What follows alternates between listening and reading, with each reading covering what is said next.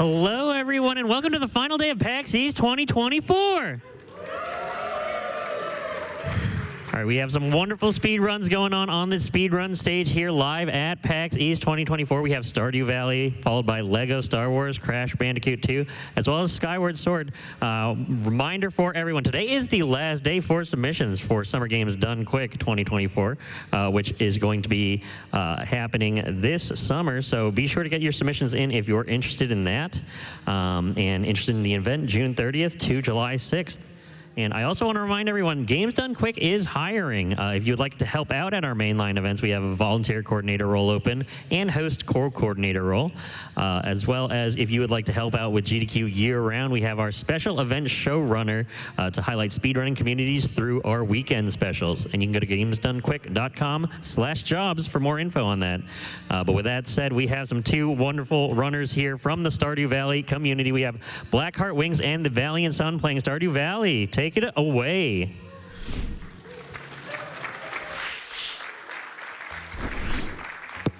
Good morning, PAX East. How are you all? Oh my God, amazing! Hello, hello. Anyway, hi, I'm Blackheart Wings. And I'm the Valiant Sun. We're very happy to be showing this run off for you all today. Do you want to say anything? Sure. So we're doing a seeded vault %, and luckily for everyone in the audience, if you haven't downloaded, if you play Stardew and you saw the update, good news, we're down patched, so no spoilers for this run. We did not have enough time to figure out how to do this on 1.6 because everything broke.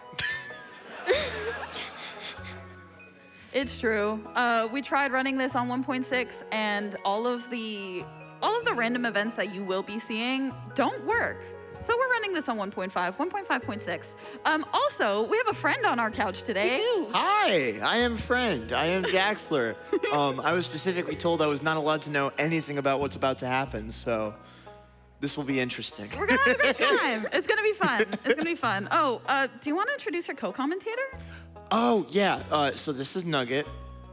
And then that's Gibby right there. Gibby's you can like right here. barely see him, but Gibby's hanging out. He's hanging out. He's so happy to be here. We're so proud of him. But yeah, we're gonna try and complete the vault in the community center as quickly as possible. We're gonna make like 50,000 gold in like 20 minutes. Are you guys ready? Just a couple things before we get going. You can see on my screen here, we have a different setup. We have 3 starting cabins in a separate layout, as well as our random seed. This random seed allows us to manipulate different events in the game that you will be seeing. This is important. And that's about it as far as like advanced options go. Yeah, and so we're gonna pick Forest Farm, we're picking the cat, we're skipping the intro, and we'll get started. All right, do you want to count us down, Jess? Yeah. Sounds good. In 3, 2, 1, go. Let's go. I picked up the bonsai tree. It's very important. Oh, yeah. Very important strat. That's RNG manipulation right there. But actually, one of the first things that we do is we pick up our parsnip seeds and we clear out a bunch of space so we can plant them. Money is very important in this route. It is the vault, which is the money-heavy room in the community center. Oh, goodness. So economy and money routing is very important. You'll see that Jess and I are doing things slightly differently. I am playing it a little bit safer, and I'm planting all of my parsnip seeds. The Valiant Sun has only planted 9 of them. This is fine. YOLO. And in true Stardew Valley speedrun fashion, we are sleeping a lot. You ever wish you could sleep an entire season away? Every winter. Yeah. So true. So we're going to be counting rain days in hopes that our parsnips will be ready to harvest by the end of the season. I've got 2 rain days already. We want a total of 4. If we do not get a total of 4 rain days, we will be leaving the house early. This is fine. These are things that we factor into the time. You're getting rain? Yeah? You're not? No. You got like Oh, no. 1. I got the guaranteed rain day on 3. Oh, I didn't know it was. Yeah, fun fact about Stardew Valley is that no matter what your seed is, no matter like what version you're running on, the 3rd day of spring always rains, just to teach you about the weather mechanics and to teach you about like stuff like that, I guess. Yeah. It's like, Stardew doesn't really have a tutorial in the way that like traditional games have a tutorial, but it does kind of like teach you things through gameplay, which I really enjoy. It's not something for everybody though. I do like it though. I sure hope so. I sure hope so too. Jaxler, have you ever played this game? I have actually. I have a perfection file, so yeah. That's very impressive. So yeah. You know, for starters speedrunners, neither the Valiant Sun nor I have done a perfection file. No. I did get all my rain days. I did emote while in bed though, so. Oh, it happens. I got that going for Slight me. time loss. I lost count, but I think I'm good. I'm gonna leave on the 26th. Oh, I anyway. keep like numbers on my hand. I usually do that. I forgore. For gore. It's okay. I was gonna say, y'all can count. No, that's why I use my fingers. If I get rain on the 27th, it's sad. Okay, It's good. gonna be sad. Chat, do I adopt the cat? Yes or no? Yes? Okay. All right. That was a lot. But yeah, lots of enthusiasm for the cat. All right, I need to make sure I'm not clicking the no on fast. All right. Everybody say hi to Miso. You guys are great. Oh my God.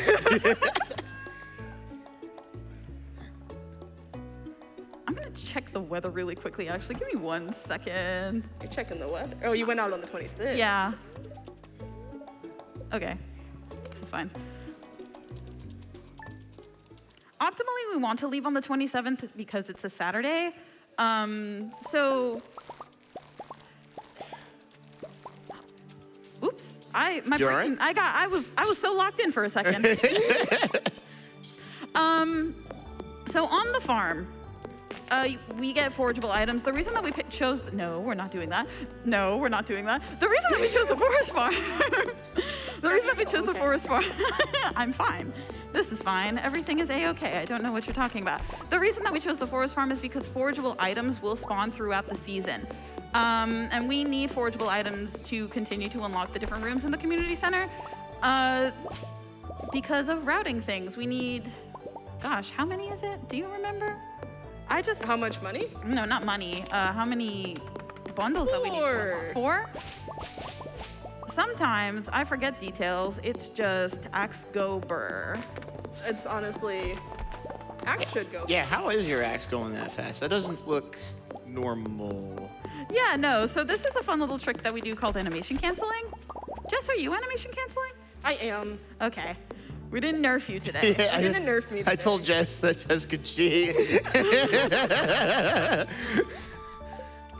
So animation canceling is a hard-coded set of it's a debug tool that Concerned Ape has left in the game. I don't need this actually. I'm gonna get a different one. So it's a debug tool that Concerned Ape left in the game in order to reset an animation as you are like actioning it.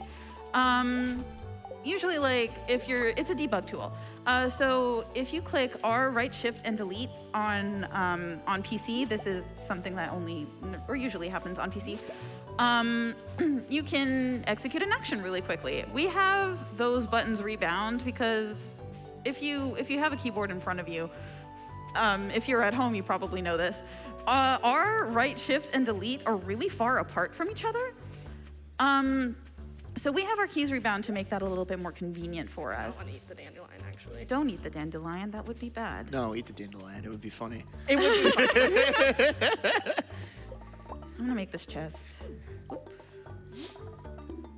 Oh my goodness. This keyboard is slightly different from my one at home, and so it's throwing me for a loop a little bit. But this is fine. This is A-okay. So I did another little thing different than Gabby there. So I actually do my cell early. It does technically waste or like lose some time, but I like it because it's safer. It's like It's safer. It saves me time. I don't know why. It just feels like it does. Emotionally, it saves you time. Emotionally, it saves me time. Emotional support strat. It's also something that I routed into like my that's not the spot I'm supposed to water. You're doing great. It's fine. Don't worry about it. Don't worry about it. So Jess is already in summer. We have a specific setup. This is one of the reasons why we are using a seed. It's pretty cool. You'll, we'll explain more when we get there, I think. But there is a reason that they laid out the crops like, It's a fun little pattern. it's a funky little pattern. The guide calls it a weird pattern, and Hold the weird pattern showed here. thank you, Possum, for the route. We love and appreciate you so much. It's gonna allow us to do some magic later. It's very really cool. what the- All right, I'm gonna put these away. Grab these. Boop boop. One. This is. Yeah, my money is a little questionable, isn't it? I need all Money of is them. a little all. tight. I'm like Just screen a- peeking. I'm sorry. You're fine. This is fine. We are fine. Yeah. We're so back. We're so back. I had to double back because I remembered I was actually gonna build like a chest this time. miso. Yeah, Miso was also in my way. This is why. So keep like, me out at me. Thank you, buddy. I love you too. I'm trying to go fast here, though. So we mentioned that the forageable items on the farm spawn. Those are spawned randomly. However, all of the other forageable items that you see here, basically anything that spawns outside of the farm, that is seeded. We know that those are going to be there. We know that they're going to show up, and we even know what quality they're going to be. So that's why we take specific routes in and around the town. after you, Gus. I left all of my wood in my house. This is fine. This is A-okay. This is okay. Everything is fine. I'm gonna loop around, actually. I would like to be safe. Yeah, actually no. Fun, though. I'm gonna throw my things on the floor. Let's You're gonna do throw your that. things on the floor. I'm throwing my things on the floor. Let's go. I like that we swap because like usually you do build the chest for safety and I don't, but then I was like, no, I'm gonna build the chest. And now I'm you're- not. And now you're YOLOing it. Yeah, well. I'm here for it. So what I'm gonna do is, you saw that I only watered a couple of spots, and I bought 18 of these melons, and I'm only gonna plant that many of them. I'm gonna keep the rest of that. Jaxler, what do you think is happening right now? Why am I not planting all of my melons? My gut tells me that it has something to do with the RNG nonsense, but True. you said magic. Actually, fun so- fact, not RNG nonsense for this one. Really? Oh, so Really? it's just standard nonsense. It's just standard nonsense. Standard nonsense. Standard okay. Stardew nonsense, yes. Standard Stardew nonsense. So the thing is that if you plant more than 15 crops, if you, if you played Stardew, you start with those 15 parsnips and you plant those parsnips.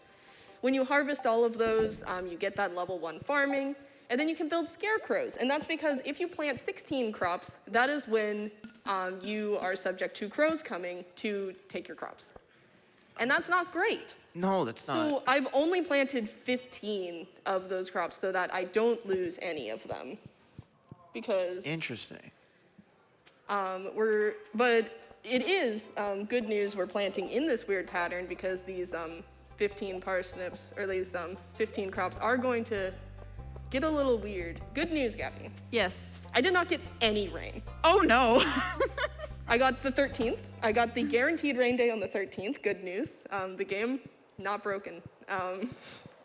Yeah, do we want to talk about, I've already touched this. This is fine. We're doing great.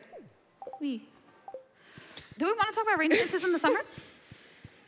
Yeah, so rain as a concept, you would think is maybe a bit more random, and it is, except for the 13th and the 26th are always guaranteed to rain, and somebody in chat will correct me if I'm wrong, I'm certain. But I believe the chance of rain does increase as the season goes on. Every day has the highest chance, or like the lowest chance of any season at the beginning of summer, and then the highest chance towards the end of summer. I think it starts out at like 12% and then goes up to 30% near the end of the season. It is quite ridiculous. Those sound like good numbers to me. Oh dear. I'm missing, we're doing great. We're doing great. I'm missing one of my seeds. It's okay. You have the tomato still in your... Yeah, I didn't get the blueberry. Ma'am? This is fine. I need to stop memeing because I'm gonna like forget to go out on the... Oh no. I'm gonna forget to go out on the like really important day. Don't do that, I'm actually. gonna focus. So, Blueberry, there we go. as I said, you know, we have this situation where if I have more than 15 crops, the crows will come, and that's not great. We don't want that now. But I will actually plant more than those 15 crops on the 23rd. The reason being that crows will not come after seeds. So if there's just seeds in the ground, then the crows will not come, but they'll come after that. So on the 23rd, I'm gonna go out and I am going to water my blueberry, going to water those, and I'm gonna plant some of these extra melons. Why not? I'm gonna double check that they're watered because otherwise I'm gonna... And I'm camping. Dexter, are you ready? Are you ready for some shenanigans? No. Oh, wow. Wow, how convenient. This is so nice. Wow. You know, I planted 18 of these. I now have 40? I now have 40 of them. That's very nice. I don't know how that happened. You know? Gabby, did we seed for that? Maybe. Maybe. We did. We did. We seeded for this. I'm also not getting any rain days, bestie. So the rain, as we said, are... Oh, I got one.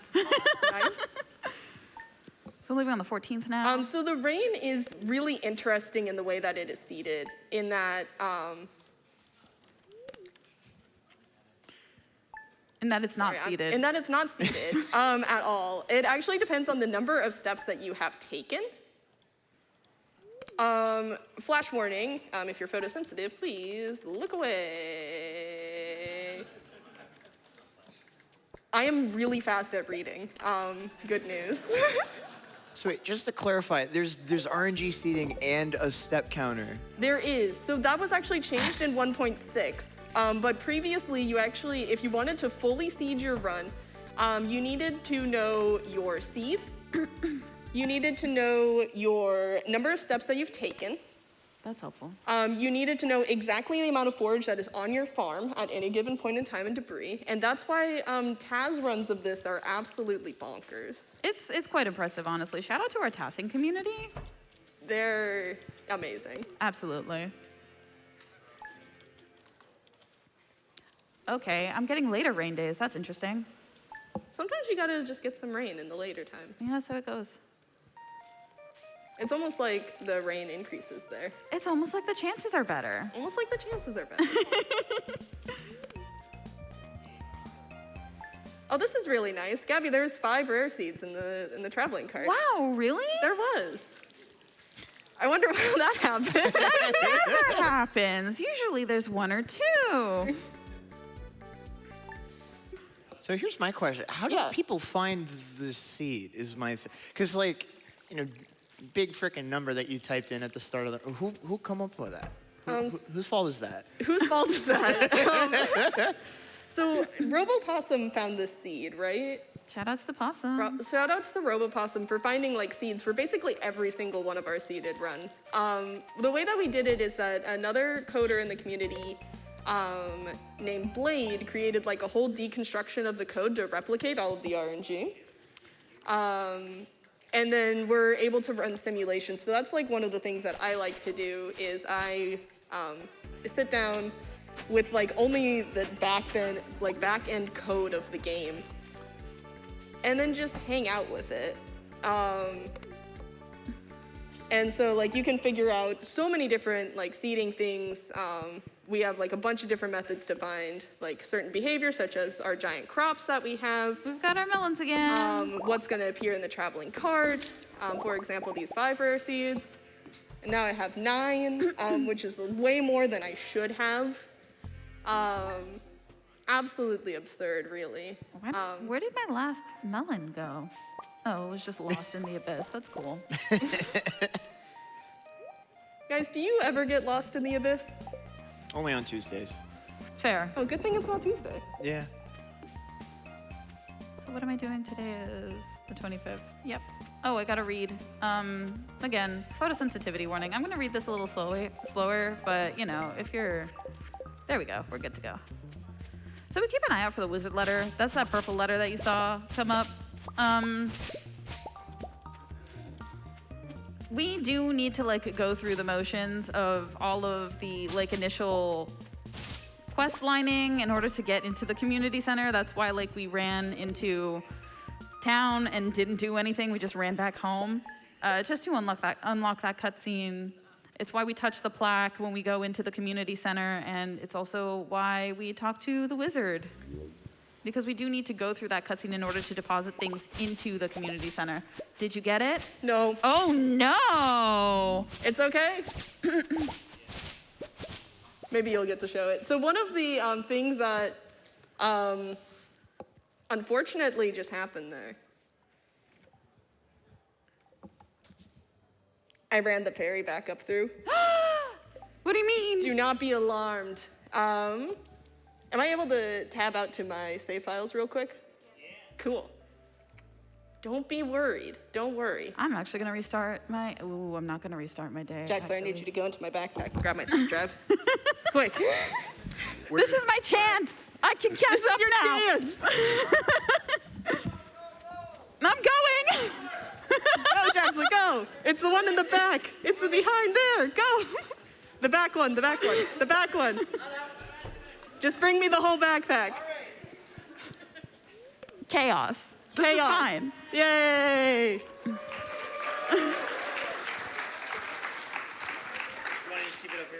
Yeah, we'll just keep it right there.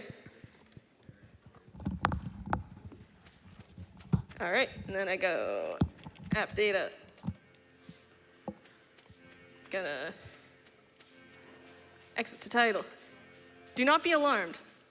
Everything is fine. We are all good. We're so back. We're so We're so back. back. We're so back. Replace the files in the destination. So I was doing a practice run. I bought way too many seeds. This is okay. I bought one too many. I'll probably just sell the one. This here is we go. fine. Nothing happened. I think something happened. All right, so what I did there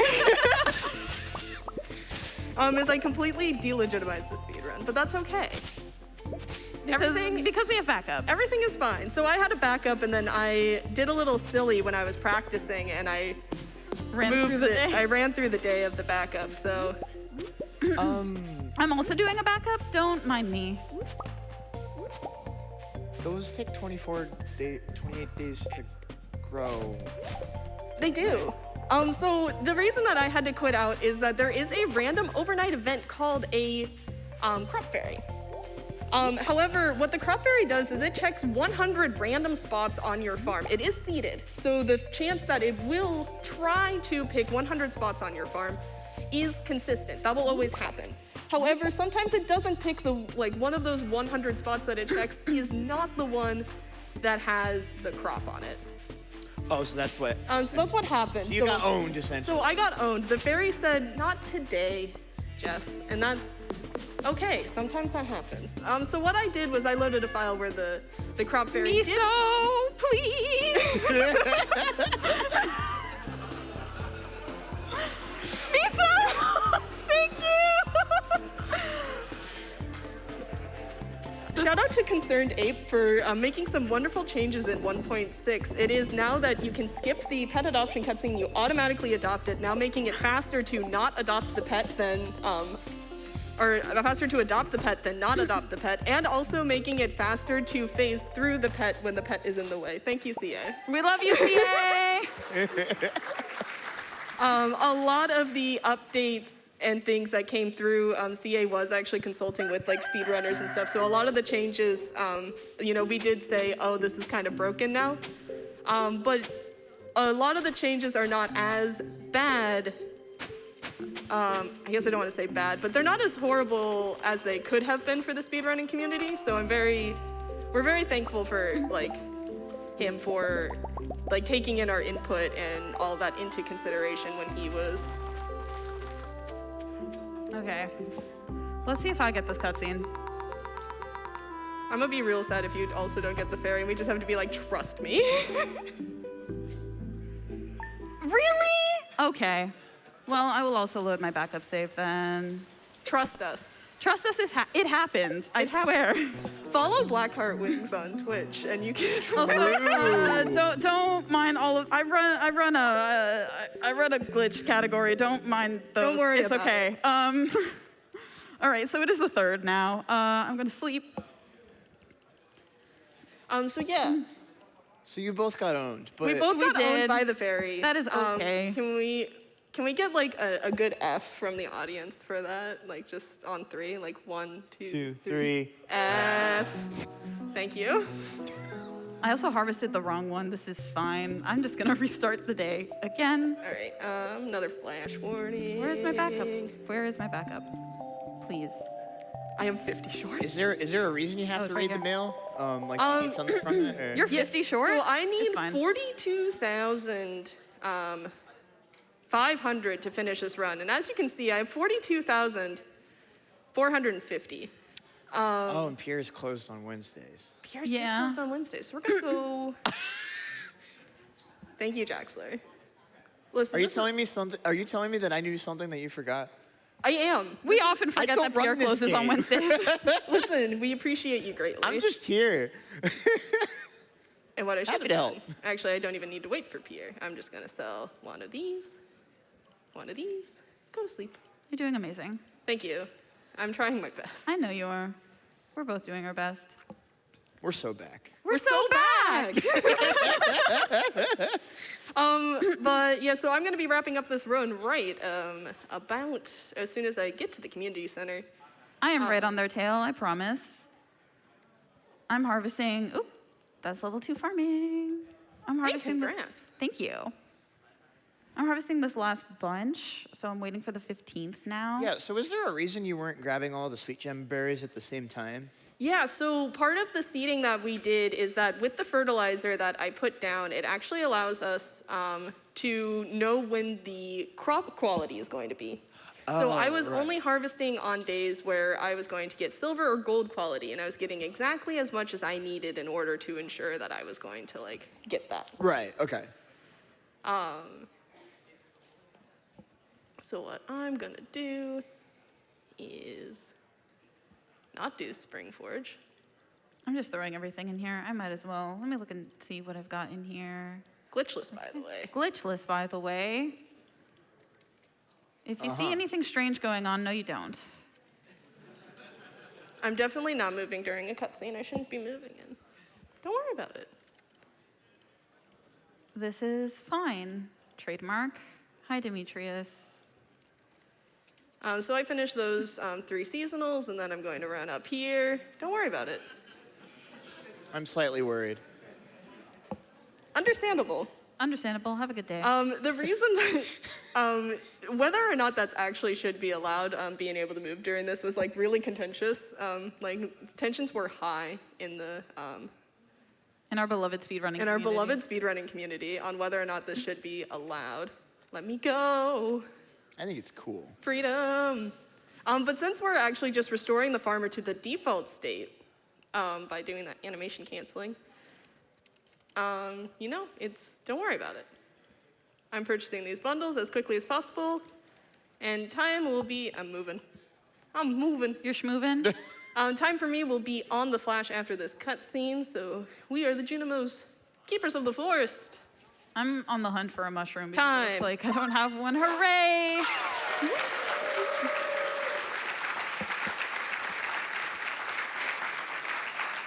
So there we go. Okay, here's one. Amazing. Wonderful. I gotta say, it sounds like the game isn't treating you especially kind today. This is not unusual. This always happens. It always happens to me specifically. We don't know why. Unluckiest streamer 2023. This is a real thing. This Yeah, is no, you want- Gabby won an award, actually. But I do know where the mushroom is, so I'm going to grab that because it looks like I don't have that on me at the moment. That is all right. If I run into the community center and there is one in the chest that I left in there, I might laugh. You I might know laugh a what? little That bit. would be fair. It would be funny. Where? Hello? go up, there you Oh go. my gosh. There you go, There we go. behind Pathing is difficult. Honestly, the most difficult thing about this, the games where you end up sleeping through a bunch of seasons has to be remembering where you cut a path through. Yeah. Which is why, Gabby and I, our first ever race we did was Crafts Room, which you always can cut the exact same straight line through the farm, so you always know where it is. Yeah. Everything else is a little bit. Everything else is a little shaky. Yeah. Just a little bit. All right, I'm running to the community center. I need to make sure that I have Check your everything. mail. Oh, You're short on gold. what do you mean? I can't believe this. Hang on, let me grab this too, actually, because yep, You still need the mail. I know. This is fine. So the reason we play as a female character is because you get 500 gold from your dad in the mail. Thanks, Dad.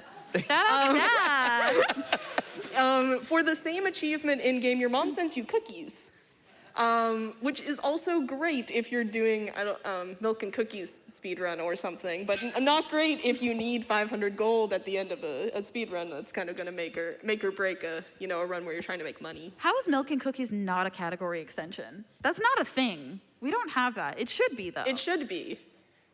Join the speedrun server and tell us that we should have a milk and cookies. I would put it. Y'all have like 70 million categories for There this We do. game. We have a Yeah. lot. With 1.6, you're able to drink mayo, and you want to know what the most highly requested new category we have right now? Everybody who has been joining the Discord has shown up and been like, hey, I want to run mayo %. And we're like, that's really cursed, but that's also really fair.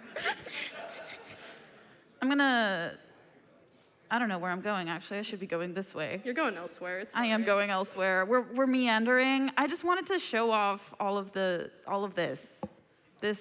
movement tech, right? It's very good, yes. Yeah, it's reverse And I ended up in movement here. You awesome. did it, perfect. I did it. tech. All You did right. the thing. I'm almost done, I promise. I You're just good, need to you're good.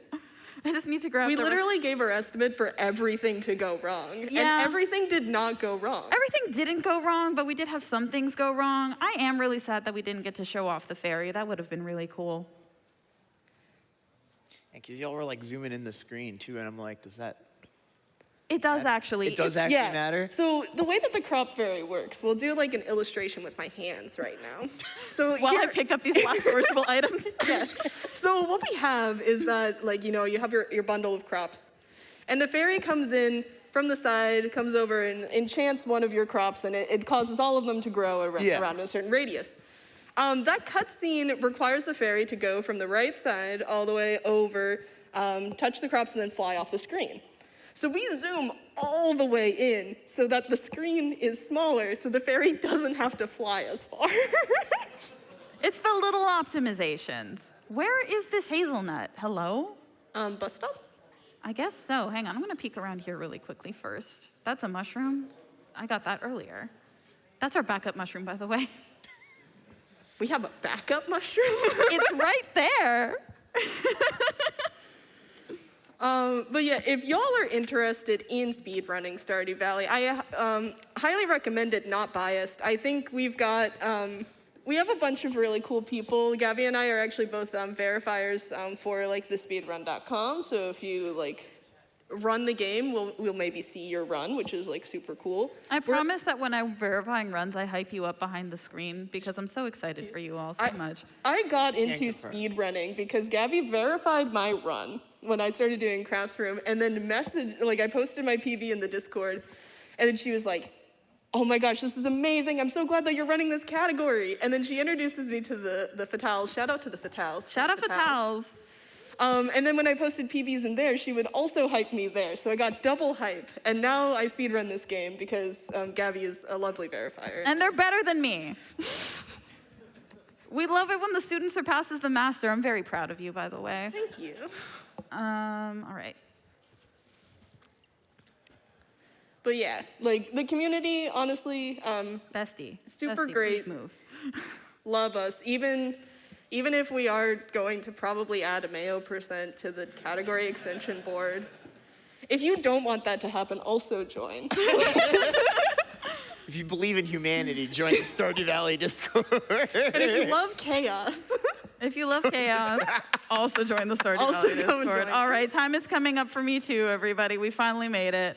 Time will be on the final flash when the room is prepared. Thank you all so much for hanging out with us this morning. Oh my God, there are so many people. We are the Junimos, and that's time. There we go. Thank you, Tag.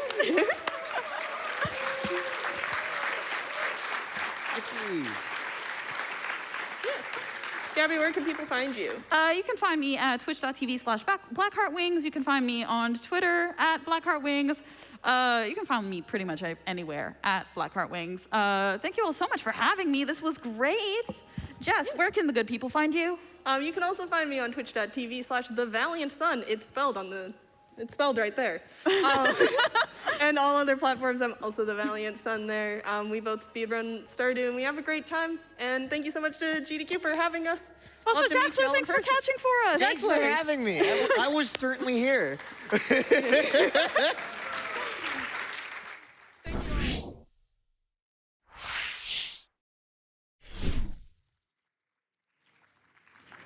Thank you so much for that awesome run. Congrats to the Valiant Sun on that chaotic but comfy run. Next, we have Lego Star Wars, the video game. We're going to be doing an all episodes run with Laser Trap. I have a couple of announcements for you before we get started. GDQ Hotfix is proud to present its first Asian American and Pacific Islander American Heritage Month celebration. Join us on May 18th and 19th for 2 full days of showcases, speed runs, and celebrating AAPI heritage. Submissions are open until April 21st, and the schedule will come out on April 29th. Use !AAPI in the chat to get more information on how to submit a run. And while we're getting set up for our next run, feel free to, stretch out, stay hydrated, and we'll be back in just a couple of minutes.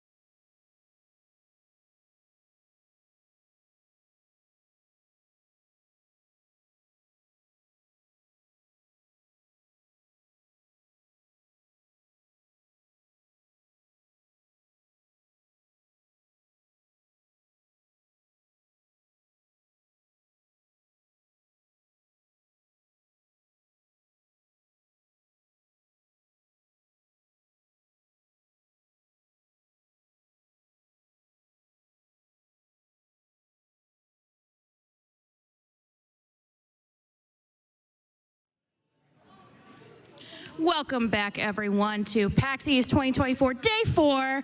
We are Games Done Quick, doing some sick speedrun action over here. Before we get started with our next run, I just have a few announcements. Summer Games Done Quick will be live from Minneapolis, Minnesota, June 30th through July 6th.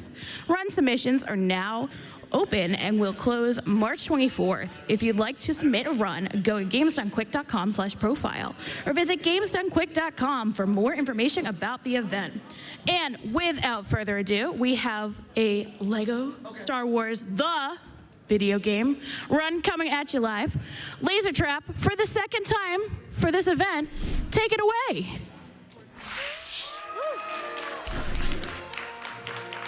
All right. Yeah, you couldn't get rid of me. Sorry about that. Hey, this is not just Lego Star Wars the video game, just any old the video game. This is for the GBA, so it's going to be a little bit cursed today. I hope you're all okay with that. I'm Laser Trap. I press buttons and go fast. And with me today, I'm Robbie Sorrow 1. I don't press buttons. I'm not a gamer, but I'm here to support. I've seen this more times than I can count. So yeah, I actually ran this ESA winter, and I've finished 2 runs since then. About a month ago, I was focusing mostly on Mario Kart, but it's fine. They were both almost 5 minutes under estimate, so we'll be good. Time starts when I press story. So 3, 2, 1, go. woo! And I want to also say that this is not actually an easy Lego game, even from a casual standpoint. So I am expecting for things to go wrong, because you can see that I have 7 hearts, first of all. That's not normal in a Lego game. Usually they give you 4 and then you just die and respawn on the spot if that happens. In this game, I have a penalty of restarting the whole room, so I don't want that.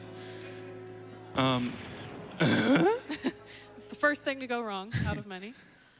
All right, what's going on? I have to open this door now that I have control. And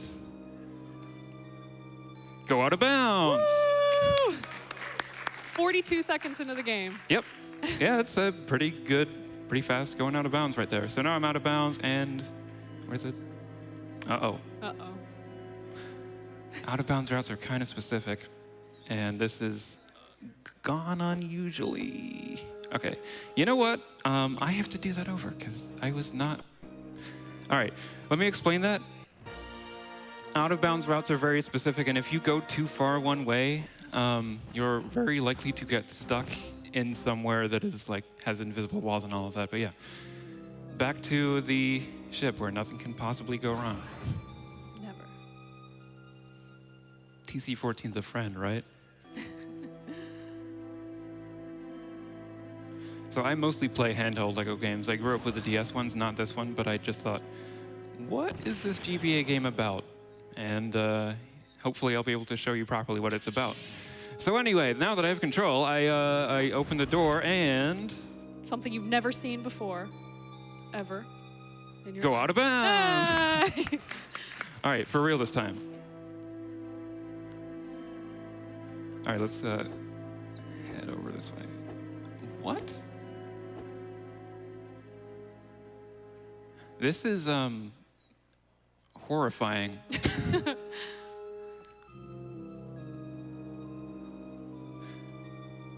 I'm very confused. I'm so sorry. I don't know what's going on, because this is never an issue I've had before. All right. I think I'll be good this time.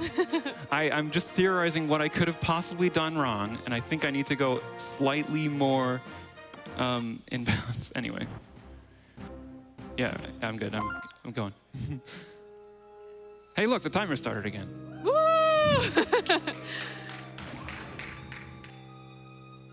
Nice thing about this game also is that with a GBA sound font, it's so inaccurate that I've never got caught on Twitch or YouTube for the music. So most Lego games on GDQ, you'd have to turn off the music, but this one, we don't. All right, I'm not going to do the same bit again. I'm just going to focus on making sure I don't get stuck, because what on earth is happening? But I'm pretty sure what's happening is that I need to, once I am out of bounds, and I'm not yet, there we go. I need to go slightly more this way so that I won't get stuck outside of the wall. And now I can walk across like this. And I need to jump up 5 times total, so that was 3 and 4 and 5, and that skips the entire room. Nice. There you go. All right. Woo! We did say things would go wrong. So We did. You didn't lie. I didn't expect it to go wrong like that. But first time for everything, and it happens that it happened in a marathon. And that's not even a rusty thing, because that's not a thing that I've ever struggled with before. But yeah, we're going to see here that this LEGO game is an isometric perspective, and it's definitely not traditional at all. The first level is very simple, but things will get wackier very quickly. But we start off here with a couple of more minor optimizations. These buttons have to be pressed from the top because that's what they decided to do. And once I get in here, I will slash one of them twice and then use a special attack to get the others in 2 moves. And that will end the level. And I don't want to collect studs because the status screen has a few things that count up. And if I get 10 plus studs, that's like an extra second gone from counting it up. But we're good. That's the first level done. Finally. It only took you 2 minutes. What are you talking about? Yeah, I'm sorry. That's actually a really good time.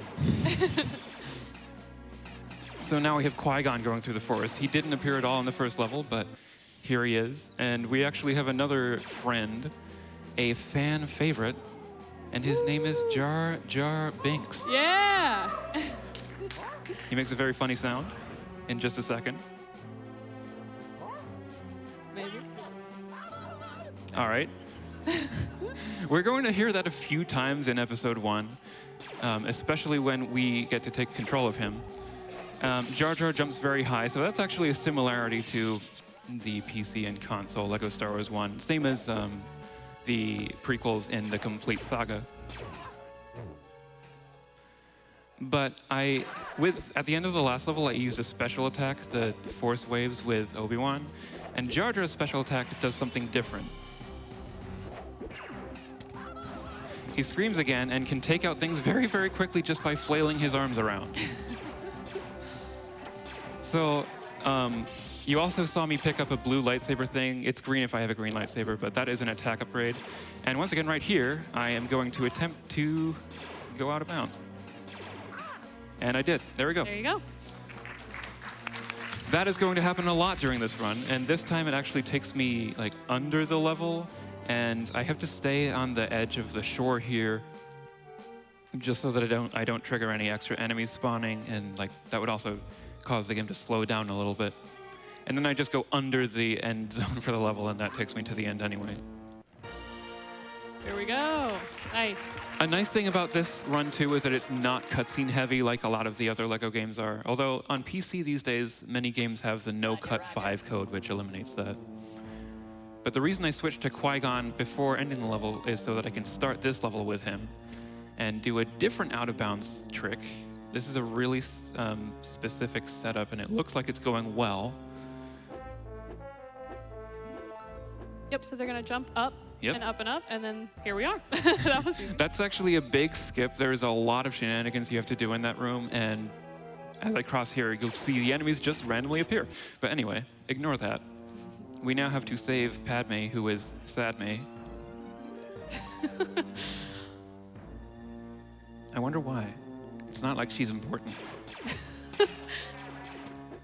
She's definitely not the queen in disguise. But there will be a minor glitch coming up as I go over to her and press select to bring her into the party. What should happen is that I immediately change to Padme, but if I press select a couple of times, I can go straight to Jar Jar so I can do another skip. That jump is a little bit silly because sometimes it just doesn't give you the height you want, but second try is like average. Nice. And then I do actually need Padme for this. And you will see that when I want to change character most of the time, it like takes a second. It has all of these animations and stuff. And for that reason, I want to change characters as little as possible. But there will be plenty of times where I can't avoid that. And on that little box there, there's a couple of invisible drops that like you just stand there and they drop on your head. One of them being a speed upgrade, so now I'm going super fast. And here is a not invisible speed upgrade so I can go super fast. But in this room, the goal is just to free the 5 royal guards. And hopefully, if I took a good enough line, I will keep some of my speed coming out of this. Yep, a nice little boost there. We are speedrunning after all. I'm a speedrunner. Are you a speedrunner? I am not, but That's not true. You did your first speedrun true, true. for a In live Sweden. audience, yeah. Yeah. And I did just say that I don't want to switch characters, but here it's actually just faster for this jump to jump on that container, switch to Jar Jar, use his high jump to get up, and then switch back because Qui-Gon has force powers to save the royal guards. You can also maybe see that the game's running a little bit slowly here because there's just so much happening, and GBA cartridges, you know, they had some issues. Yeah, and then to end the level, yeah. Now we get to just wait. Yeah, we get to just wait. I wait on the ship so that I don't take damage. That would be devastating if I died at the end. The perfect number of studs, 10. Or imperfect. Well. Because that does waste about a second, but that's fine. Tatooine now. Not for the pod race because there are no ship levels in this game, which is kind of a blessing in disguise, and that is what I lovingly call the easiest clip in the game. That's because the collision is actually where it says it is. And that is kind of a big thing with this game because with all of these out-of-bounds clips, you can do it on, we're pretty sure, every convex corner, but the collision isn't always where it says it is, which you can see like right here coming up because you would like kind of wiggle into it a little bit and then go through where the seam is, but that seam didn't look like it was on a corner. So with this game, it's very difficult. You have to learn where the collision is on each individual corner that you're clipping through. But this is a pretty simple, straightforward level. You just do those 2 clips and there should be enemies here, but there aren't.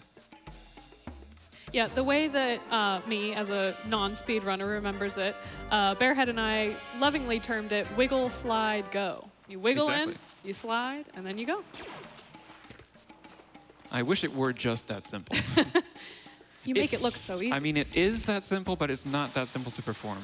And yeah, R2 has to cross his gap as those Tusken Raiders just fall in. It's a nice little bonus you sometimes see.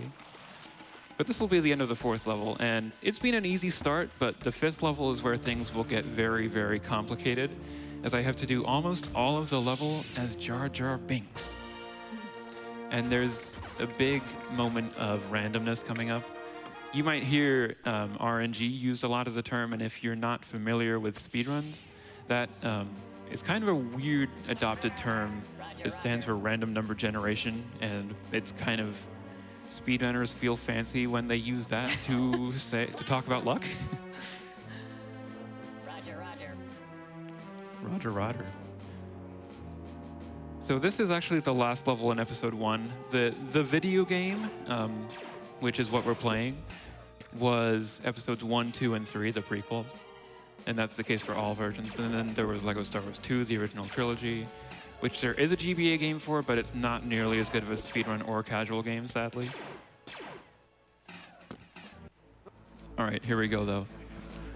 The big point of randomness in this first episode. I have to take down 30 droids. So the beginning is a little bit more consistent than the other parts because I can jump up here and get an attack upgrade and just use my silly attack to take them all out. But now what they drop is a big difficulty in the run. I want to get 25 studs actually because which I have exactly, nice. And I don't want any more than that. But if I have that many, I can purchase a revive drone so that I will be able to revive on the spot. And you might also be thinking, wait, how do I have one of a stud? Lego games always only have like 10, 100, 1,000. Well, in this game, silvers are worth 1. Blues are worth, I don't need that. Blues are worth 5, and then golds are the most at 10. So as you can see, one of the issues in this level is that it can really depend just on, like we said, luck, how frequently they spawn. So John still needs to get around 10 more and kill them, but obviously this is a pretty empty room right here, so Yeah, I died. That's fine, because I had to revive. Ooh, and now I have an attack upgrade too. So we're waiting for some of them to spawn in so that we can kill them. And they're not spawning. They are not spawning, but... This is just what happens sometimes. And you've also seen Jar Jar has another attack where he's throwing this electrical ball. I forget what his actual name is, but it is kind of canon. And we got some good spawns at the end. I think that should be almost it. Maybe one more then. Fine. Have it your way. Oh, we're done. Okay. Oh, all right. That was good. Gungan victory. So this scene does not matter. This is like traditionally the first point where in a charity event I would throw it over to donations. Jar Jar, language. Battle droids, language. But it's because at this point there's just a 35-second timer that counts down for me to run around and grab studs. But I don't want to do that because I don't want to get over 10. So instead I'm going to attempt to do a really pointless out of bounds clip, and there we go, we're out of bounds. Woo! Yes, this is a pretty useless level, yeah. But there is one little kind of trick coming up.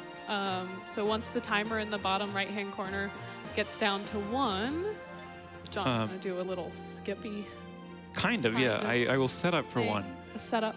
I will press... oh, no. I can't see. What happened? Okay, there we go. So I don't know if that works.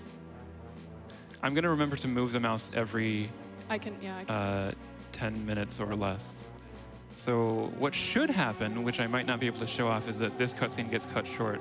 And we're going to have to fight Maul the normal way, which I don't know how to do. So it happened at just exactly the wrong time. When the timer hits 1 second, you hit select to bring up the character select menu, and that will cut this little cutscene short so that you can start moving while they are not yet at the boss arena. And what would happen is that Maul gets stopped in his tracks if you jump slash him, and he just won't attack you, and you can attack him in the middle of these force fields. But instead, I'm going to hope that everything goes right. So, I have my force attacks, which are not doing much. I also have jump slams, which can do a little bit more than a regular attack. I can also attempt to maybe do the Grievous strat, which we'll see later. I was gonna say. So there's a rhythmic attack that we're gonna use later. That would, when we're in the Grievous battle, will stun him. So I see. I'm just gonna spam because he's almost done. For someone who doesn't know how to do this, you're doing quite a good job. There we go. It's all right. That would have been really bad if I'd have died because I would have had to try that again. Yeah. You did it. I did. That was not in the plan.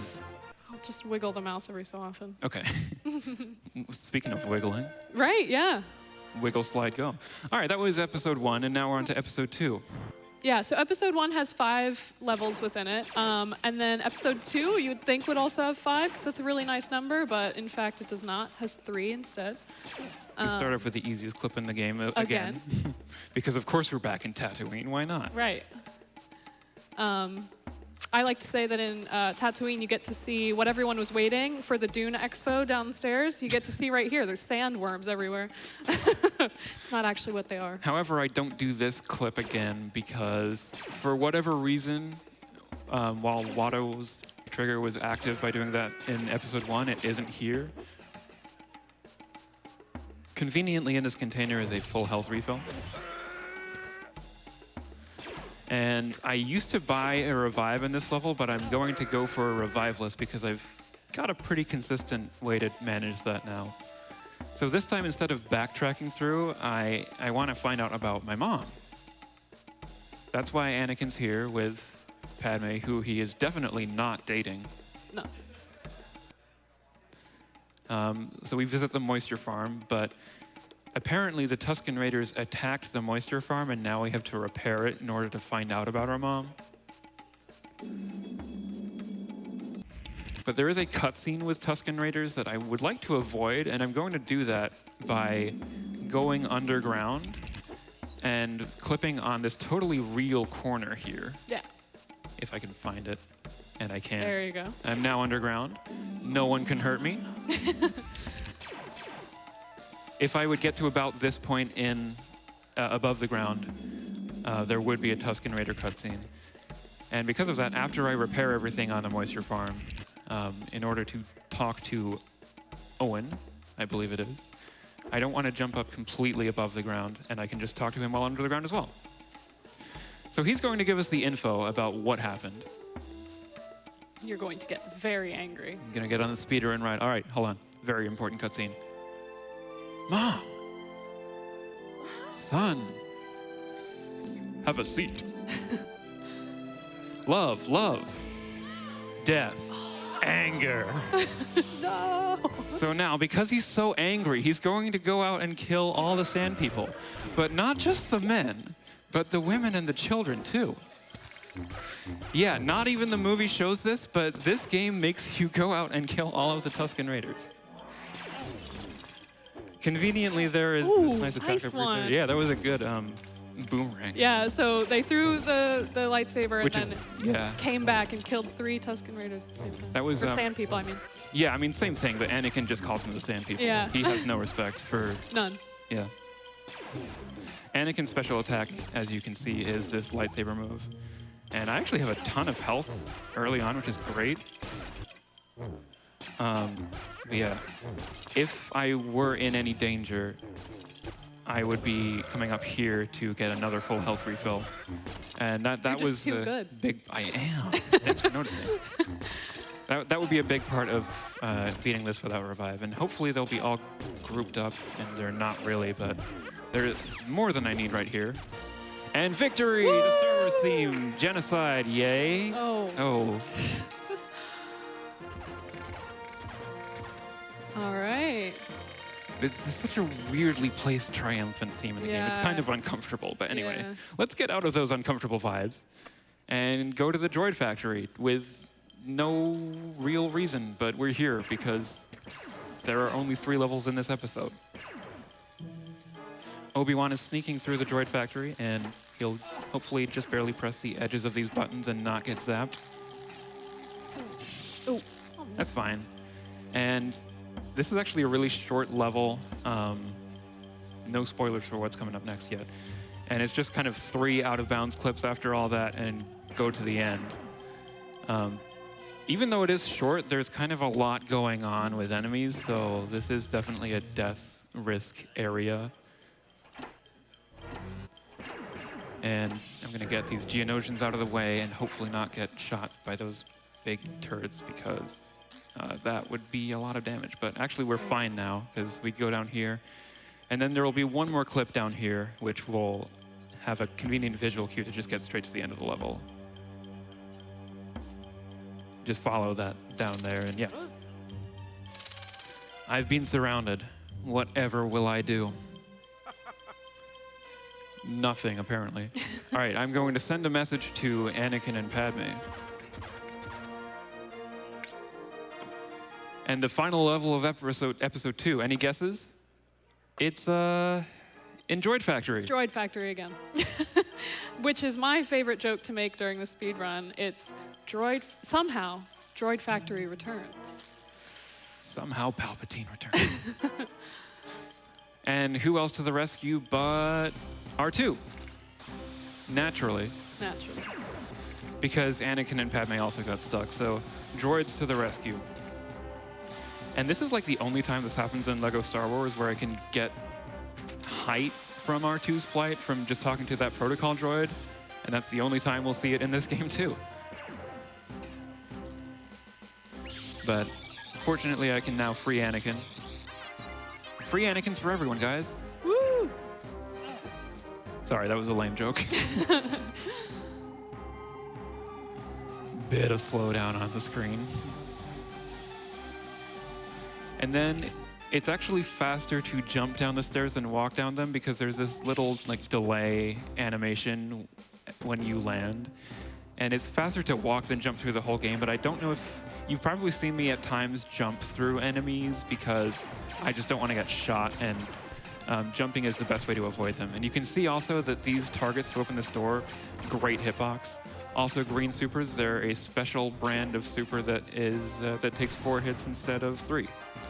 Anyway, I will set up this next room by changing it to R2 now, because at the start of every room, there's this longer wait than usual to change characters, and I want to be R2 for this panel.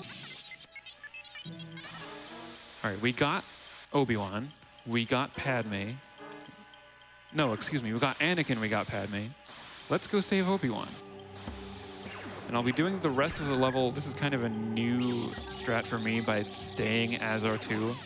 It's a little bit dangerous because he doesn't have any ranged attacks. He does have an infinite supply of mines to place on the ground, which is how I'm just getting rid of the Geonosians. But also R2's hitbox to clip with is a little bit harder to use, so I'm hoping this will go well. Yeah, this is a tough one. Oh, we're good. Now I have to stay really close to the inbounds on this fence because otherwise I won't get the active trigger to complete the level from here. Oh yeah, I should probably talk about the lightsaber meter you see at the top left under the hearts because that is going to be important coming up. That is the special bar meter, which also measures R2's flight, and I can kind of manipulate that coming up a little bit. Uh-oh. I gotta be really careful not to get zapped here. I can't get the wiggle. No. I really can't get the wiggle, okay. So there's, you can see it's like to the right of where the corner should be. That's how I'm setting this up, and now I'm out of bounds. Very good. And from here, I will be flying from this step all the way to the end of the room. And I can manipulate that a little bit by tapping the button a little bit and getting up to this ledge. Very good. With just barely enough height left. Woo! All right, now we're in Dooku's chamber. And I'm going to throw my lightsaber at him, and it will just barely hit him. I saw the sparks. And when I activate this fight, and he realizes that someone threw a lightsaber at him a couple seconds ago, that will leave a very special attack, a very special event coming up.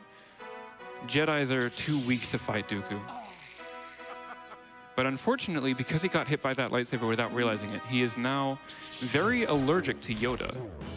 Just does nothing. He does absolutely nothing. And this is kind of similar to what you should have seen on the mall fight, but, oh, speaking of that, yeah, let's move the mouse so that the screen doesn't go black again. The PC went to sleep when I was trying to set up the mall fight. It was such unfortunate timing. Anyway, Yoda saves us. Yay! Woo! And so in most practice runs, that would be where we hit time, because most of the time we play episode 3 first. That's true. And you'll see why. There's a bit of a clip that can kind of be a reset farm, but... the whole episode is really, really rough. So that's about halfway through the run now. Yep, because so episode 1 had 5 levels, episode 2 had 3 levels. Good clip. And then now episode 3 has 6 for some reason. Yeah, so it's quite a long episode, but they did the clip perfectly, the one that I said was kind of a tricky one. So. It's a very time-sensitive clip because there's a turret on the ground that will turn and shoot you, and then it's just like a nightmare to set up, and you have to like take the time to take it out. And then for no reason at all, the elevator breaks. That's exactly where I was going with that thought. All right, R2 to the rescue once again. That powerful astromech droid. With his infinite supply of landmines, which you will see right here, drop. So for a long time, we didn't actually know that you could instantly detonate the mines, but it wasn't until world record holder Jank Pickle, which is a name you might recognize from the recent Team 0% in Super Mario Maker stuff, and also running Mario Wonder at GDQ. She actually has the world record in this game too, which is really cool. And she found that you can instantly detonate the mines by pressing L, because of course. Right. Anyway, the elevator's fit. Oh. Darn. Maybe not. Next time. Well, now what? Who is it? Who's gonna help us this time? I think I'll take control of that super. Or it'll just take a long time to pan back to R2. It's R2 again. I wish I could take control of that super. That would be pretty cool. Oh boy, you're all on the way. You're gonna have to get landmined out. Convenient full health refill in that corridor. Very nice. And convenient convex corner to do a clip with. Here we go. That was a really clean one, actually. Nice. Yes, we can clap for that.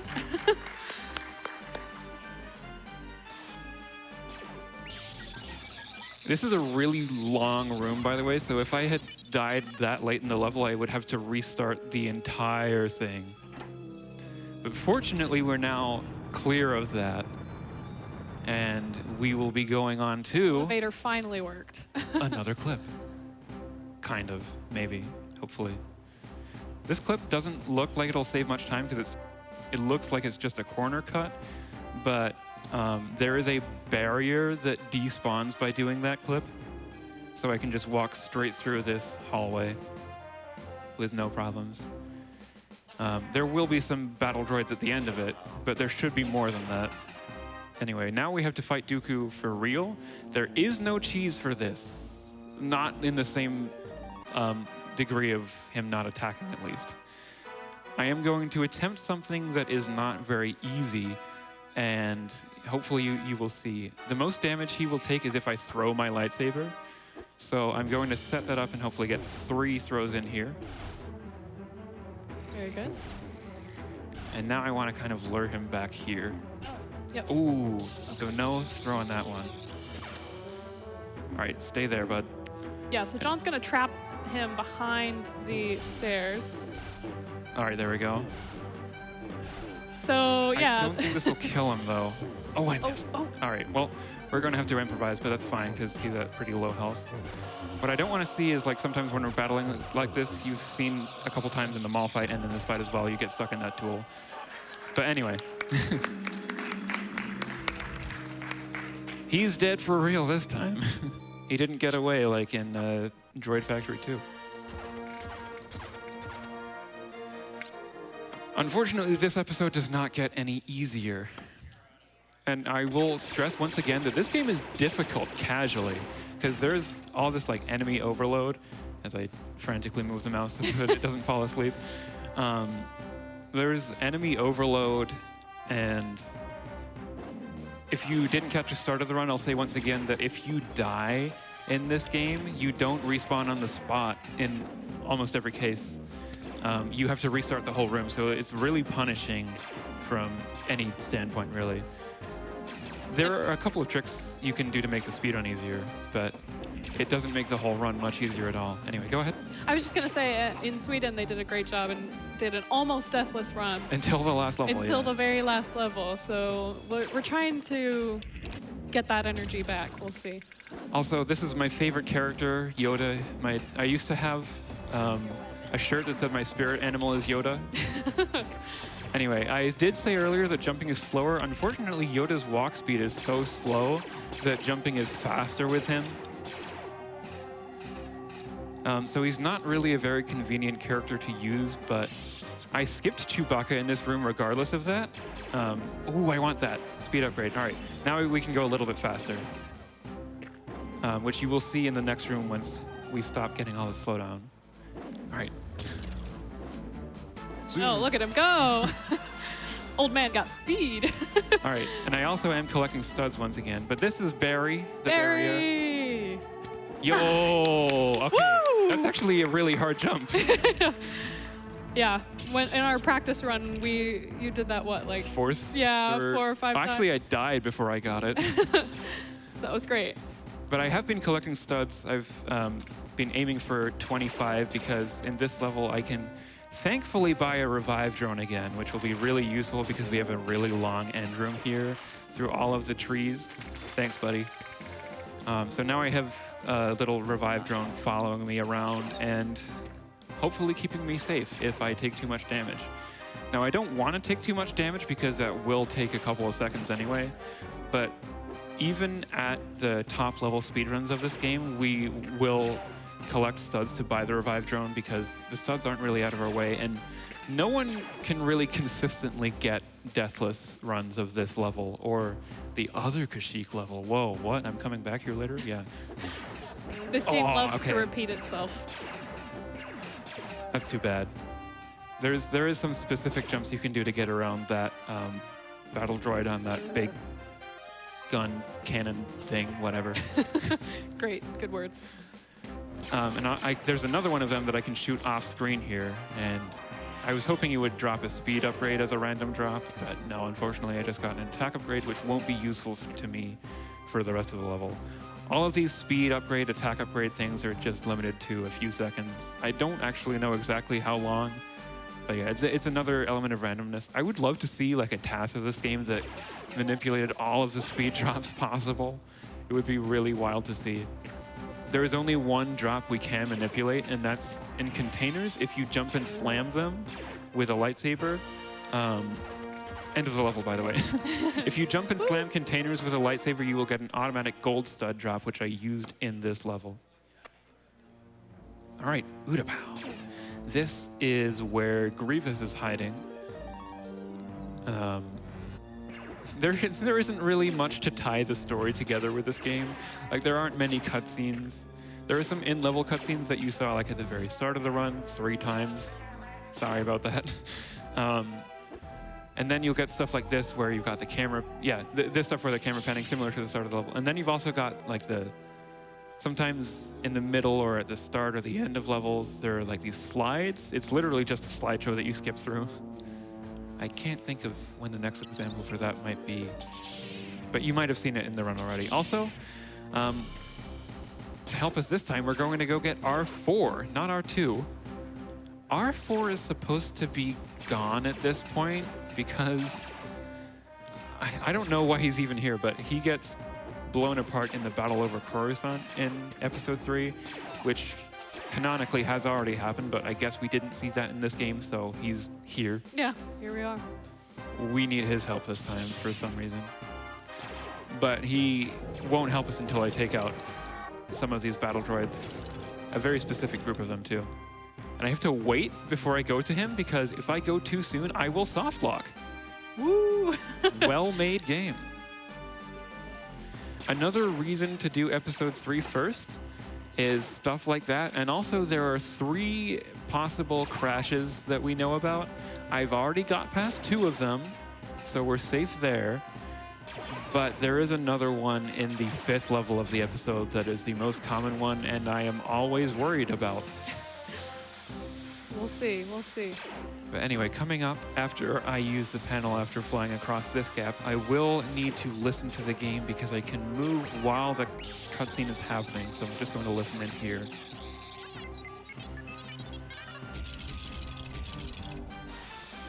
All right, I'm good, I'm flying. So That's exactly what I needed to do, and I got a lot further ahead than I would have been if I hadn't been moving in that cutscene. Very nice. All right, coming up is my favorite trick in the run. What's it called? It's a great question. Oh, I know. Okay. This is called the Wiggle Bam. And that's because we're going to wiggle and bam. Maybe. Yes. Nice. Yes. Yeah. You had me stumped for a second, but I got it. Through. So that's a unique way of getting through concave corners. It's not viable many places. It's my favorite trick. Jank Pickle actually doesn't do it. She doesn't think it's faster. She might be right, but I love it, so I always do it. You can't skip the Wiggle Bam. And now we're at Grievous. Yeah, so Grievous, he's gonna summon in all of his helpers here, which we're gonna have to kill first. But the regular supers, I'm actually going to avoid killing because that's like phase 1, but I can kill phase 2 early because I can hit the green supers while they're up on that platform.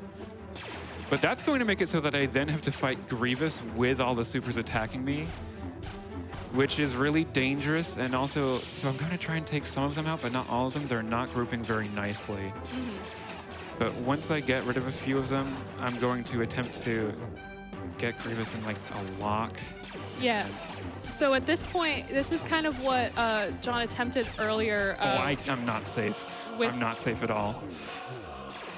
I might die here, unfortunate.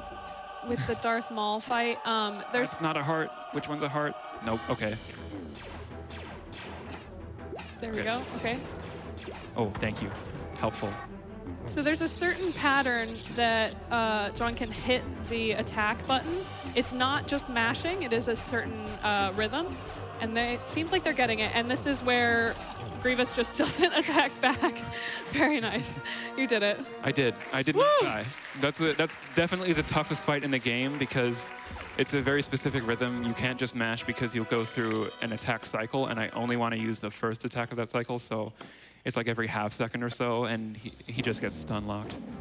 Had me scared for a second there. Had me scared for a second. Convenient 25 studs in this first part of the level because I will be wanting a revive. But this is kind of a weird, pointless level as I retrace my way through Kashyyyk, the sky huts or whatever. Nothing much to say about this, but just go through. And even before I even get out of these huts, there will be a full health refill, so like the damage I've already taken won't matter. But through the rest of the level, it will be a big challenge to stay alive. And so the drone will definitely help with that for safety. Ooh, we're not out yet. But first of all, I am going to do a very important out-of-bounds clip here. It's a little bit of a tricky one. All right, there we go. And now that I'm out of bounds, I can switch back to Chewie so he can just walk so much faster. We haven't heard your Chewie impression yet. Oh, yeah. Very good, very good. But that very important out-of-bounds clip skipped the Order 60... Oh, never mind. The clone troopers are going to shoot me anyway. But yeah, that skips the Order 66 cutscene, which is a big time save, as you might imagine. But now I'm just kind of retracing my way through Kashyyyk because, yeah, they'd love to do that, but it's much more dangerous than before. As you can probably see, there's a lot of enemies. Like, yeah, they expected you to get through all this section, like, I don't know. Casually, this was a kind of a nightmare. Fortunately, there is a full health refill here. And then I can clip out of bounds on this tree. Okay. Again, very real corner. Very real corner, yeah. It's just where there's corner collision you can go through. And you'll be seeing that on another tree over here as well, while I hopefully avoid getting shot by this thing.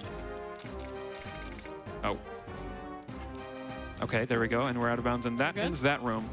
Now this room transition, for no reason at all, steals half of your health, almost. See, I had 6 hearts leaving, and now I only have 3. Oh no, now I have less than 3. So I will probably have to use my revive drone. But we'll get there if I happen to die. It kind of looks like that when you change character, doesn't it? But I have to unfortunately switch back to Yoda just so I can use the Force there. But I don't need him anymore. I'm gonna go back to Chewie. Because Chewie just walks faster. Not as fast as he was walking because the game is kind of chugging right now. There's too much happening on screen. All right. Somehow they're all missing me. That's very nice. Yeah, good so far. I missed you too, guys. Another lame joke by me. Sorry about that. Someone count up all the lame laser trap jokes. All right, now I just have to retrace my way through this room. And if I don't... Well, wow. Okay. This is really intense, actually. But there is a stair here where I'm like 95% of the time going to get shot, and I did. So I will only have 1 heart going into the final room, but I'll see what I can do. Because it would be a huge feat to not die for the whole level here. Easily. Can you move the mouse real quick, actually? Yeah. Thanks. To end the level, I will have to use the Force, so we will go back to Yoda and just jump around because there are 4 of these that I have to use.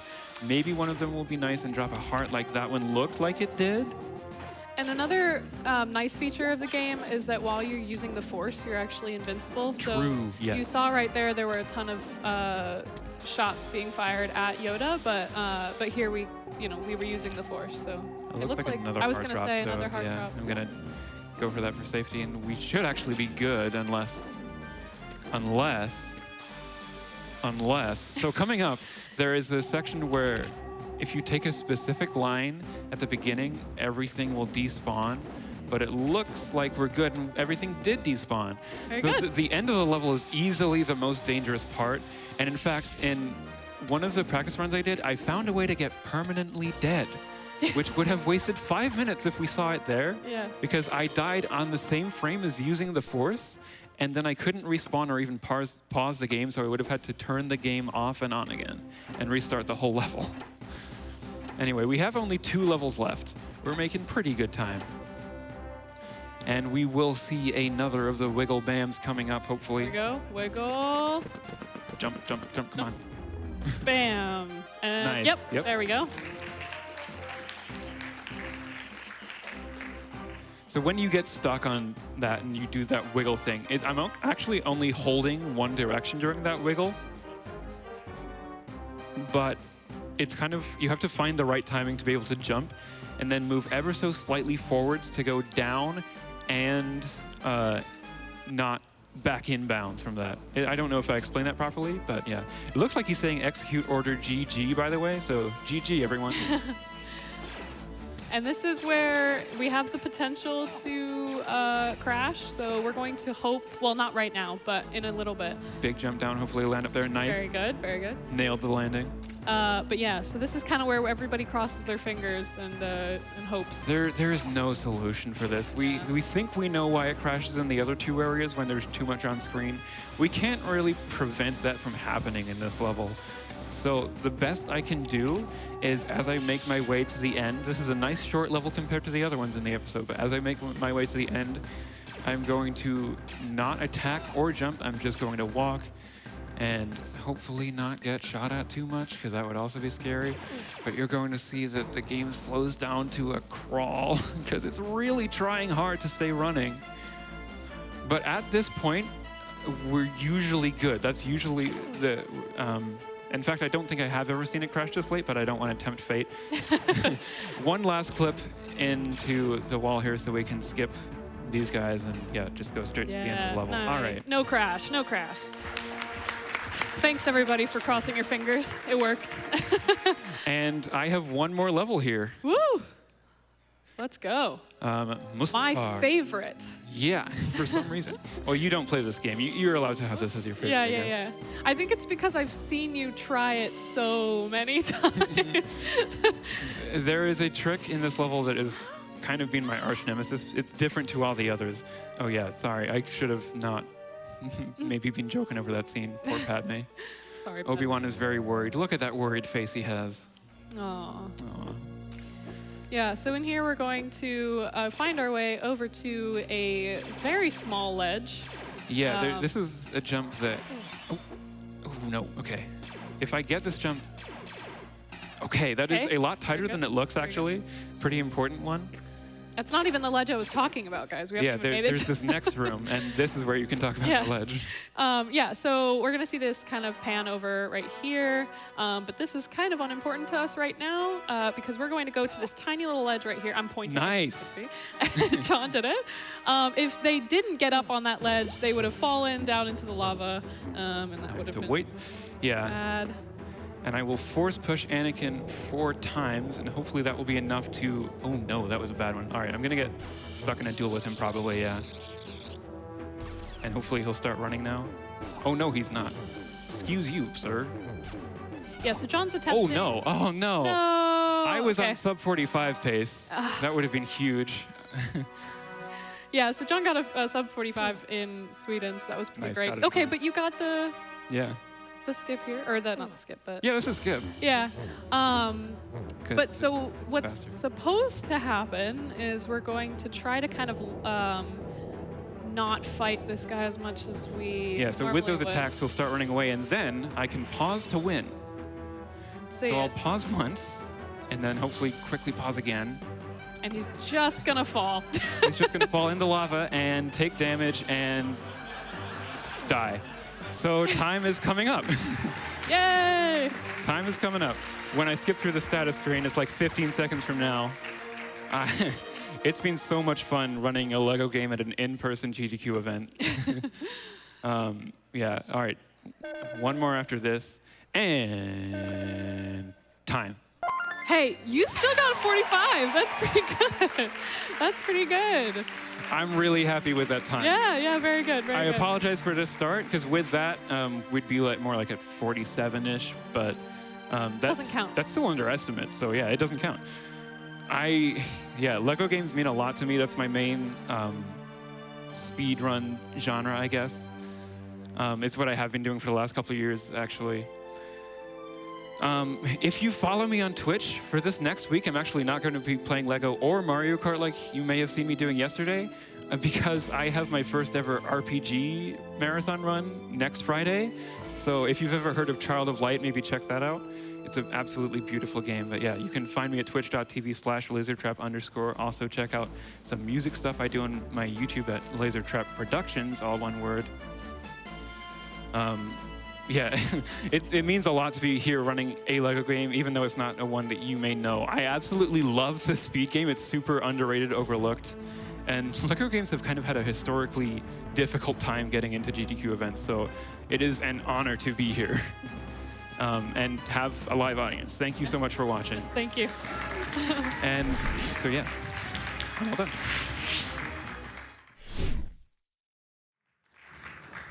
All right, thank you so much, Lasertrap. We are going to get set up for our next run here. Don't go anywhere, folks. We will be right back.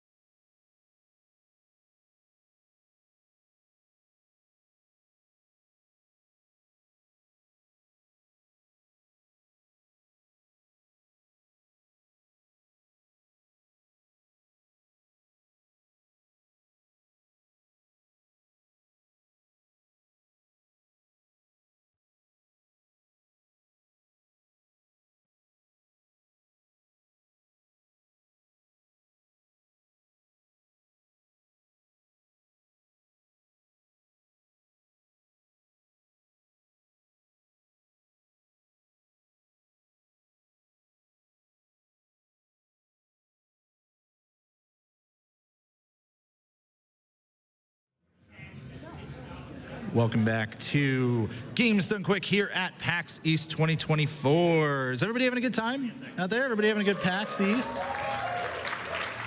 Glad to hear it. Well, I did want to remind the folks out there, especially watching on the stream, that GDQ Hotfix is proud to present its first Asian American and Pacific Islander American Heritage Month celebration. That's going to be coming up pretty soon. Join us on May 18th and 19th for 2 full days of showcases, speedruns, and celebrating AAPI heritage. Submissions are open until April 21st, and the schedule will come out on April 29th. Use !AAPI in chat to get more information and how to submit a run. Now, without further ado, we want to have one of our frequent Gauntlet runners here, Stump, going to be running Crash Bandicoot 2 for everybody out there. So please give Stump a big hand, and Stump, take it away.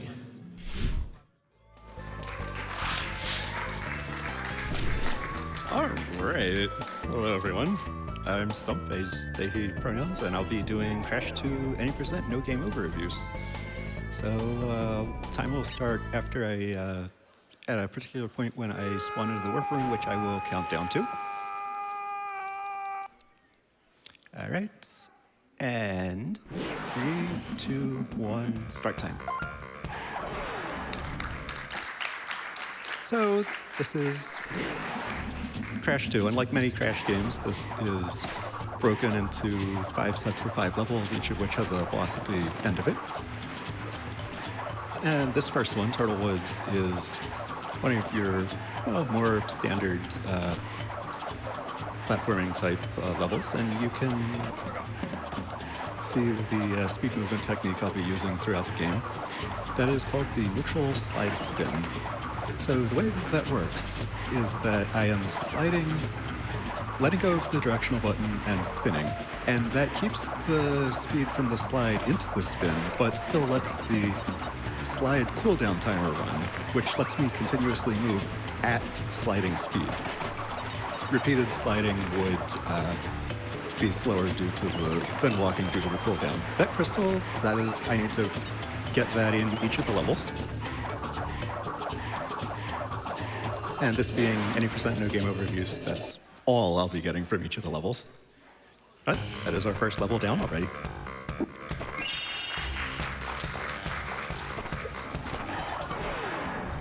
So after this we have Snow Go, which is another more standard level type, but it is snowy and has ice and things like that. You may notice that I passed up a third mask box, which gives you invincibility. That may sound like something I would want, but for this it isn't, except in one case that we'll get to later.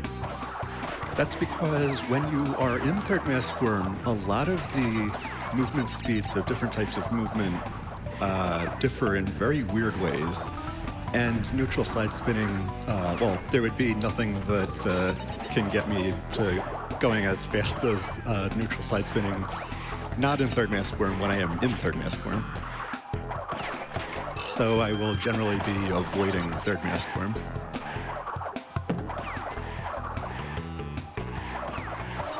But here we are at the end of Snow Go. Then we can get to a level that has a bit more than just ordinary platforming, but also has a board to ride up a river.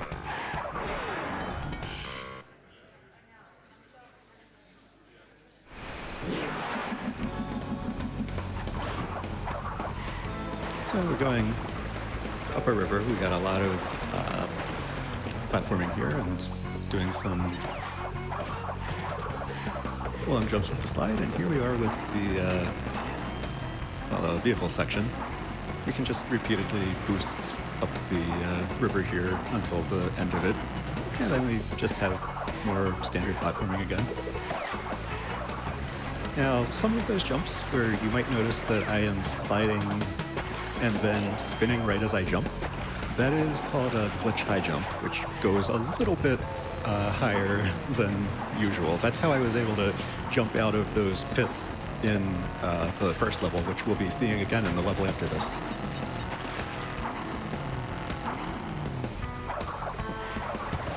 Now, that timer that was running, that is how you get this level, one of this level's gems by getting to the end of it before that timer runs out. But we went around it because Crash would also throw it up in the air like that crystal and have it float into its place, and that would waste time.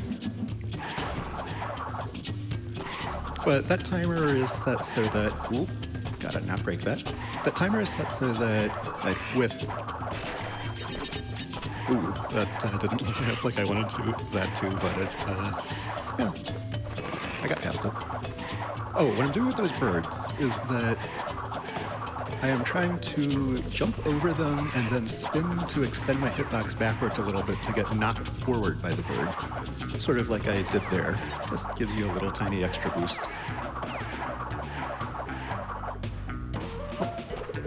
Expecting to actually land on that. Could have ended up in the pit. Anyway, we take the left fork here because that is where the crystal is.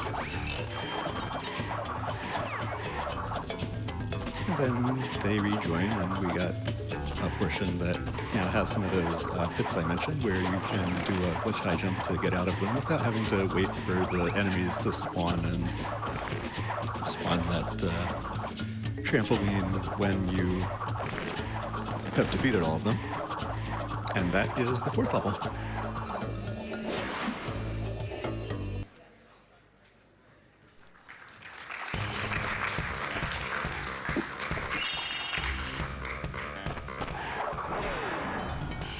Now, this level that will finish this first warp room out is a little different. It's another one of the usual platforming type, but we're going toward the camera, and that is because we have some snowy boulders to run away from. We've got to avoid some pits along the way, but with our movement, we can very easily outrun the thing. And we can be on, well, as long as I chain the neutral slide spins properly through the endings of these, I can skip an animation that would cause, of Crash sort of tumbling forward as if just barely making it past the boulder, which is really slow if it happens, so hopefully we won't see it. We got these boost pads here. That's, well, they started adding those to these sections to allow, without speed movement, you to get far enough ahead of that boulder to break those boxes past the electric gates, because those electric gates will bounce the boulder up and over the boxes. But that is a set of 5 levels we have completed, so it is time for the first boss. This is Ripperoo. The patterns here are completely fixed, so all I have to do is stand in the right place. There's the TNT phase. You can walk over those, but just don't be around when they explode. Then there's a nitro phase. Those will explode if you touch them, so there's that. And then Ripperoo becomes vulnerable, and that is phase 1. Repeat twice. So I'll take this time to mention that I am actually playing the PAL version of this game. That is because due to some, due to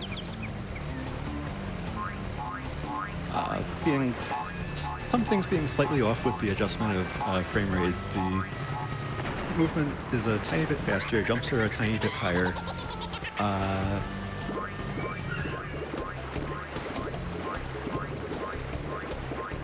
And there are also a couple of exclusive tricks, particularly in the jetpack levels in the last warp room. And many of the bosses move a little slower, which makes it easier to pack in all the hits you need to one cycle certain of them. But we're now 1/5 of the way through the game. And we have our next set of 5 levels. And that starts with Snowbiz. another snow level. Yeah, this will have things like a lot more ice than before, pits in the middle of ice.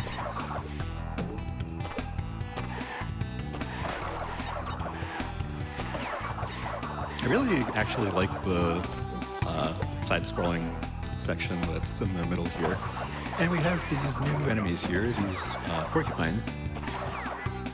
When you get close enough to them, they extend their quills and... Oh! Okay, lost the mask, but saved that. Okay. All right, that's good. Where was I looking?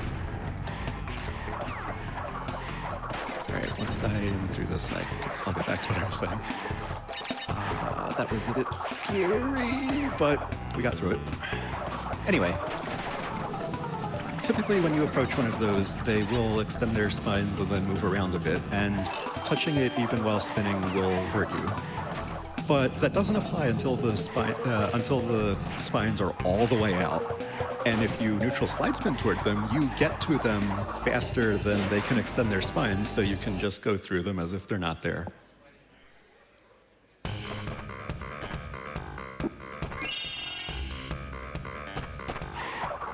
Now we have Air Crash, another river level.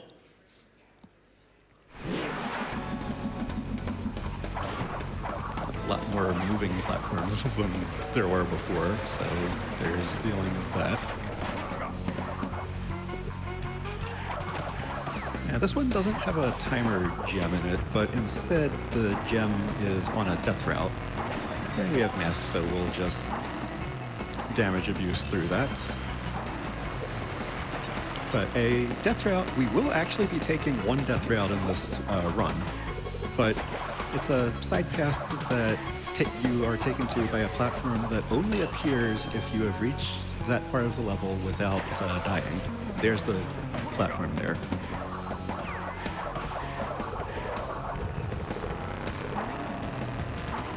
All right, we are through that.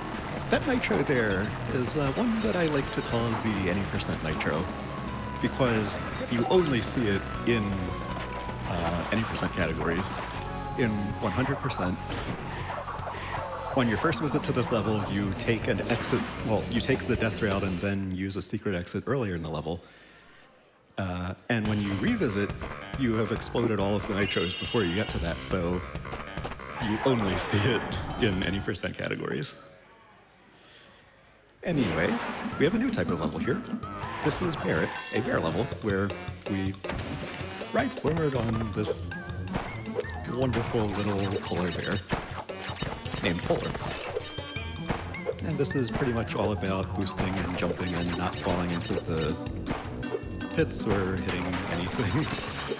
Even though some of the death animations in these types of levels are some of the best ones in the entire game, hopefully we won't be seeing them. I particularly like the one for being, for hitting those whales, because Crash does that standard angel floating upward animation, but holding Polar under one of his arms.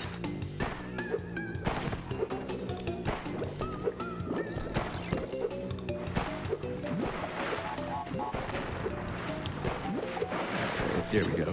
This set of 3 boxes is really, really tricky to get. Doesn't matter in this category, but I have less time in so many 100% runs from missing those, because with the bear levels, the bear continuously moves forward. You cannot go backwards except by dying and respawning at a checkpoint. So if you miss a box, that's what you gotta do in Hundo. So the next level is Crash Crush. This is another boulder level with some new features compared to the previous one. Okay. New features that we'll mainly start to see after this first area.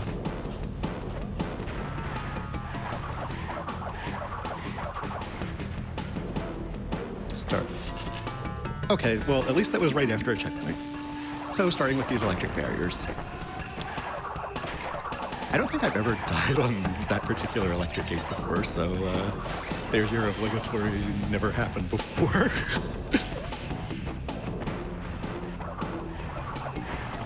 Anyway, those electric gates, they are positioned such that the shortening of Crash's hitbox that happens due to the sliding or the spinning part will fit under them, so I don't really have to worry about that.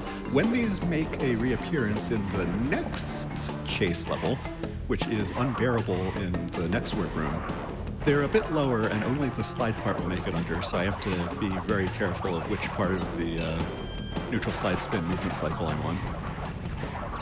So for this last part of this level, you'll notice that the game is very generous with the boosting pads there, to the point that we can pretty much get the boulder entirely off screen. But that's because, similarly to what they did at the end of Crash Dash, there are some slow to break boxes, most notably that body slam box. And you will just barely make it if you are continuously moving forward without using speed tricks. Anyway, the last level in this warp room is a new type of level. This is a sewer level.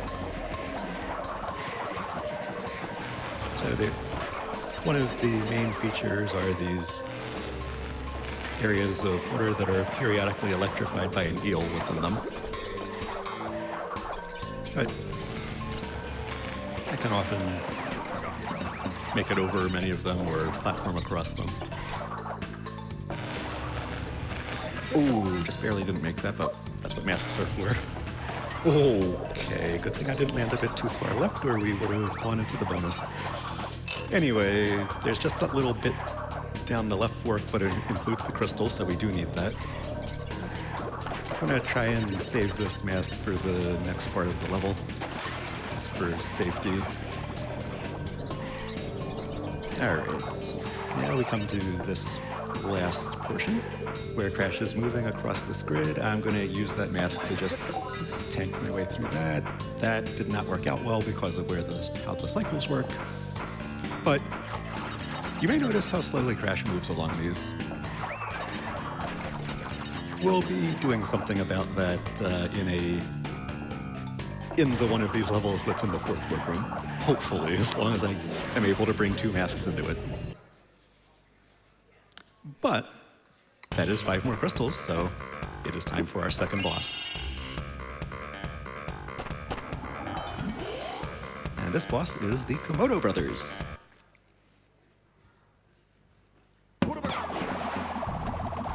So one of them spins the other around the arena. Eventually, the other one stops, and then I spin that one into the first one. Then there's throwing of swords around 3/4 of the arena. Just counter from the beginning point.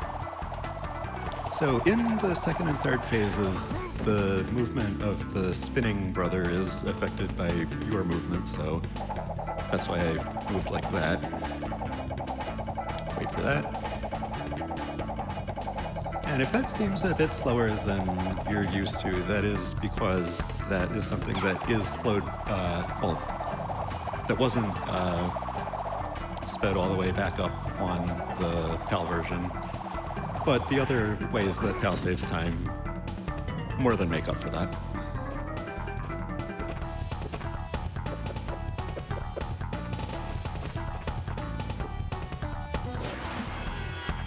So another boss down, another new set of 5 levels.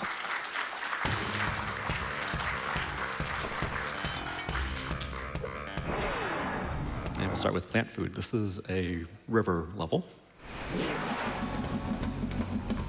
One that has a lot more moving platforms.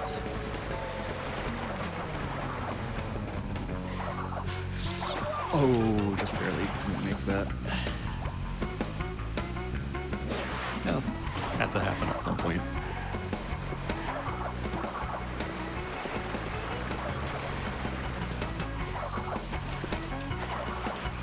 There we go. So we got those that sink when you step on them, and then I have to make sure that I line myself up right there because I don't have a mask, and I'm very used to having a mask there to just tank the hit and then replenish the mask from that box right after it. There's that first river section. And you'll see that we have another timer gem in this. And losing that mask is... Well, I would have to properly time my boost there to... Okay, we saved that. Normally I don't get that, and so I have one more mask than I would otherwise have. I actually wanted to get hit by that first one so that the other ones wouldn't strike, but because the one head tends to block the other one and hold me up a bit, but it worked out well. The timer gem is the yellow gem instead of just a clear gem, but again, we don't need it. We don't want to waste time with this animation for Crash doing that for the gem.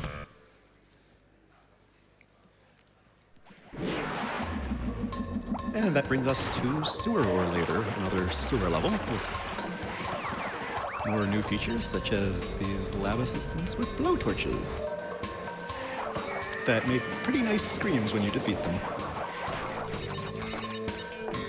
Platform across those.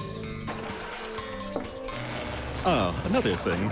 That's another thing I knew would happen at some point. The button to slide when you're moving along ground is the same button that body slams when you're not on ground. So if you press that button when you... Oh, I snicked the mask box. And got through that without taking a hit, I actually have to skip that box. I'm not sure that I've ever made it there with to that box with two masks and had to skip it. But because of that, I was able to use one of those masks to take a hit from the lab assistant there and not have to wait for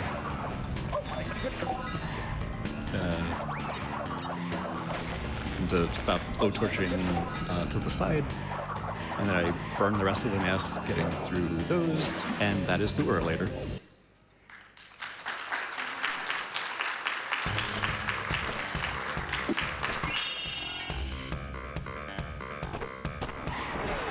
So up next we have Bear Down. This is a bear level, as you might expect from the name.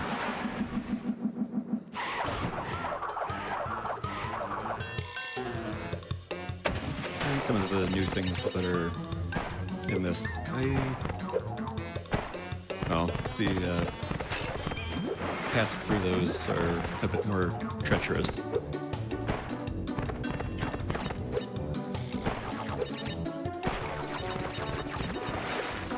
I believe after this checkpoint Yes, here we are. You have these pairs of lab assistants raising and lowering a row of steel crates on a cycle. So it's just a case of being ready to go over or under them as appropriate. I jumped a little tiny bit too late there. Normally I just barely land before it and can jump over it.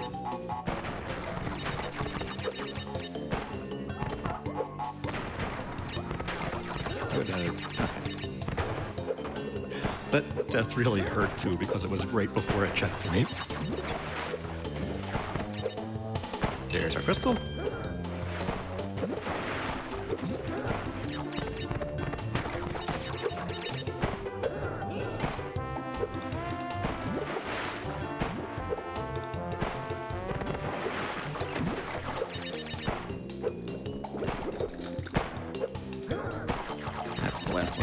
We'll do a boost jump to sort of get over that last freezing water section there. And that is Bear Down. You may notice some platforms that we went over that give a path to a suspicious looking platform behind them. That is an entrance to the secret warp room. We won't be doing that because this isn't 100%, but I believe that that is the way that you're intended to discover that the secret warp room is a thing. Anyway, level 14, Road to Ruin. It's a type of level we haven't seen before. It's sort of themed around ancient ruins and is also almost entirely a bottomless pit. A lot more focus on platforming with a lot of platforms that drop and sort of things like that.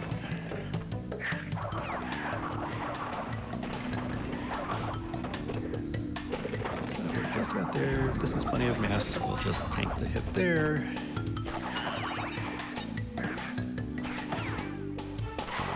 Corner, and that is Road to Ruin.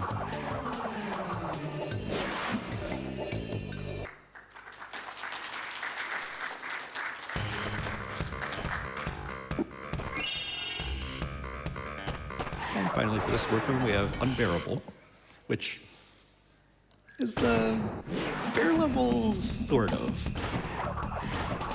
but in a different way than the other bear levels. It's more of a boulder level, but a little bit different. Also, those electric barriers are a little bit lower than the ones in the boulder level in the previous warp room, so I need to actually be on the slide rather than spin.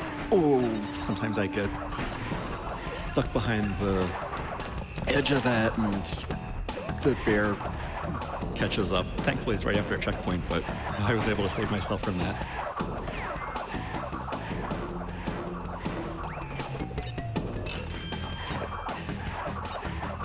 There's a secret side path down that area that, well, the pit that the previous bear falls into.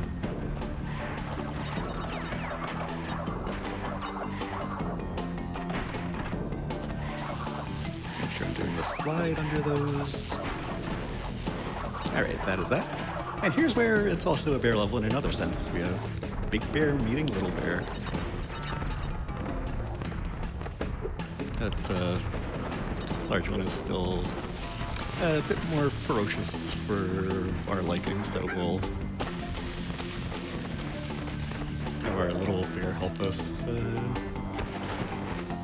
stay away from it, but that is unbearable. And that is 5 more levels, which means it is time for another boss. And this boss is Tiny the Tiger. This is probably the main place where there is RNG in this game. So there will be some jumping around, and then 3 of these platforms will drop in a little bit. Hopefully one of them will be one that Tiny is jumping right onto, as happened there. And then all but 3 platforms drop, of the remaining platforms drop, and I have to make sure I'm on one of those, repeat twice. Except that now only 2 platforms will drop and only 2 platforms will remain. Oh, didn't get a diagonal jump. Oh, that is probably the worst positioning of the drop of 2 platforms on phase 2 that I can ever remember getting. But we survived, we made it to phase 3. We got a side platform dropping instead of a corner platform, and we made it. So if a corner platform is the one that drops, and you aren't getting Tiny right over it at the time it drops, it is exceedingly difficult to do that and still survive. So thankfully, a side platform is the one that dropped. Anyway, here we are in the 4th warp room, and we'll be doing this one out of order, because there is a specific level, level 16, hanging out, that we want to bring 2 masks into. So we've got to bring those out of another one of these levels. So we went into the next one. This is a new type of level that has those piranha looking ants that spit exploding fruit at you. You may notice if I'm landing on one of those that I am spinning. That is to protect myself from the explosion, because there are some things, such as those explosions, that don't affect you if you are spinning. Yeah, doing that and dealing with these intermittent electric gates. Okay. Well, I'm gonna have to do this workroom a little bit more out of order now. There are only 2 mask boxes in this level, so I had to get through all of it without losing a mask. But I can try and, there's another level I can try and bring 2 masks out of. Anyway, now we have the bees. So, in the area past the beehive, a glitch high jump will get you over those intermittent electric barriers. There is a zone that goes up to some upcoming pit, full width pit, not necessarily the first one, where bees will come out of the beehive and chase you if you are in that area. We can very easily outrun them with neutral slide spinning, but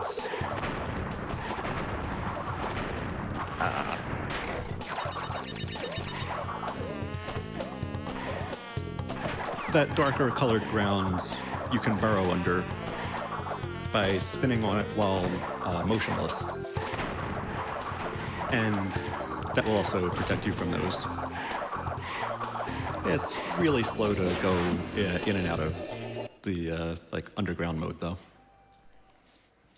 So since we did not bring 2 masks out of that level, we're going to do Ruination, which is another ruin level, and hope that we can finish that with 2 masks.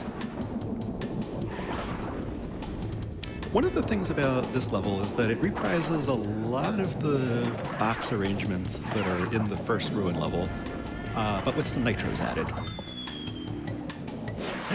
I thought I would be able to slide jump on it just off of that just as it was dropping. Anyway, this will work. All right. Now we have some more progress there. There. Don't hit the nitros.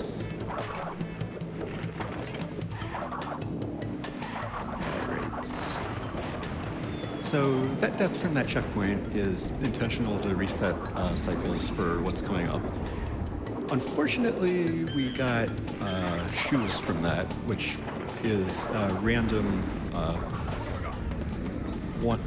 I think 1 in 4 chance to happen when you fall into a pit, which causes the death animation to take longer, and so is something we don't want.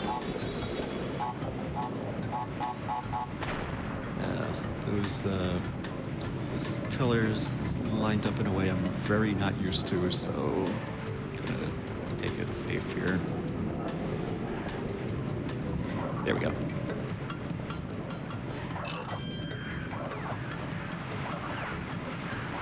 All right, there's our second mask.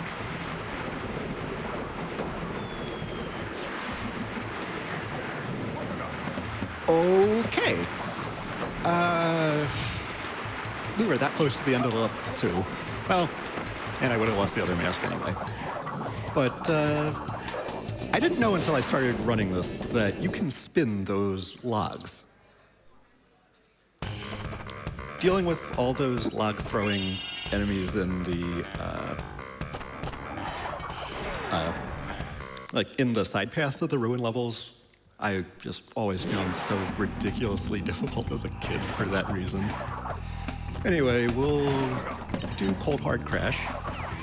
This is another snow level and is the one level where we'll be doing a death route because the death route rejoins the main part of the level later in the level and is quite a bit faster than the main path through the level. And hopefully we'll bring 2 masks out of it.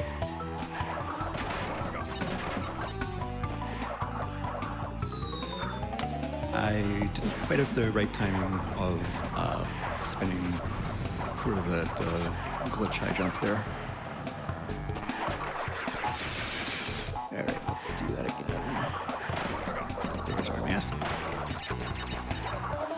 There we go. Oh, but we don't have the death route platform because I died. So we gotta do the main part of the level, which I'm not as used to doing as the death route, so this might be a little bit of an adventure.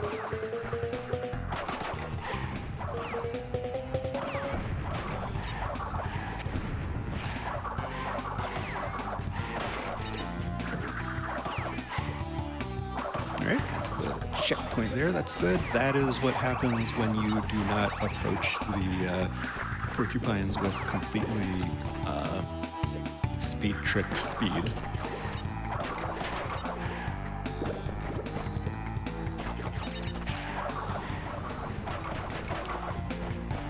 Alright, the death route would rejoin us here as we drop down there, so now we're back in familiar territory.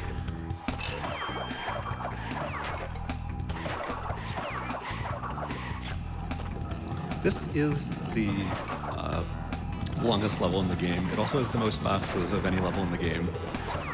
It also has a very annoying backtrack in it if you want to get all the boxes in it the intended way. Thankfully, in 100%, we don't have to get all the boxes the intended way.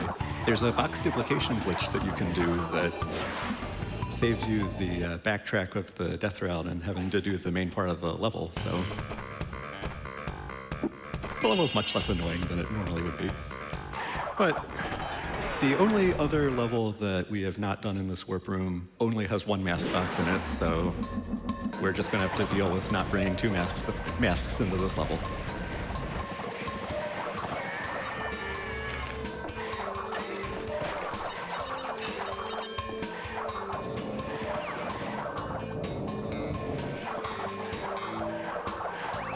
So we have another section with the hanging grids here. And I can squeeze my way past that. I might have to wait for those, though. Or do this little dance here.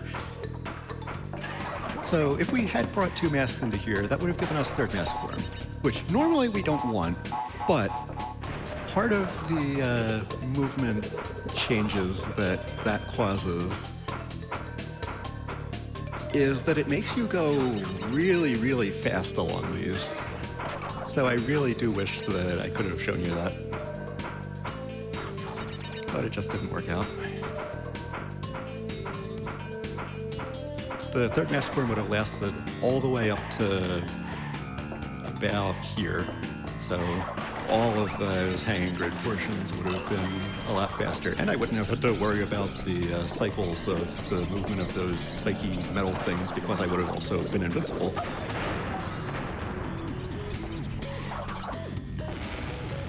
And since I don't have a mask here, I'm particularly careful with that jump. And that is hanging out without the third mask form.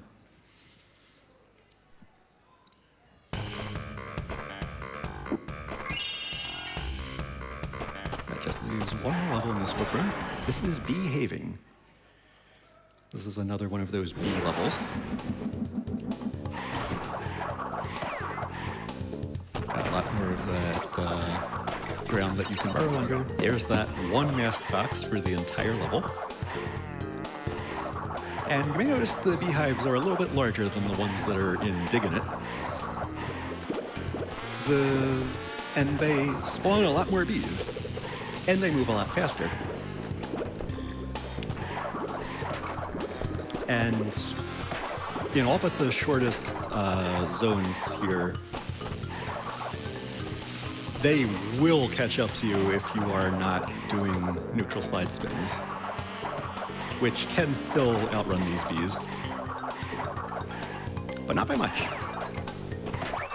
That little staircase of nitros that are oddly not hopping like nitros normally do warps you to an area where the purple gem is, but well, that's just a side thing we don't need.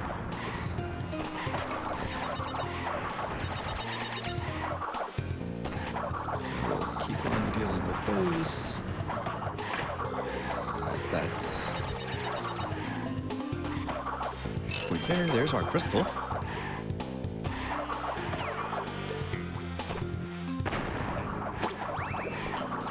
And here's the final section. Well, we got a boss fight after this, so we don't really need to keep the mask. But that is behaving.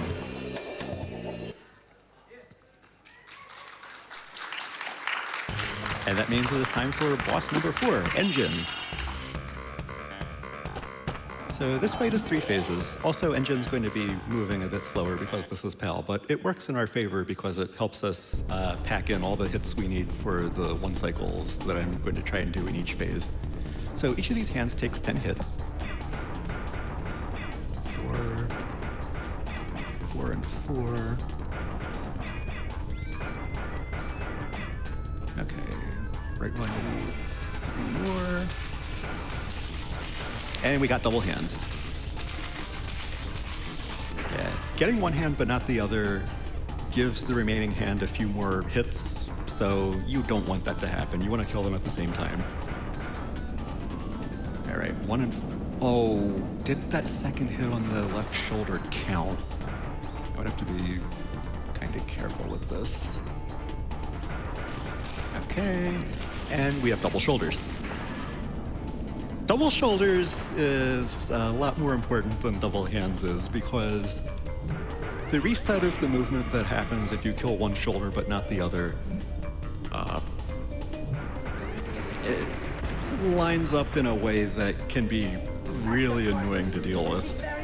And you have to wait out the whole movement cycle there, and you need to jump over the missile that is fired from the single shoulder because it moves across the platform instead of just coming down on 2/3 of the platform. But that brings us to the final warp room, the final 5 levels. And that begins with a new type of level with these pistons that move on a cycle. That didn't line up in a way that I... All right. Oh. There we go.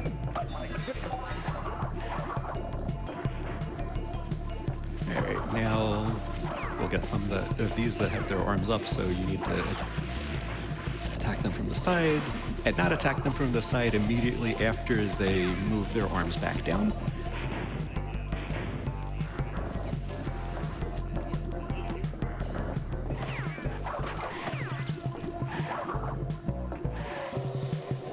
There we are. Up over those lava type things. Due to their shape and lava appearance, we call those things I just jumped over lava lamps. Then we have this section with platforms with that activate shrink rays. By the way, you can spin the shrink ray particles and they will not hit you.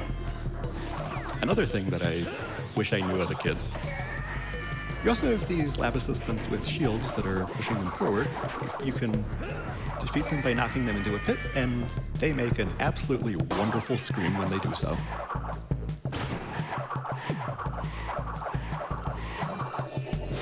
But that is piston it away, bringing us to another new type of level.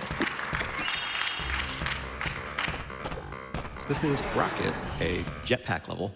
So a new sort of movement type.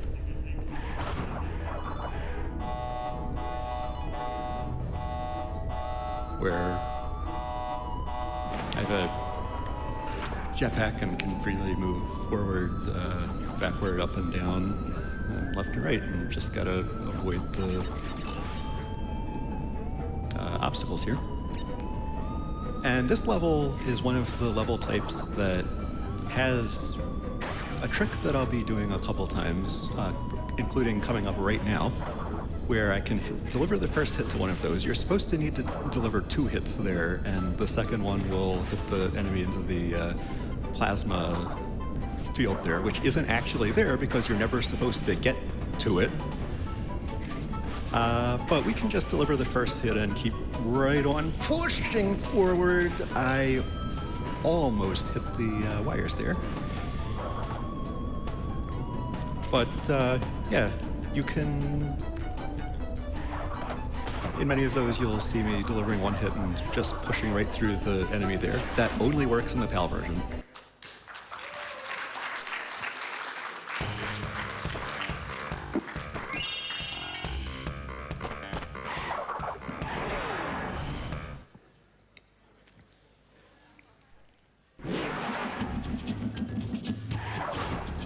So we have now Night Fight. This level is in the dark, and I've got to use these fireflies to light my way. Now, when you touch one and have it start following you, it's set to last a specific amount of time. That amount of time being the time that it would take with continuous, ordinary forward movement to reach the next firefly.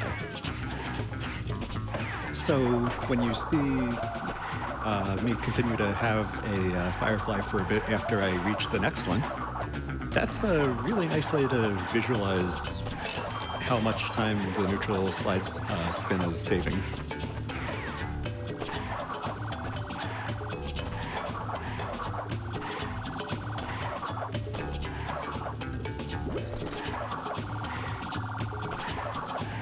Alright, we got to the rejoining of the branches of the level there.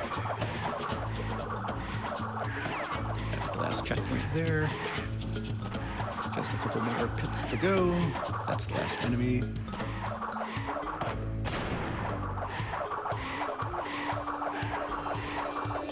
And that is Night Fight.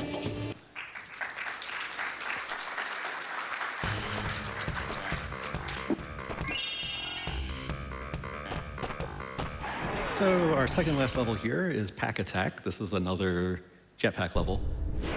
For some reason, they seem to like adding a new type of level in a particular warp room and having two of that level in that warp room and nothing further.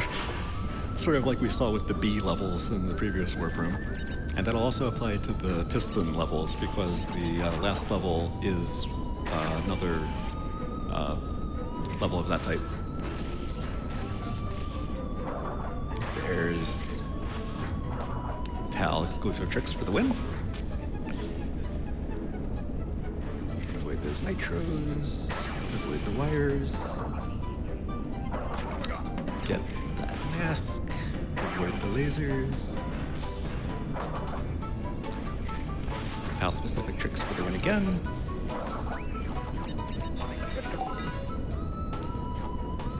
Thankfully we had a mask there. That was probably the first possible frame for me to hit that enemy without getting shocked. But that is it for this level. One more remains.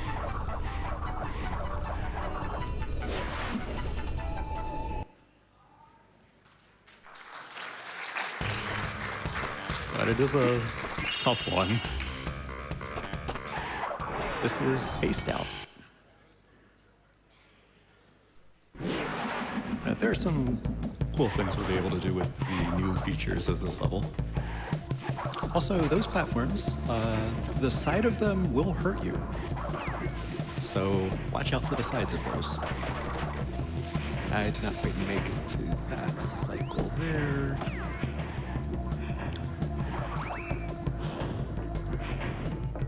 And we'll 3D jump around that to get to that checkpoint. And we'll go behind this little thing of glass.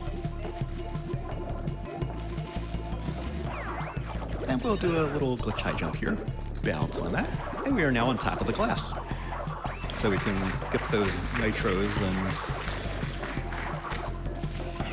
and similar things that, yeah, would have taken a bit of weaving to do.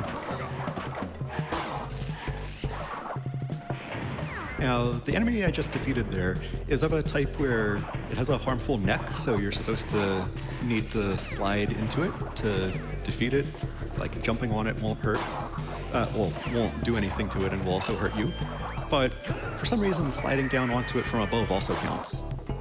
Oh, last obstacle there, and I got a little bit stuck behind it. But anyway, that is Spaced Out. That is our 25th crystal, so it is time to defeat Cortex. And the Cortex fight in this game is a jetpack level, and is probably the most anticlimactic Cortex fight in any Crash game. Because all I have to do is push forward. When I get close enough, spin to deliver a hit, and then deliver 2 more. The third hit will be time. Get ready. And time.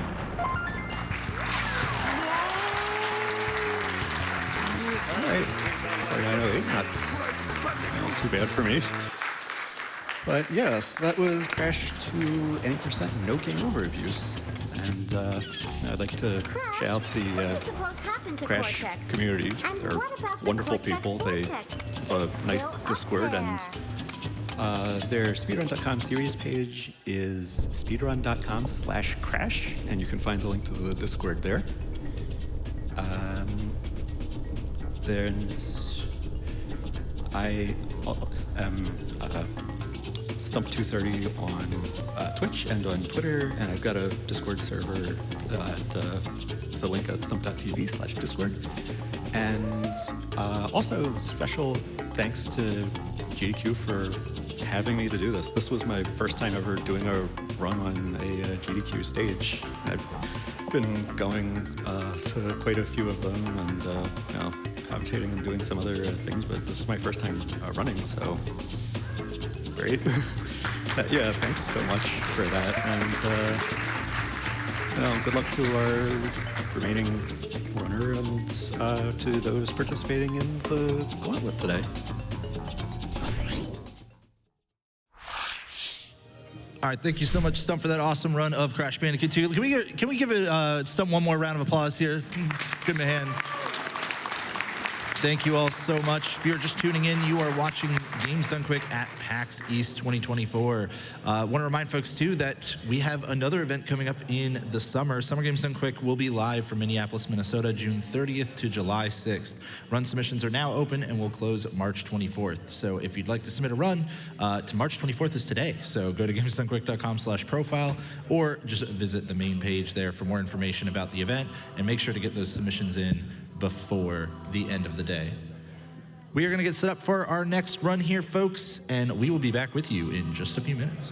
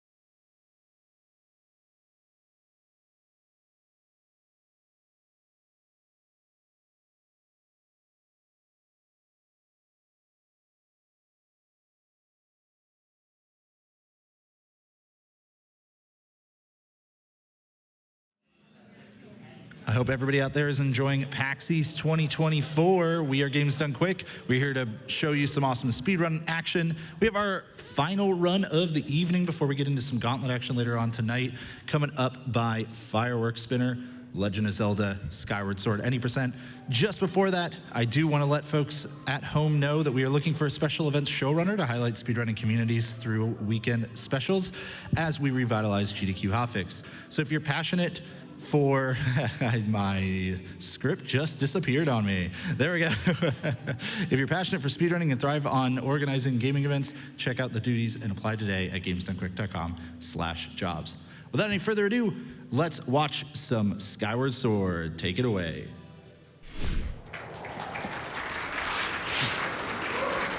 Hello, PAX East. How's everybody doing today? Got some Zelda fans in the audience? Who likes Skyward Sword? Who just lied out of their teeth? Today I'm being the Legend of Zelda Skyward Sword, any percent. Just a little things before we get started. I have 3 files set up here. You may notice these 2 look a little different. These are Hero Mode files. Hero Mode is essentially our New Game Plus. Some of our attacks do a little bit more damage. Our attacks have a little bit of a longer range. We take double damage, which is going to be a key part of the run.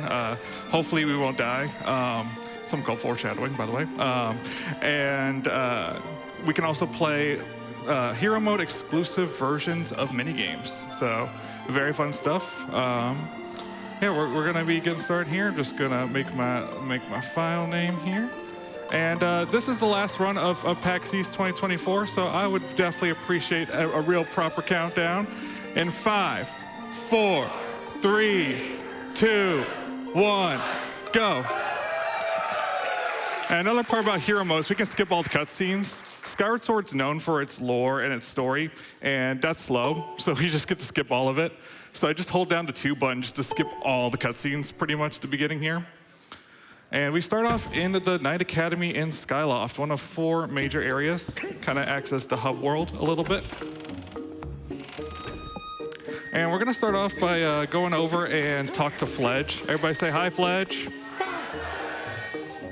And Fledge is a nice guy. The game's going to want to remember that we talked to him. So we're just going to walk out the door here, skip some more cutscenes. And fun fact, this game actually acknowledges that you are playing in Hero Mode. It already acknowledges that you've beaten the game before, but we still have to go through a tutorial, unfortunately. So this is Horwell. He's one of the instructors. He's going to teach us how to Z-target. So the beginning part of this run is all about setting flags in memory that we will be using later. Pretty much what a flag in memory is anything that the game wants to remember for continuity reasons. So one of the first things we're going to do is I'm going to run up here, do a little bit more dialogue here. I'm actually going to be doing like a little bit of a movement trick to skip talking to him again, which is like saves like 20 seconds or something. And there we go. So I just skipped a little cutscene trigger. And now we're going to set a flag. We're going to save this little creature up here called a remlet.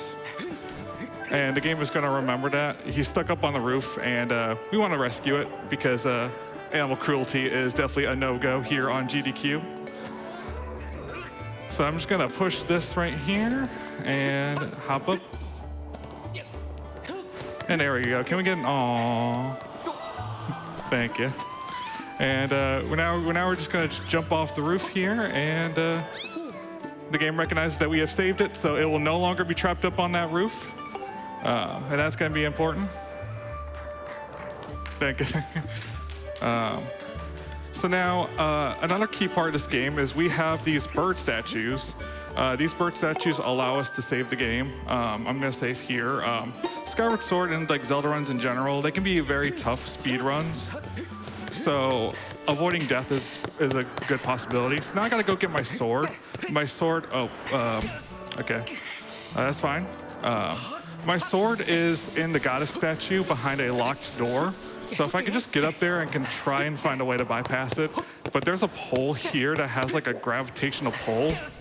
Ooh, that's, okay, that's fine as long as I don't take any more damage. That pole is kind of jank. It's got like its own like the gravitational pull. Link just likes to jump off of it. Oh, yikes. That's a little embarrassing. All right, I do not know what to do here. I'm just gonna try to hit continue. Actually, no, I can do better. I'm just gonna reset. Can we get a reset on the timer? If you don't know Skyward Sword speedrunning, this is a joke. All that was intentional because welcome to Back in Time. So as you can see right now, I have the title screen up on screen, and you see like a weird like cutscene-esque. And now I can control Link. And I can also access my file selections. So I'm on Skyloft, but I'm on a special title screen version of Skyloft. And so we can just move around. We can access all of our files here. We can even access the same bird statues that we use to save our progress. So I'm just gonna go right up here. I'm gonna select my file 1 and save. Now this file 1 is saved on this title screen version of Skyloft. And now you might be wondering, what's the title screen version got to do with anything? Well, that door that I had mentioned, that door that was locked that holds our sword, it just straight up just doesn't exist. So we can just run right in and we can grab a sword. The only thing is that Back in Time, everything that we do here is temporary. Like nothing that I do here is going to stay, with one exception. I can do a little trick where I start my file and then cause a change in memory. When I start a file, the memory defaults to what it's supposed to be. But then after the reset, if I cause a change in memory, okay, hopefully that will be fine. I might have just okay. Never mind, we're all good. That's never happened before. That's the joke there. So this sword that we're getting right now, we're not going to be keeping.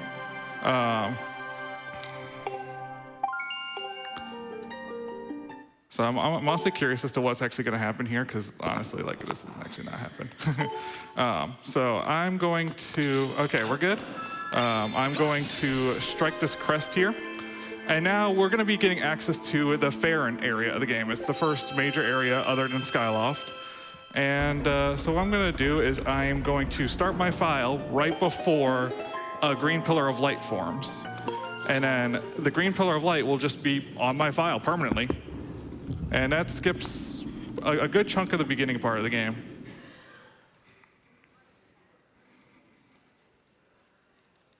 A little bit of a cutscene load here, unfortunately.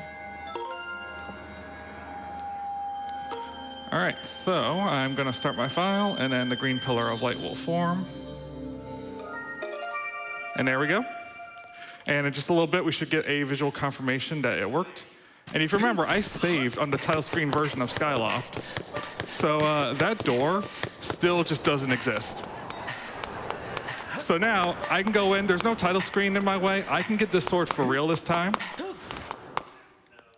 And then we'll actually have a sword for the run. And this will be our sword for the entirety of the run.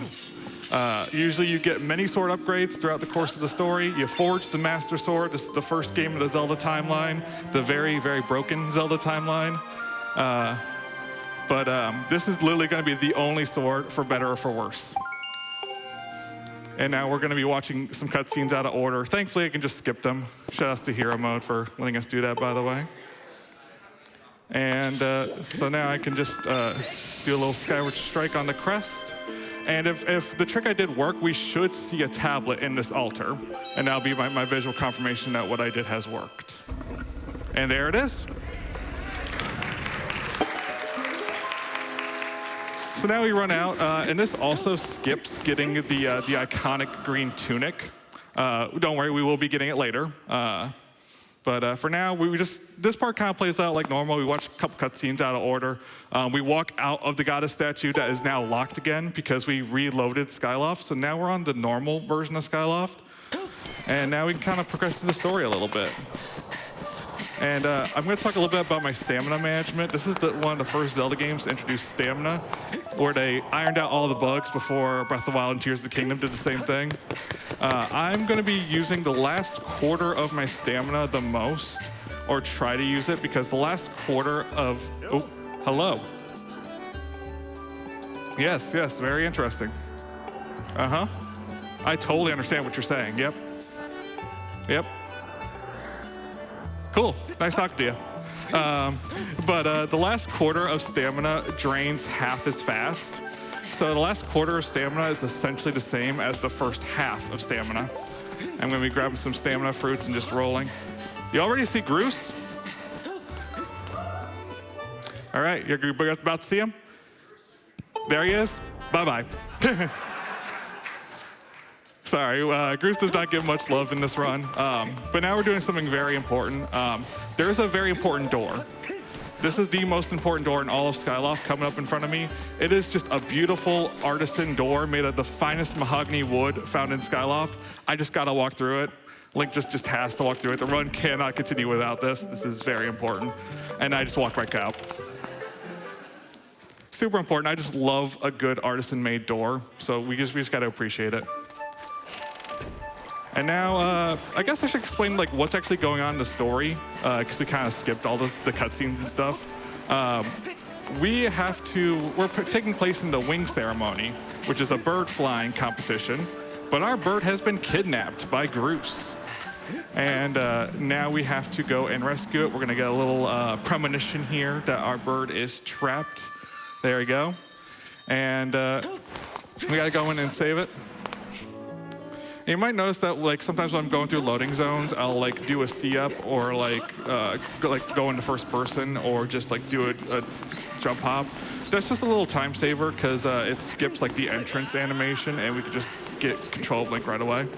I'm gonna be taking some intentional damage here because that trick where we access the title screen, that's kind of an important trick that we will definitely be using more often in the run.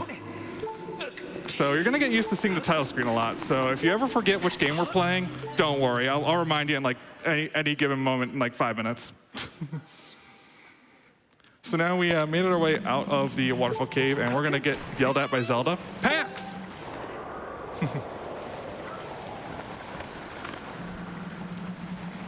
And this is the first time we actually see Zelda in all this run, and probably one of the last times we see Zelda this run. We actually don't see Zelda like get in any danger at all in this run. So now I'm going to actually use this bird statue to save and quit here. I mentioned at the beginning of the run, all 3 files are gonna be used during this run. So we're already starting off with our file management shenanigans. I'm just going to make a quick copy here. Enjoy that nice fairy fountain theme for a split second. And then we'll get back to file 1. We're gonna finish the run on file 1, but we're gonna be doing a lot of file 3 and a little bit of file 2. So now we're gonna roll down here and Zelda, what's over here again? Oh yeah, that's right, our bird. All right. So now I just gotta free my bird. Cue the free bird guitar solo. And now we're going to be put into like a minute-long tutorial about how to fly our bird. Because once again, the game recognizes that that we have beaten the game before, but they still don't think we know how to fly our bird. So now we have the ability to actually call our bird. This cutscene allows us to call our bird, but we do not have the ability to dive off of it yet. So unfortunately, we cannot get to the green pillar of light that I can just show right now. There it is. Ooh. So yeah, we're just gonna go through this. At the end of this, I'm gonna be getting a save prompt. Then after the save prompt, I have a 2-frame window to side hop before a cutscene trigger spawns. So hopefully we can do that, and we're also gonna try and hit Zelda for good luck. Hey, we hit Zelda, let's go. Sorry, Zelda.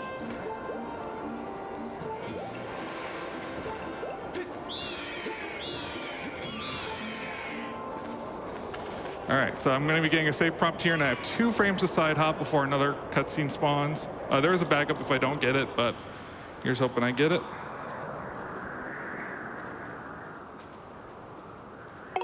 Gotta save.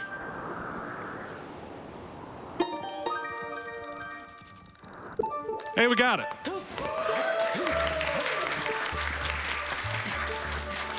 So now that we're free from the cutscene, we're just gonna jump off a cliff. Yep. Oh no, Link died. Oh, that's so sad. Anyway. And I'm playing on the Wii U Virtual Console version of this, so I unfortunately cannot just reach over, hit the reset button, so I have to go through the Wii menu. And fun fact, this glitch actually was not patched on the Switch HD release. The only problem is that the Switch just does not have a reset button, so it is impossible to do it on a Switch. So that's a little bit unfortunate. So right now we're going to be doing a little bit of a trick called a reverse bit warp, or reverse back in time warp. So essentially I'm going to start my file just before entering a loading zone, and the game will spawn me in a loading zone.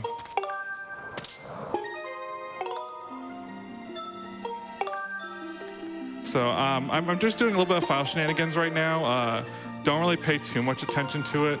The only thing that's really relevant is now file 2 should be a copy of file 3. And I'm going to be doing a little bit of a safety strat here. Usually you can just chance it and try to go into the loading zone from a different way. I'm going to jump off this little pier right here, which will guarantee me to be right at the loading zone. So I'm just going to just jump down, call my bird. And we should be spawning, after a long loading zone, we should be spawning into the sky on our bird. And there we go. So now we're free from the tutorial, so we can go right to the green pillar of light. And we're gonna get a text from Phi here that tells us that we can dive off our bird. So now we have the ability to dive off our bird, but remember, this is a copy of file 3. We actually never saved the bird on file 3. So we actually need to do that now. We need to get off our bird to save our bird. So in order to do that, I will be using this guy right here. This is called a Gwei, sometimes named Guava by the community. And I'm just gonna try my best to take some damage to it and death warp. The unfortunate thing is I respawn with full health after doing that trick, so I gotta hit him 3 times. And there we go. Oh no, we died again. Oh. I probably died more times in this game so far than any casual playthrough. Alrighty, so now that we respawned, if you remember where file 3 was saved, file 3 was saved right here before we rescued our bird. So we're gonna get to sit through this cutscene again. Hey Zelda, what's this again? Oh yeah, it's our bird. Our bird that we were literally just riding like 10 seconds ago. So I'm gonna save my bird again after 4 seconds of time lost to let my stamina refill. So we are going to now go to Farron finally. Finally get off of this wretched sky island. There's just one problem now. Now we're back in the cutscene. We're back in the Loftwing tutorial. And unfortunately there is an invisible wall around the Loftwing tutorial. And the bird cannot go past that invisible wall. And Zelda's just going to be talking to us. We're just going to ignore her this time. And I said the bird can't go past the invisible barrier. I didn't say anything about Link. So we're just going to ditch our bird and we're going to go to that green pillar of light. But I'm going to make a tiny little detour and just go skydiving without a parachute. Usually we do get a parachute, but not 90%. And we're just gonna pick a nice spot to just splat. And then now we go and we're gonna be entering the Farron region. We're gonna be skydiving a lot during this run, so get used to this view. And there we go, we have entered Farron.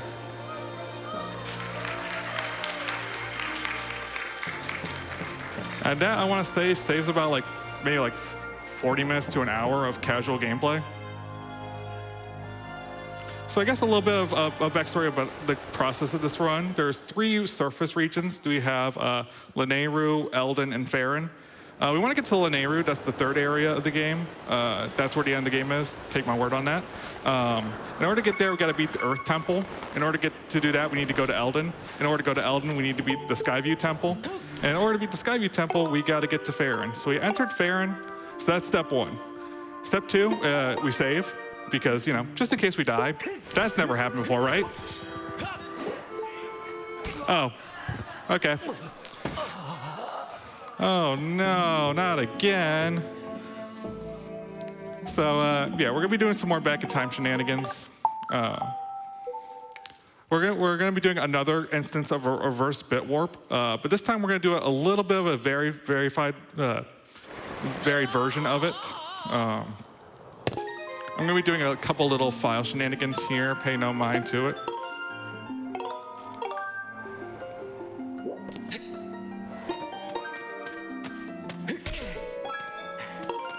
And that was a frame perfect plus press, by the way. If you back in time is very volatile and a lot of things can crash the game, including opening up the map, which is the plus button. But the plus button is also the copy button. But if you press it for just 1 frame, you don't open up the map. So we're gonna be saving our file here, and that's gonna save our coordinates. We're gonna be using that for later. And also, this is a little bit of bit magic. The gate's closed, gate's open. Essentially, when I select files, the flags get loaded in, and it allows us to do some things. And that's where everything that I did earlier on in the run, talking to Fledge, saving the Ramlet, that all-important mahogany door, all those are gonna come into play now.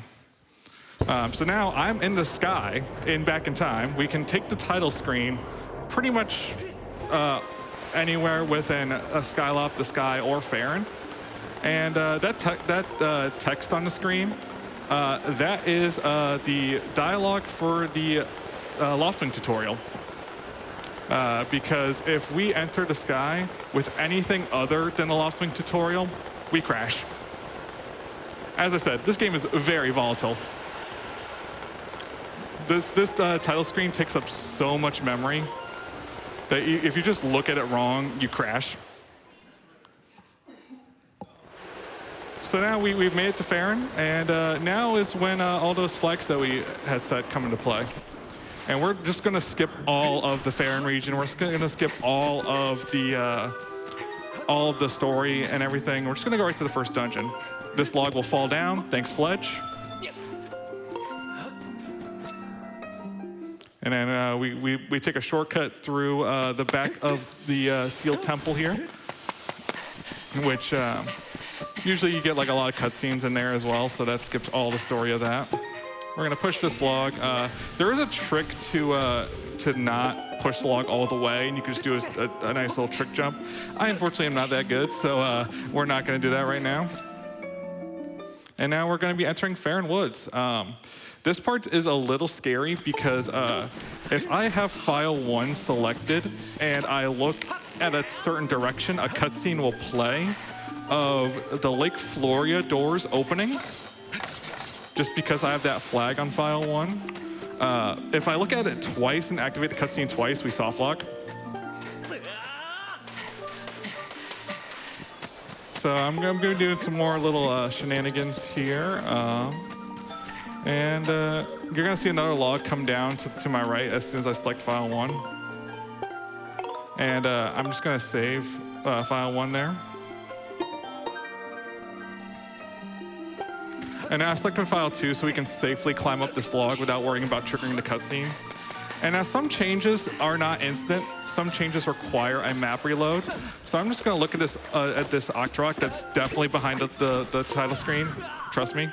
And we're gonna die. And that will reload any extra flags that have not already been set. And so yeah, so we're gonna do that. I did hit like the copy button so I can just do a quick little analog stick input there as opposed to doing something else. So now we're gonna run up this slope right here, take a slightly different path. And do y'all remember that door? That door that I absolutely loved? That beautiful mahogany door that I entered in Skyloft?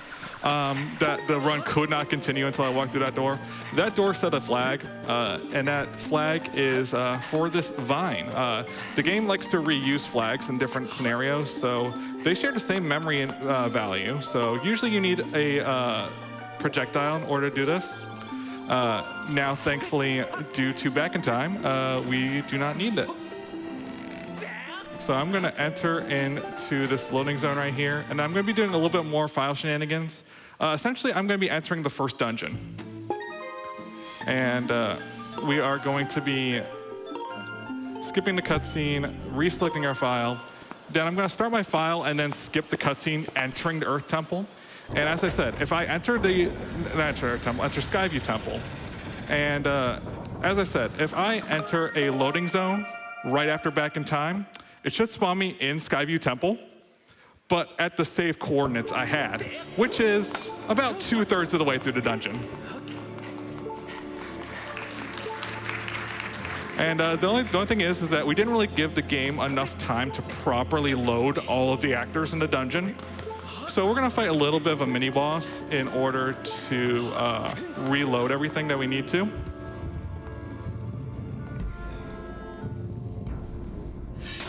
Oh no, door's locked. This boss fight is pretty easy. It literally dies in one hit. You just gotta have the right motion controls. Shouts to motion controls. Honestly, underrated part of Skyward Sword. I really appreciate the way this game handles it. Switch handles it okay. I honestly personally like the Wii controls a little bit better. I'm gonna kill that guy for safety because I am one hit away from death. And if I die, I have to do that trick all over again. This is a very scary spider jump. And there we go. That trick is actually a lot harder than it looks, and it kills a lot of people that are just getting into the game for speedrunning it. And so we're gonna run into a little issue here. Usually at this point in the game, we're supposed to have 2 projectiles.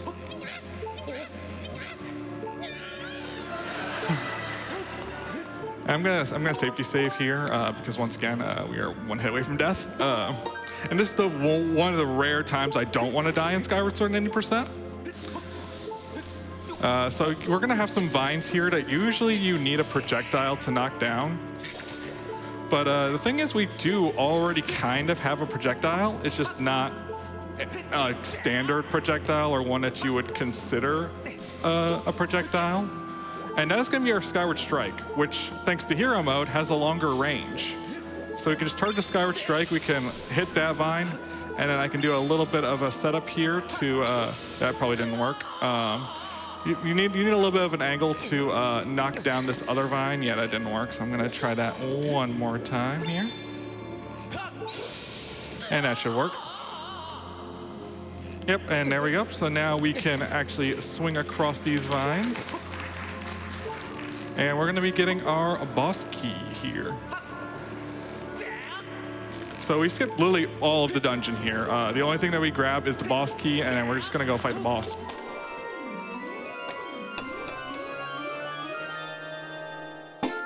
And there we go. This is the almighty H. And I missed the vine a little bit. The vines are a little tricky going back. Usually you're supposed to go back across the tightrope, but that's a little slower, so I'm just going to just swing back on the vines here.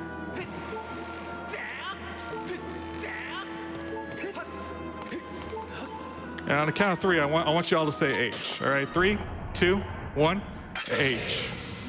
Thank you. The magic has worked, the H has been inserted, and we can now go to the first boss, which is gonna be Girahim. Y'all might remember him. He is the demon lord that tries to stop us from rescuing Zelda. We fight him a couple of times casually. The game loves to reuse bosses. So phase 1, he's just going to try and grab our sword, but we can just move to a direction he's not expecting, and just very easy phase 1, and a little bit of extra damage to boot. Phase 2, he's got 3 different attacks. He can hold his sword and block a direction like that. Thank you for demonstrating.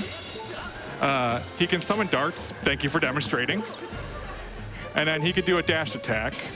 Okay, he did not do that. He's doing a holding sword attack. And there's the dash attack, which we could just parry.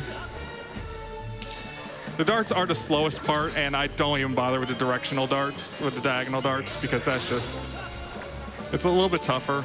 Three diagonal darts, that is unfortunate RNG there. Oh. Okay, one more cycle I think should do it. Four diagonal darts, that is pretty atrocious. Okay, I think one more cycle should do it. And there we go. That is the first boss done. We do not kill him. He will retreat. We will see him again later. As I said, the game likes to reuse bosses. A certain avocado with giant toenails might come to mind. Thankfully, we won't see that one, though. That one is a little bit bothersome. So now a heart container is going to spawn, as is tradition in all Zelda games. We're not going to grab it, though. I'm sure, as you probably have noticed, health is not something that we want to hang on to in this game. So we're just going to ignore it. It's actually not even going to last to the end of the run, even if we did grab it, because we will be switching files. By the way, we're playing on file 3 currently. We started on file 1, did a little bit of file 2, and now we're in file 3. We will be going back to file 1 eventually. But yeah, so now I just have to go through this little bit of story here to officially finish the dungeon. And once again, skipping a nice little cutscene. Nope, didn't get the Skyward Strike load up in time, but that's fine.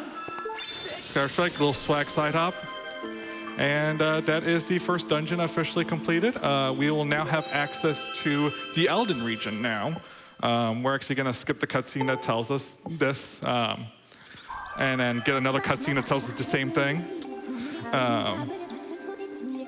So yeah, so now we have to place that, we have got a new stone tablet that belongs in the altar in the goddess statue. And usually you have to go through a lot of cutscenes to get back to Skyloft and put that tablet in the altar. That's a little slow. So we're gonna be taking kind of like an expressway back to Skyloft. So I'm just gonna save and quit here. We're done with this file for now. We don't need it until a little bit later. And I'm gonna load up our good old friend file 2. File 2 should be saved at the sealed grounds. And we can just jump off a cliff. Oh.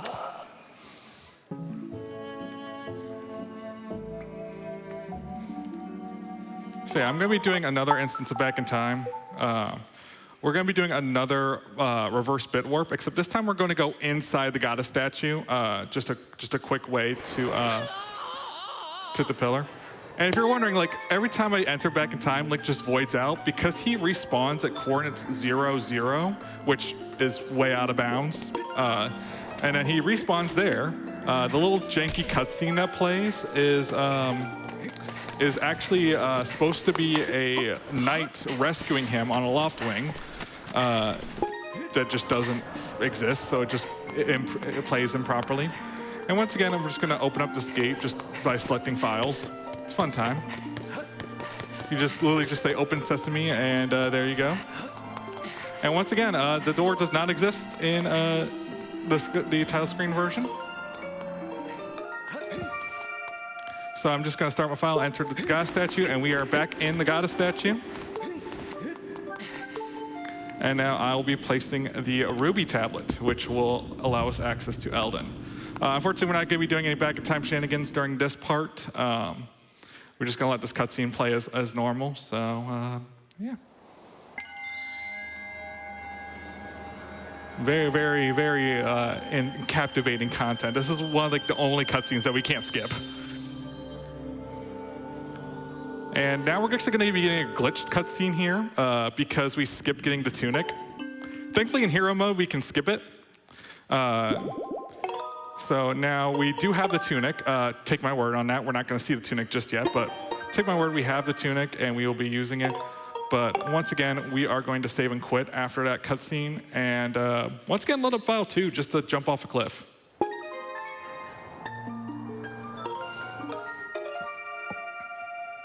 And I want to say Elden, this section coming up going into Elden is probably one of the tougher sections for me personally.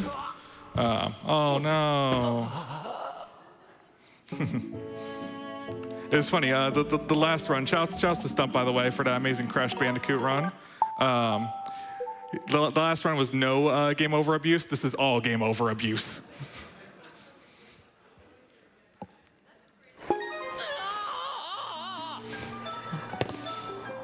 So yeah, for this part now, we're going to be doing another reverse bit warp, except we're going to be going to Eldon, which is a little bit more complicated. I'll try my best to explain. Pretty much as I mentioned, when we do reverse bit warps, sometimes we get sent where we saved, or our saved coordinates are. The only coordinates that really work for going into Eldon is in Farron. So you have to go to Farron to get to Eldon. How ironic. And I selected file 2 a little too early, so I gotta go to the actual trigger there for the sky. There we go. And now we're gonna once again dive to Farron.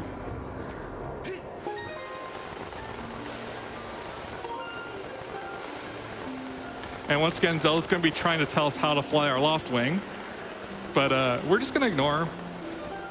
You know, she's safe. She's flying around on her bird, totally not kidnapped or anything.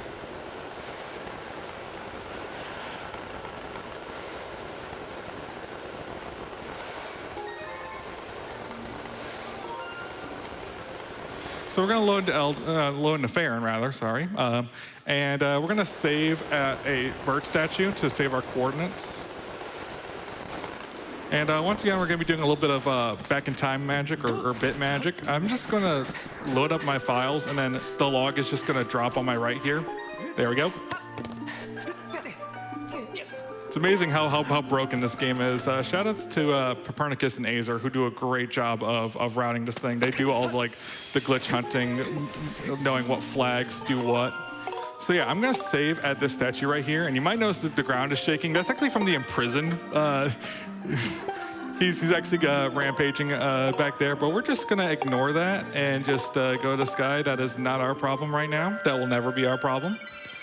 Yeah, so we saved our coordinates. Now we're going back to Sky, and now we're gonna dive to Eldon. Fun fact, the Eldon pillar is actually within the invisible walls of the Loftwing tutorial. The only problem is that it's invisible. So I'm going to be doing a little bit of a setup to kind of like line myself up in essentially a direct line. I'm going to be diving here to get past the invisible wall a little bit. And I'm going to call my bird to hopefully go into this little rock here. Unfortunately, didn't get it. That would give us a huge boost of speed and kind of like set up our angle properly, but that's fine. I can just fly there myself. Sometimes you just got to take matters into your own hands. So I'm going to start my file just before entering Eldon.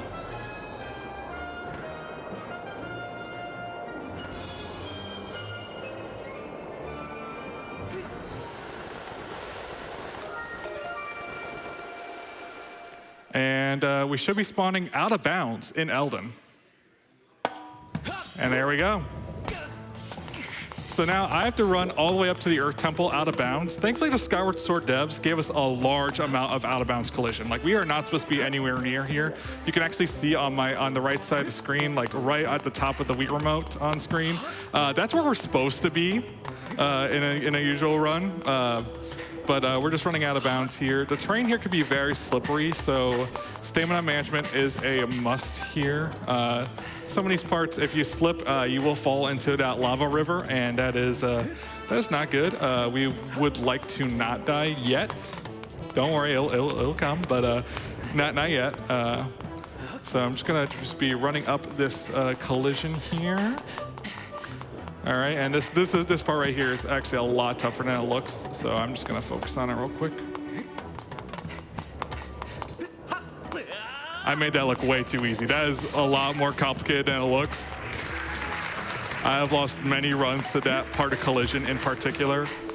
But so that's pretty much like the dangerous part over with. We do have a side hop to go across this river of lava. But we should be fine. I just gotta get my angle set up here, and looks good. And just whee, and then I could just jump slash right down and take some damage. And we made it to Earth Temple. So I'm just gonna save here. Now, usually in order to get into Earth Temple, you need to dig up 5 pieces of keys. That's very slow. So we're just gonna die in lava. And we're gonna be doing some more back in time. We can set the flag to have those doors just open. And the flag for that is we're gonna be pushing a headstone at night. It's usually to meet the demon betrayal. And there's the void out. And so yeah, we're gonna be sleeping till night to be able to activate the proper cutscenes for it. And in case you forgot what game we're playing, it's on screen.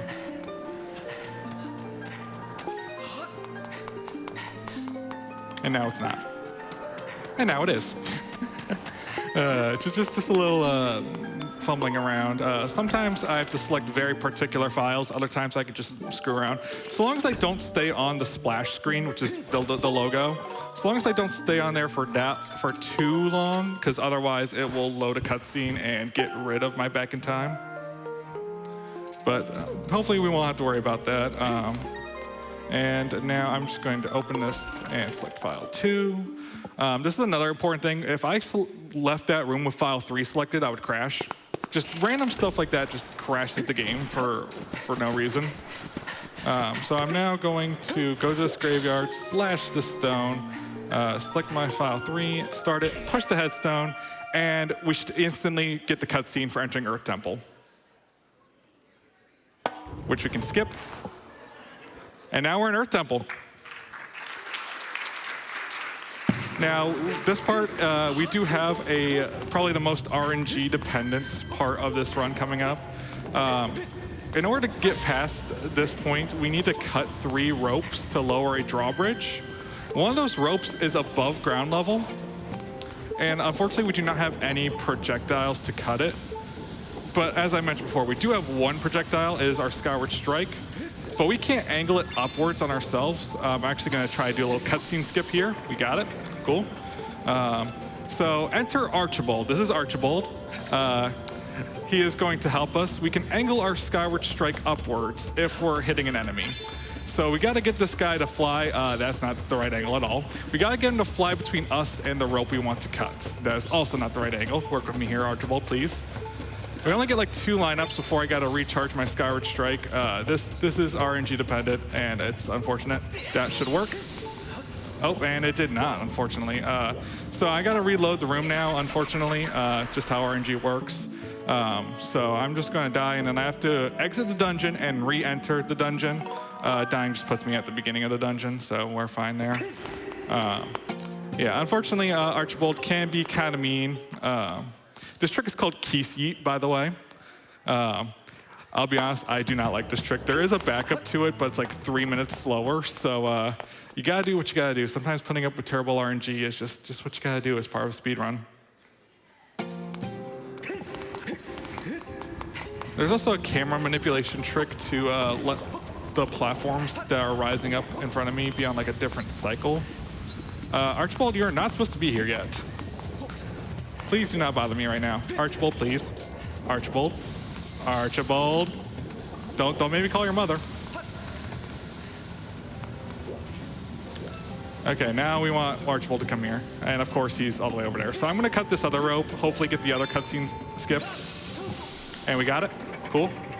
You can see that the drawbridge is lowering. Usually there's a specific cutscene for that. But if you're in the air when the cutscene is supposed to play, it just skips it. Hello, Archibald. Let's try this again, shall we?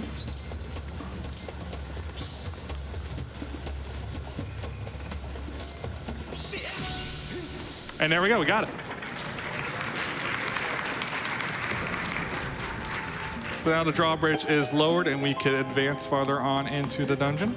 We're gonna get a pop-up from Fi here being like, warning, there's strong enemies, take caution. And we're like, okay. We actually have too much health at the moment, so I'm actually going to take some intentional damage here.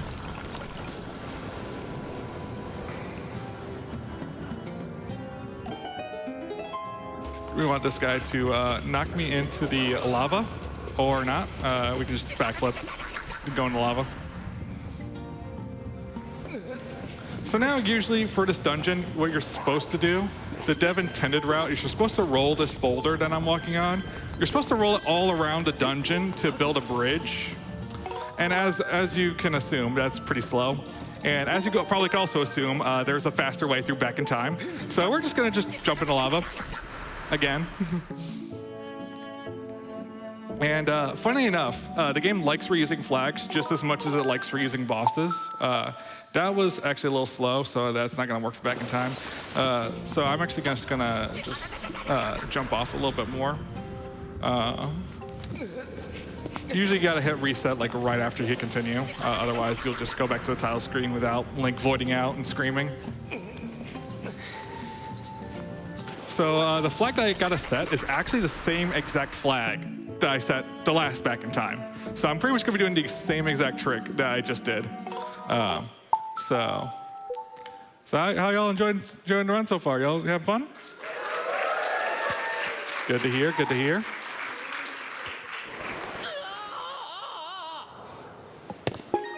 And some of you might be wondering, how the heck do you play with all of this on your screen? After a while, you kind of just get used to it. Like, you kind of just ignore that it's there. And by the way, if you forgot what game we're playing, it's right there.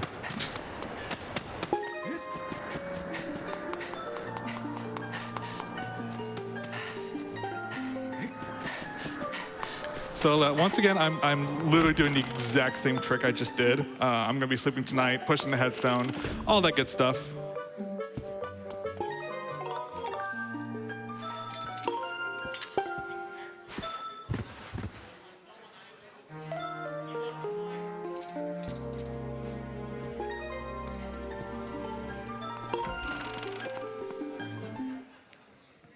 So yeah, so then we're gonna go to the graveyard, start a file, push the gravestone.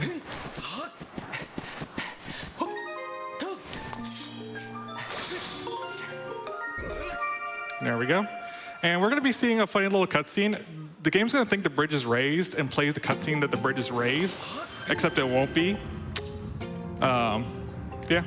And fun fact, you can actually roll into the cutscene trigger and Link will literally stand on lava for a split second. Unfortunately, I didn't get it, but that would have been really funny to see. So we die again. That's intentional. This is just a death warp to reload the area, so that way the bridge is properly built. And now we can just make our way to the end of the dungeon. Important note here, we didn't grab bombs. Usually you're supposed to grab the bomb bag here.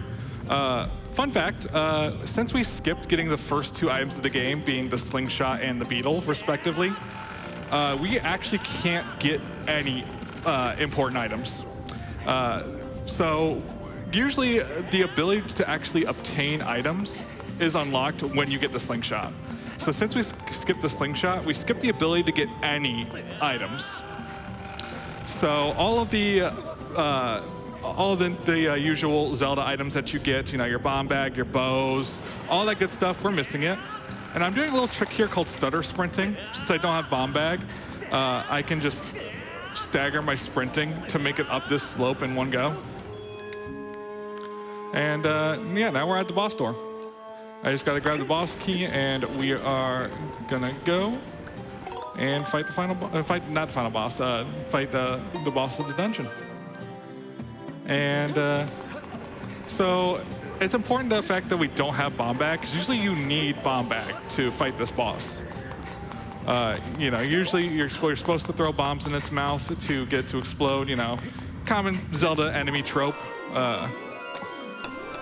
But since we don't have the bomb bag, we are unfortunately not going to be able to do that. So we're going to have to get a little fancy with it. Also, do I hear Indiana Jones music? Why do I hear Indiana Jones music? Oh, that's why.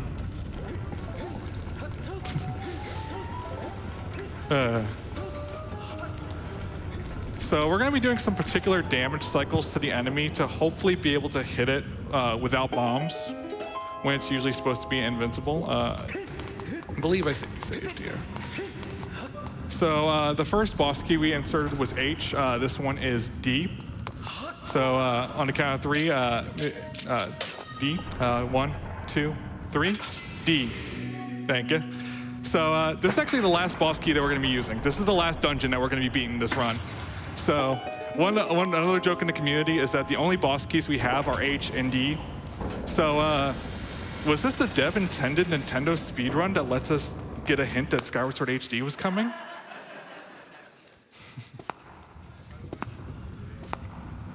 So now we're going to be fighting Scaldera here. Some of the community call him the Meatball. I personally call him Spicy Mike Wazowski.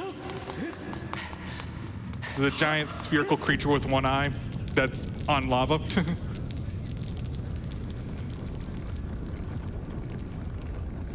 So we're gonna sit through a little bit of cutscenes. Unfortunately, these are cutscenes that we cannot skip. I really wish we could, but unfortunately the game's like, you can't skip everything. We can't let you skip everything in this game. We can let you skip most things though. So I'm gonna be running up this slope here, and we should be interrupted by none other than Girahim. Once again, he has graced our presence. But he's just gonna monologue for a little bit.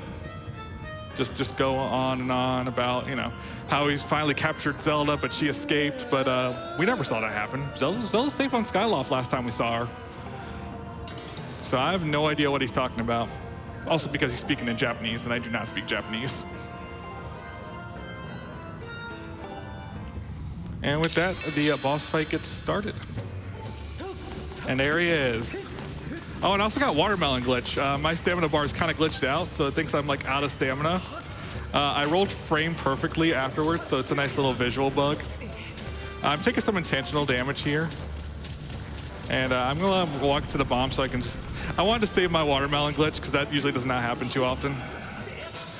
So I'm gonna be trying to do some very particular damage cycles to him. So that way I'm able to hit him when he is otherwise invincible. Second phase, he walks up a little bit faster. Just gonna let him walk into the bomb there. Roll it down.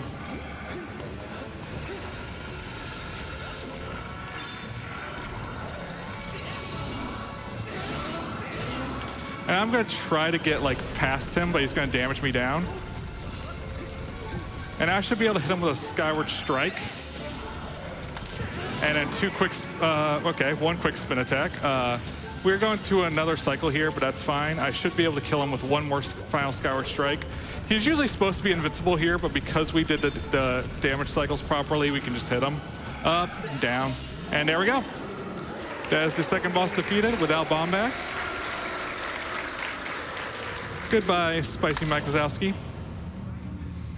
And once again, Harkatamer's gonna spawn. We want nothing to do with it. It's slow. Health is slow. Health is overrated in this game. So with that, we are going to be getting access to Lanayru, which is going to be the final area of the game that we explore. And yeah.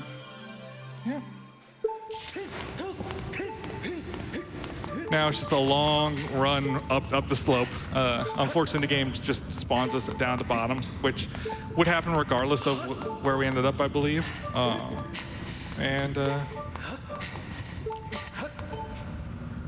Yeah, we're just going to enter this. We're on really good pace right now, actually.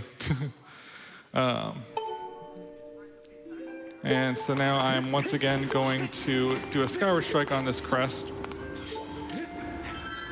Oop. A little too quick there. And then do a little swag side hop. And that is the Earth Temple completed. So we're now going to get access to the Lanayru tablet, which will let us access the Lanayru region. And so this is where we're going to say goodbye to File 3. We're going to be running on File 1 from now on. And that is where we'll finish the run. So this is the last time we get to see the green tunic, unfortunately. We will be beating Demise in our pajamas. So I'm actually going to run back into the Earth Temple because all the flags that we've been manipulating during Back in Time, all those are actually present in the Earth Temple. So we can just save in here and just use these flags. It's honestly really convenient that all the tools that we need are just right here. And once again, we're just going to just jump in lava. So we're going to be doing another instance of reverse bit magic, which is that trick where I start my file and then cause a change in memory right afterwards. We're going to be doing that on file 1 to get to the Lanayru pillar onto our file. It's the same thing that I did at the very beginning of the run to get the Farron pillar on, except it's just going to be on file 1 this time instead of file 3. So I'm going to bonk this tree, which is what opens up the gates, for those of you who didn't catch on to that. I'm going to collect this blue rupee. That's the only money we will collect during the entire run. And it's literally just to update our inventory, so that way we have the amber tablet back in time. So once again, I'm going to make my way up. I'm going to say the magic words, open sesame, and the gate opens. And we're just going to make our way into the goddess statue once again. And once again, shout out to the title screen for just not having this door here. This door is still there in the normal version. So we can just roll our way right on through and place the tablet, which is also like invisible for whatever reason. I don't know why. And then, yeah, we're going to start the cutscene. I'm going to start my file, and then the memory change is going to happen. And you might not remember, you might have caught it if you were sharp-eyed, but where file 1 was saved was actually in Farron Woods when we were doing all that shenanigans to enter Skyview. So I can just enter the sky here. This is actually really important because whenever we go back to the sky from the surface area, we automatically call our bird, regardless if we actually have the ability to do so or not. Due to the file shenanigans that I was doing earlier, we actually don't have the ability to call our bird anymore. So this is the only way we can call our bird on this file. And we're actually getting the same cutscene from Phi that we got earlier that gives us the ability to dive off of our bird because we never viewed this cutscene on file 1. And we're just going to make our way over to Lanayru. At this point, I kind of just want to give some shout-outs to some members of the community. Got some very awesome things going on in Skyward Sword 90% right now. Thunderbolt has been killing world records. The world record for this category is just about to cross the hour 8-minute barrier, which is absurd, considering that this run started off as over 5 hours when the game first came out. So just amazing work done by the community. Others like Jazznix, Your Average Link, Pippi in a Top Hat, who is a prominent GDQ host. You may have seen her doing some stuff at AGDQ 2024. And with that, we have made it to Lanayru. As always, whenever we enter our first area, we're going to skip a cutscene, and we're going to save, just in case we die. But that hasn't happened yet, right? We haven't died yet. We're in the middle of a desert, so there's not really much ways to die in here. Oh, hey, look, bombs.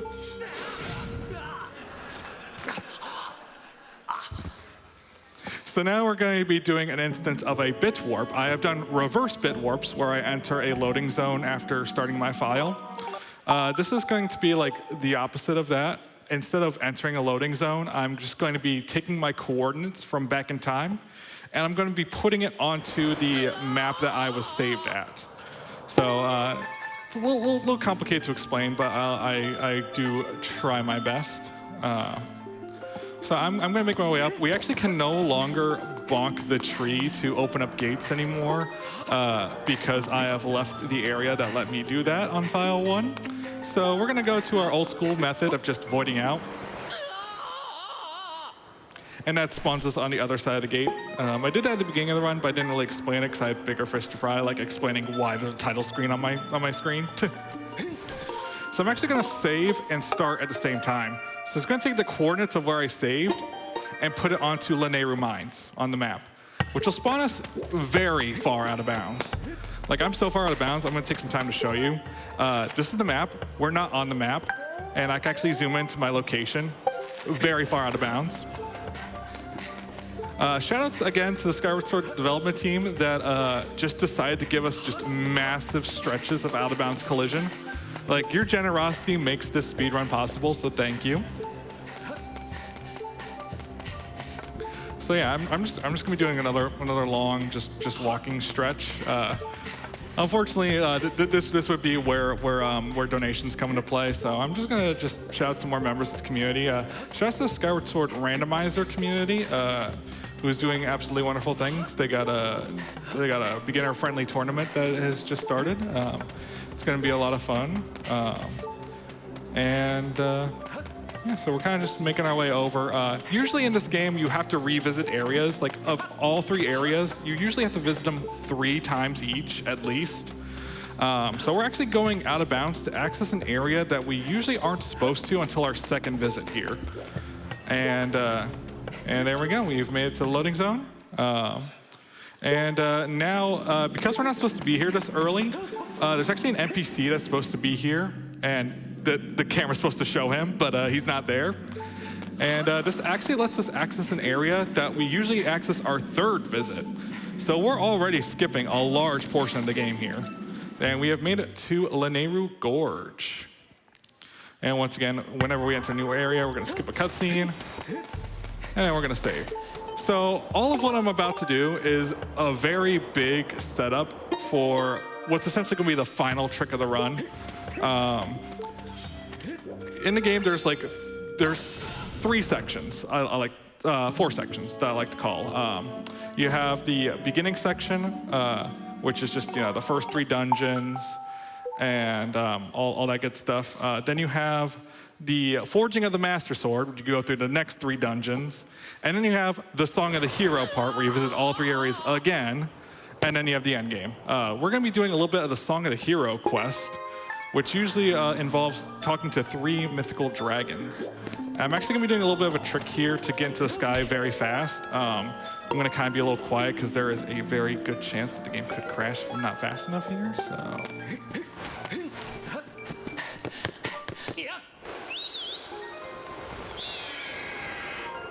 Okay, good, we didn't crash, cool. So now I'm gonna be entering Farron again, once again. Again, if you've forgot what game we're playing, just look on the screen. So we're gonna be essentially doing the Lanayru Song of the Hero quest using Back in Time. And what that does for us is it will let us play a minigame. It's called, I believe it's called the Thunder Dragon's Lightning Round.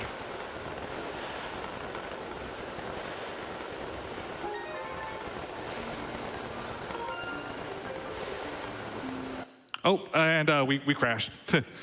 Whoops. That's fine. It's just a quick little cutscene malfunction. It's fine. It just takes a quick little console reboot, little unplug, replug action. This doesn't lose us much time at all. So you're just gonna see my Wii U menu a little bit. It's fine.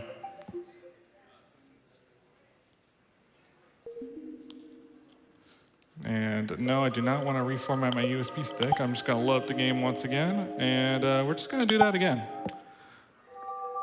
Funnily enough, I thought I was going to crash going into the sky, not entering the Farron pillar, but that's fine. Fun fact, I actually crashed in my PB, and we were still fine. So crashing is kind of like just an inevitability when you're practicing Skyward Sword.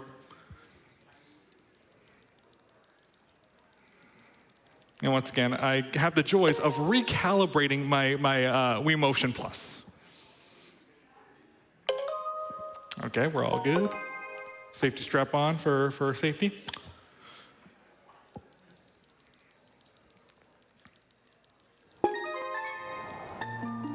So we only lose maybe a minute from that. So that's completely fine. We're on really good pace right now. Oop, I actually missed the bomb here. There we go.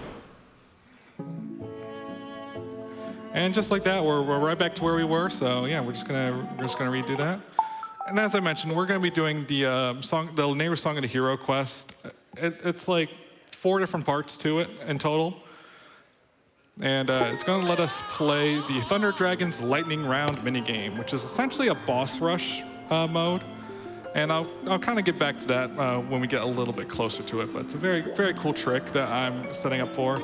It's a trick that actually has not been seen in front of a live GDQ audience yet, so that's gonna be interesting. You guys are gonna get an exclusive here.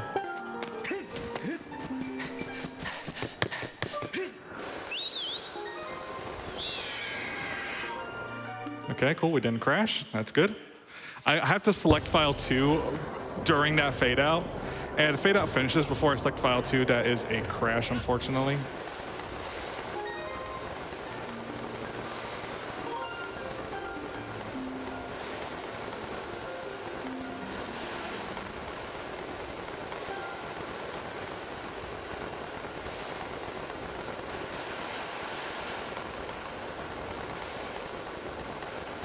These skydiving sections are probably one of the most nerve-wracking parts of this run. Okay, this time we shouldn't crash. Yeah, we're good. All right, cool. So now I can actually go back to what I was actually going to do. We're actually going to be doing probably one of the most free glitches in this entire run. And that is we are going to activate a cutscene that is usually supposed to activate the bird statues that are on the surface. And this is literally the only reason why we grabbed the tunic. Literally, we need the tunic for this one trick and then don't need it ever again. And then I could just start my file and yep, there we go. So now what that flag correlates to is it's gonna blow up a rock that we usually need bombs for. And I'm actually gonna take a little bit of time loss to visually show you what I'm gonna do. I need to cause another change in memory to let the game do this. So that's the rock right there. Now you see it, I'm gonna bonk a wall. Now you don't. And we got 1 rupee. And there we go. So the rock has been blown up. So now we're gonna save, and we're gonna be doing some more back in time. That is step 1 of this big setup. Step 2 is now going to be setting up the minecart escort. Sorry. Usually you have to escort a minecart through all of Lanayru Gorge, which is very slow. So we're gonna be activating that quest and then going to like the last checkpoint of said escort mission. So once again, voting out. And I'm once again gonna be doing that little trick that lets us get into Farron a little quicker.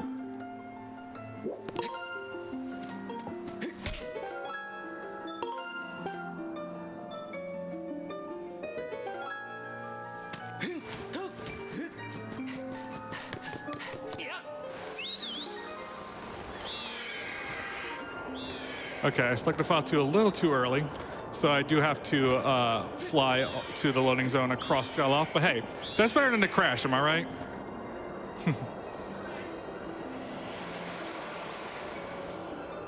I'll take a little bit of time loss over a lot amount of time loss. And we're once again in the sky, going back to Farron. We're gonna skydive to Farron at least 1 more time.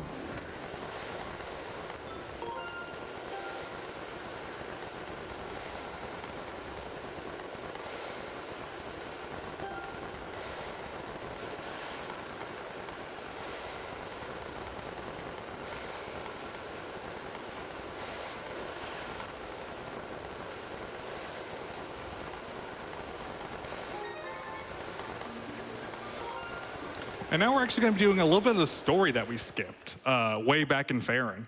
Usually, in order to get the slingshot, you have to rescue these cute little creatures called kiwis.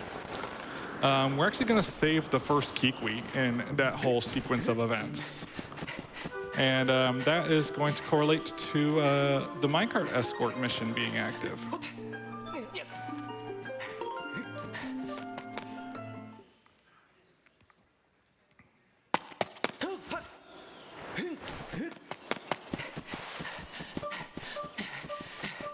And once again, I'm going to do a little bit more back in time magic. This log's just going to push me up and right into where I need to go. And we're just going to skip a little cutscene here. This is usually telling us, hey, welcome to Farron. And we're just like, yeah, we know. We've been here a lot. And now we're gonna save poor Machi, who is being tormented by bokoblins. This is only the second time that in this run that I've killed bokoblins. I did so in Skyview very early on. And this is like the only like normal combat that we've had this entire run. So I can just kill them with just one quick Skyward strike. And then I will start this cutscene, and then I will clear the text box and start my game with the same A press, which will complete the RBM. QQ. And yeah, that works. And now I gotta cause another memory change. So I'm just gonna blow up this rock right here with the Skyward strike. And that works. You won't see it until later on, but take my word for it, that worked. So now we're gonna be doing another little back in time segment here.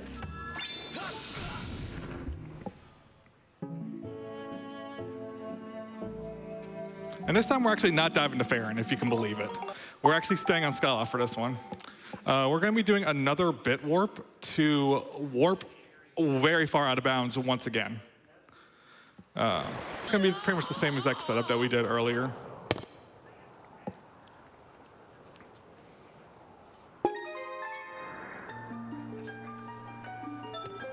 Let me tell you, I hear this fairy fountain theme in my sleep every night.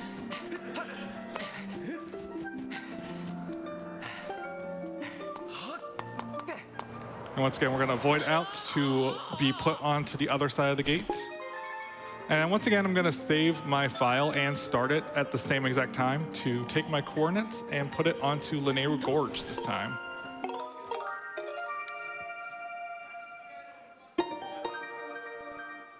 And just like that, we are very far out of bounds once again. And now we're just gonna walk all the way around Linearu Gorge to the final checkpoint of the minecart escort part of the Song of the Hero quest here. And so once again, shout out to the Skyward Sword developers for giving us such a large amount of out of bounds to walk on. Truly, their generosity knows no bounds. Except there's one tiny problem. Their generosity does know bounds. We got to get on top of this ledge here. The only problem is that the collision actually ends right here. So we actually got to do like a very like tricky jump to like get up there. It's actually called in the community like either like stupid jump or jank jump. It's honestly kind of stupid. Every person's controller is different. So it takes a couple of attempts here and there.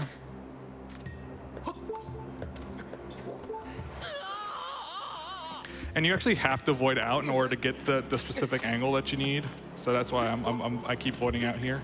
And there we go.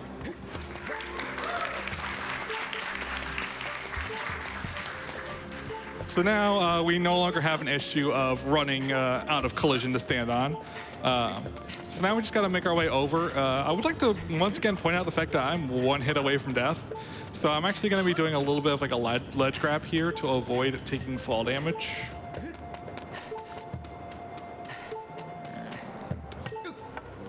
There we go. And now I'm gonna be doing a little trick called a brake slide. There's quicksand down here.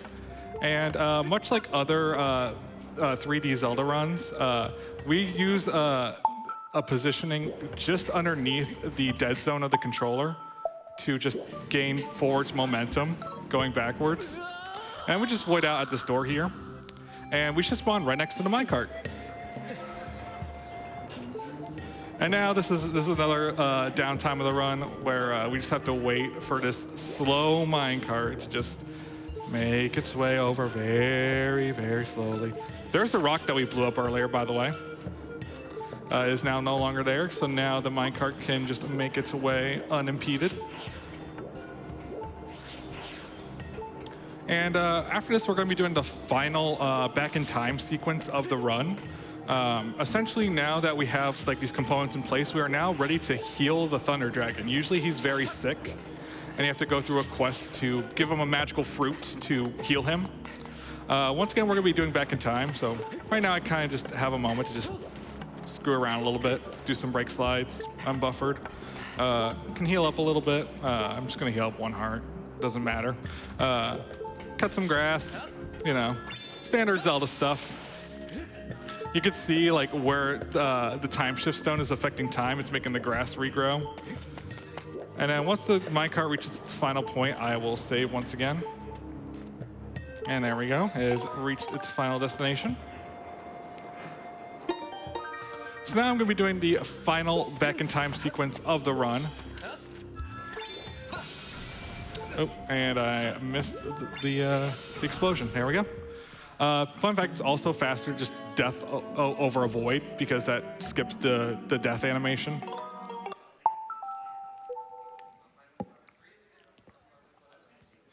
So this is gonna be the last time you hear this back in time warp, this void, I mean.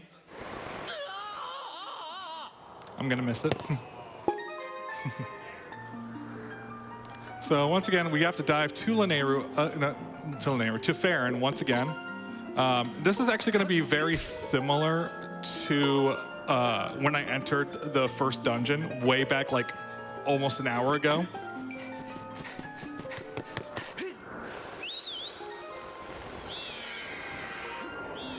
Okay, once again, I selected file 2 a little too early, but that's fine. I'll take that over a crash any day.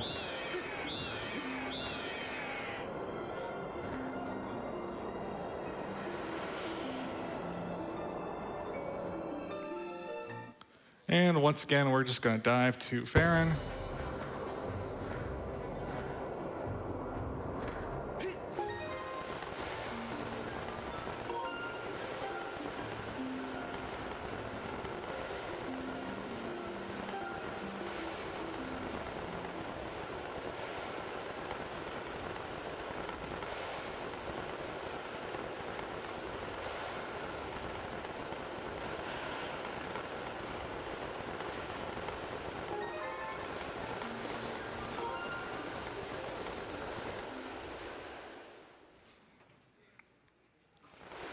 And we're just going to be making our way through Farron almost all the way to the first dungeon. And the flag that we're going to set here is not entering the dungeon, but just the doors to the dungeon opening. And that will heal the Thunder Dragon somehow. Just take my word for it.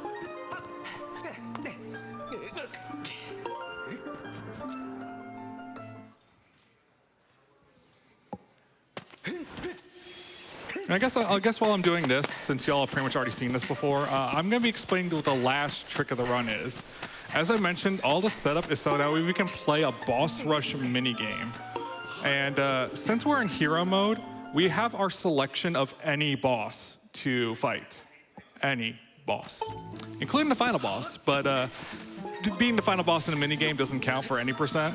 So the way that the boss rematches work is instead of like loading up a specialty arena for you to fight in, it literally puts you into the last, it literally puts you into the actual boss fight, but just has another little text to it saying like, hey, this is a boss fight. This is a boss rush minigame. As soon as you're done with the fight, go back to the Thunder Dragon. However, there is a way to escape the simulation, as I call it.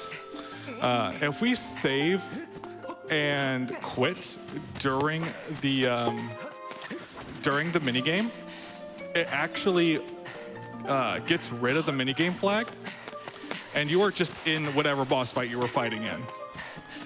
And so we're going to be fighting the second to last boss, which is actually the third fight against Girahim at the very end of the game. So this is going to be a trick known as G3 escape. It is very recent, and you guys here are actually the first live audience at a GDQ event to actually see this trick. So I hope you enjoy this exclusive here. So I just gotta grab this vine. For some reason, Link just did not want to grab it.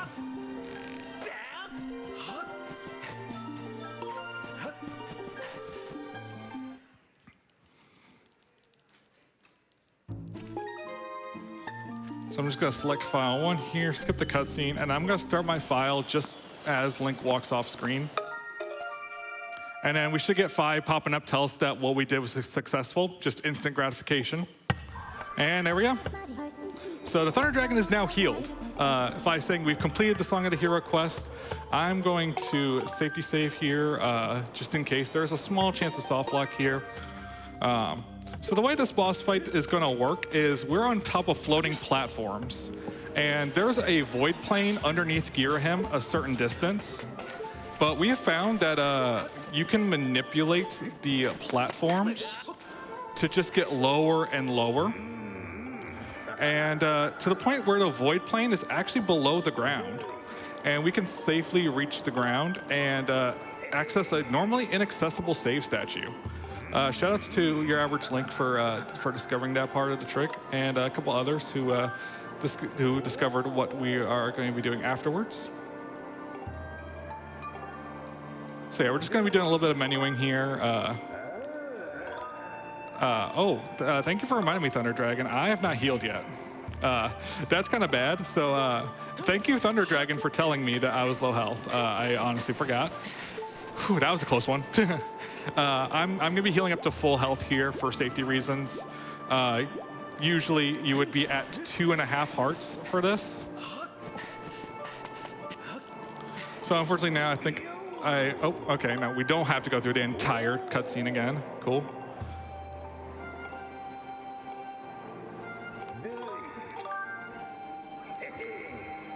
Hey. All right, so we're gonna be going into the Girahim 3 boss fight now.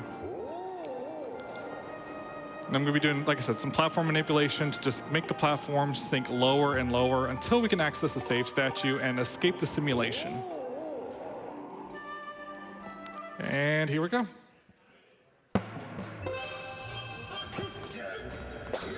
I'm gonna be doing a very precise angle here. Gonna line up with this rock in the background. And then we're just gonna hang. How's it hanging? And I'm gonna be counting. I'm gonna be verbally counting out some seconds here, so I know I'm doing the manipulation right.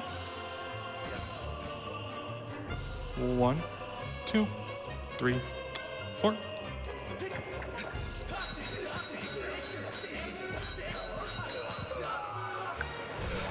Okay, that might be a little dangerous, but I can kind of make it work. I'm gonna recenter my motion controls a little bit here.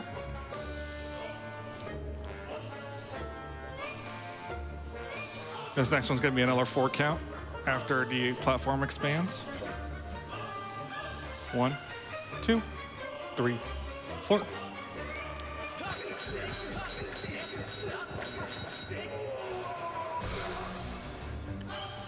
Okay, and this last one, I would like a little bit of audience participation here. This last one's gonna be a 2 count, and then I'm gonna do a backflip, and I'm gonna yell, "Wee!" So a little bit of audience participation would be greatly appreciated. 1, 2, wee! Thank you, thank you.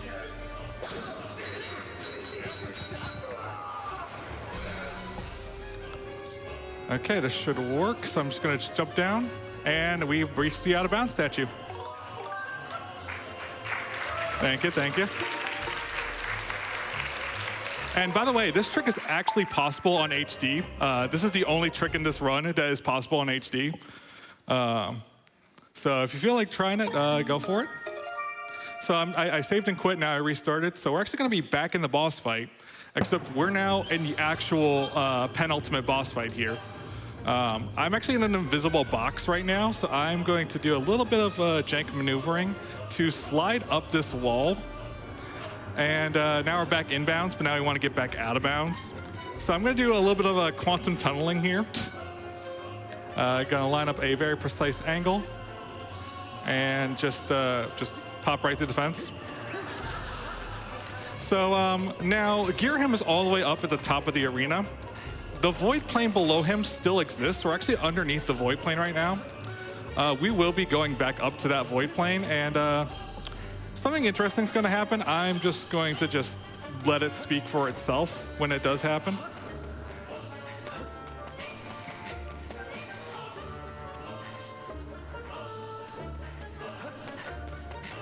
Getting my cardio in today.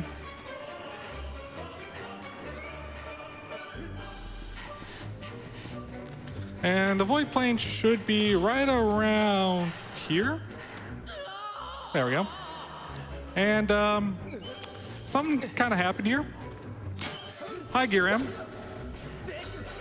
Gearham is now out of bounds with us. So we gotta knock him back inbounds. And you can see he's kind of like a little bit broken right now. He's kind of just floating on air.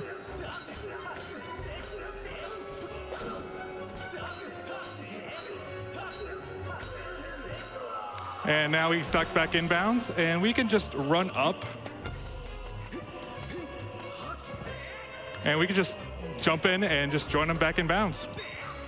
And now the boss fight kind of plays like normal. I'm gonna try to do a couple like little funny strats to save a little time.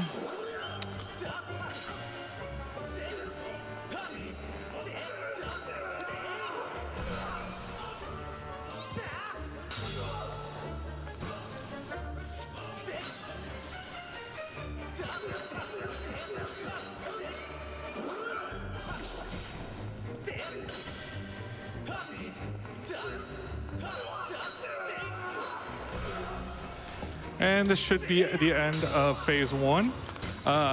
Pretty standard. Phase 2 is actually the hardest part because, as I mentioned way back at the beginning of the run, we never got any sword upgrades. So usually instead of taking like 9 hits or something to end this phase, it takes like 20 something with the very low damage that we have. So I'm gonna try to do a little bit of a stun lock technique to get some quick hits in. I'm gonna do some pause buffering. And there we go. I gotta do this like 3 times.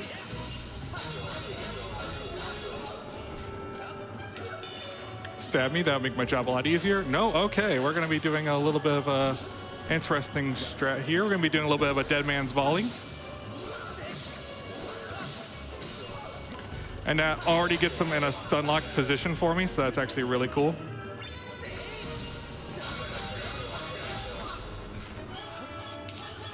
Oh, that's not good.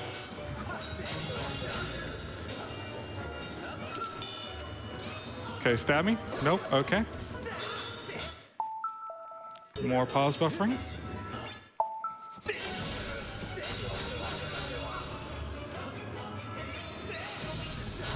And there we go, that's phase 2. Phase 3 requires 8 hits. The final boss is thankfully hit-based, not damage-based, so the final boss is actually going to be very similar. That's 1.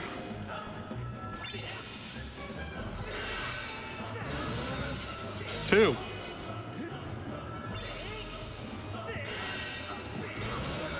3.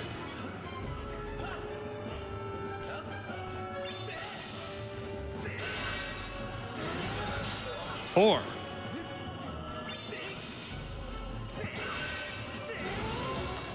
5.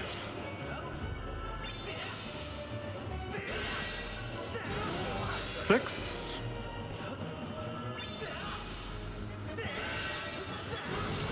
7.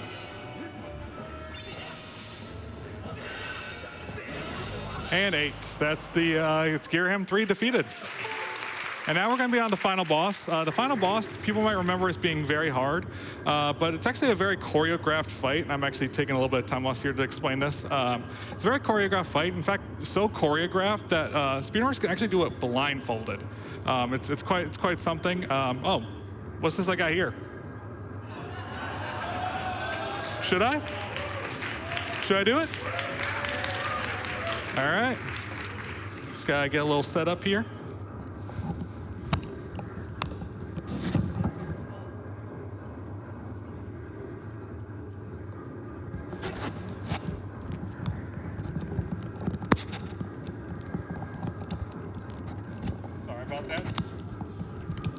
Sorry about that, tech. All right. I will ask, though, if I could please have silence until I call time. The beginning of phase 2 is the most important part, and I need those audio cues.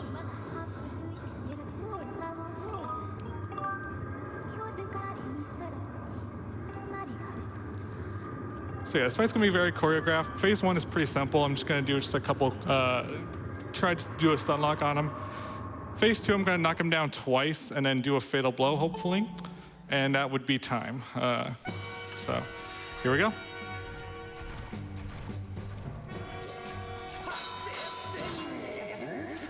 Okay, it's supposed to be a spin attack.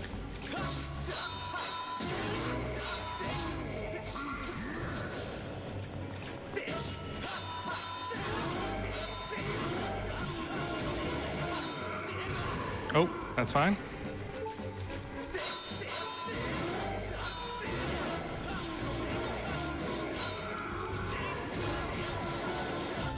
Phase 1, please roll your boss.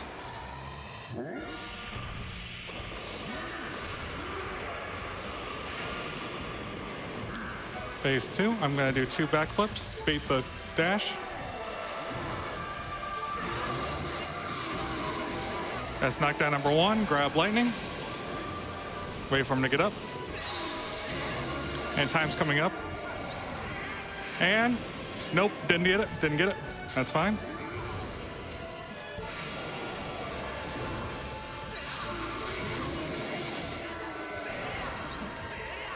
And that's time.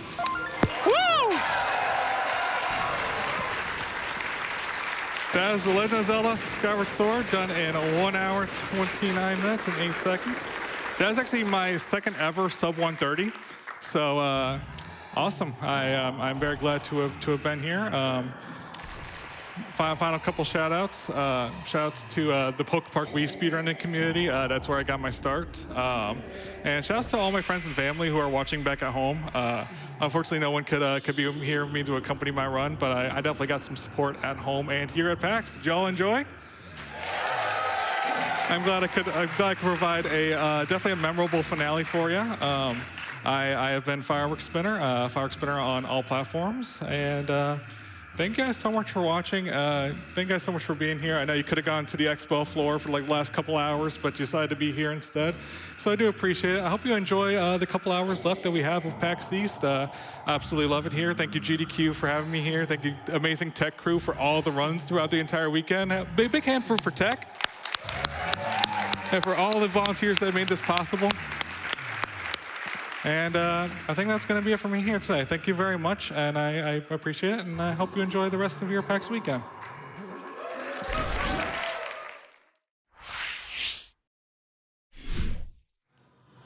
Thank you once again, Fireworks Spinner, for that excellent run of Skyward Sword. If you give us a few minutes, we are going to be setting up for the Speedrun Gauntlet, where you can try your hand at 4 different speedrun challenges.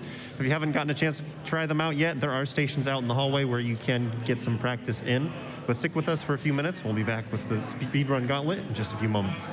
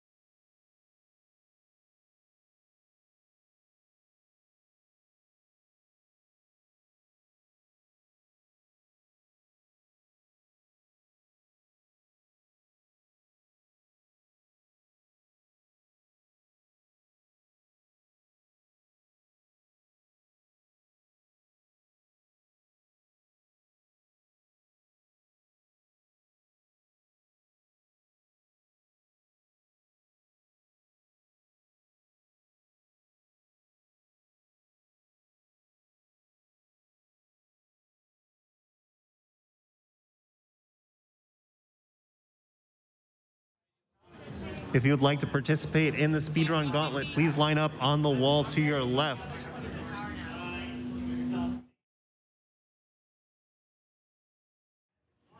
We will be handing out GDQ branded lanyards for anyone who participates in the Speedrun Gauntlet. So if you want to give it a try, stand by along the wall to your left. We'll be starting momentarily.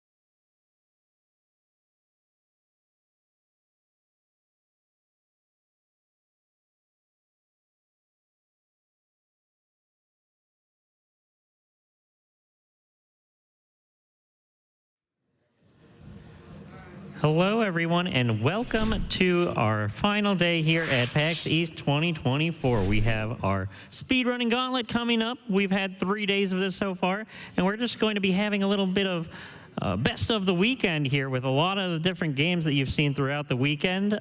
We've picked some of the favorites from each days, and then we are going to be getting started here shortly.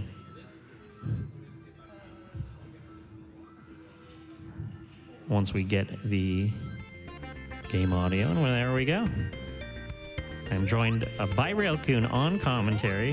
Hello, I'm trying to fix audio in my ears for a moment, so forgive All me right, if I'm quiet. while they do that, Green Z Saber, go ahead and take it away. And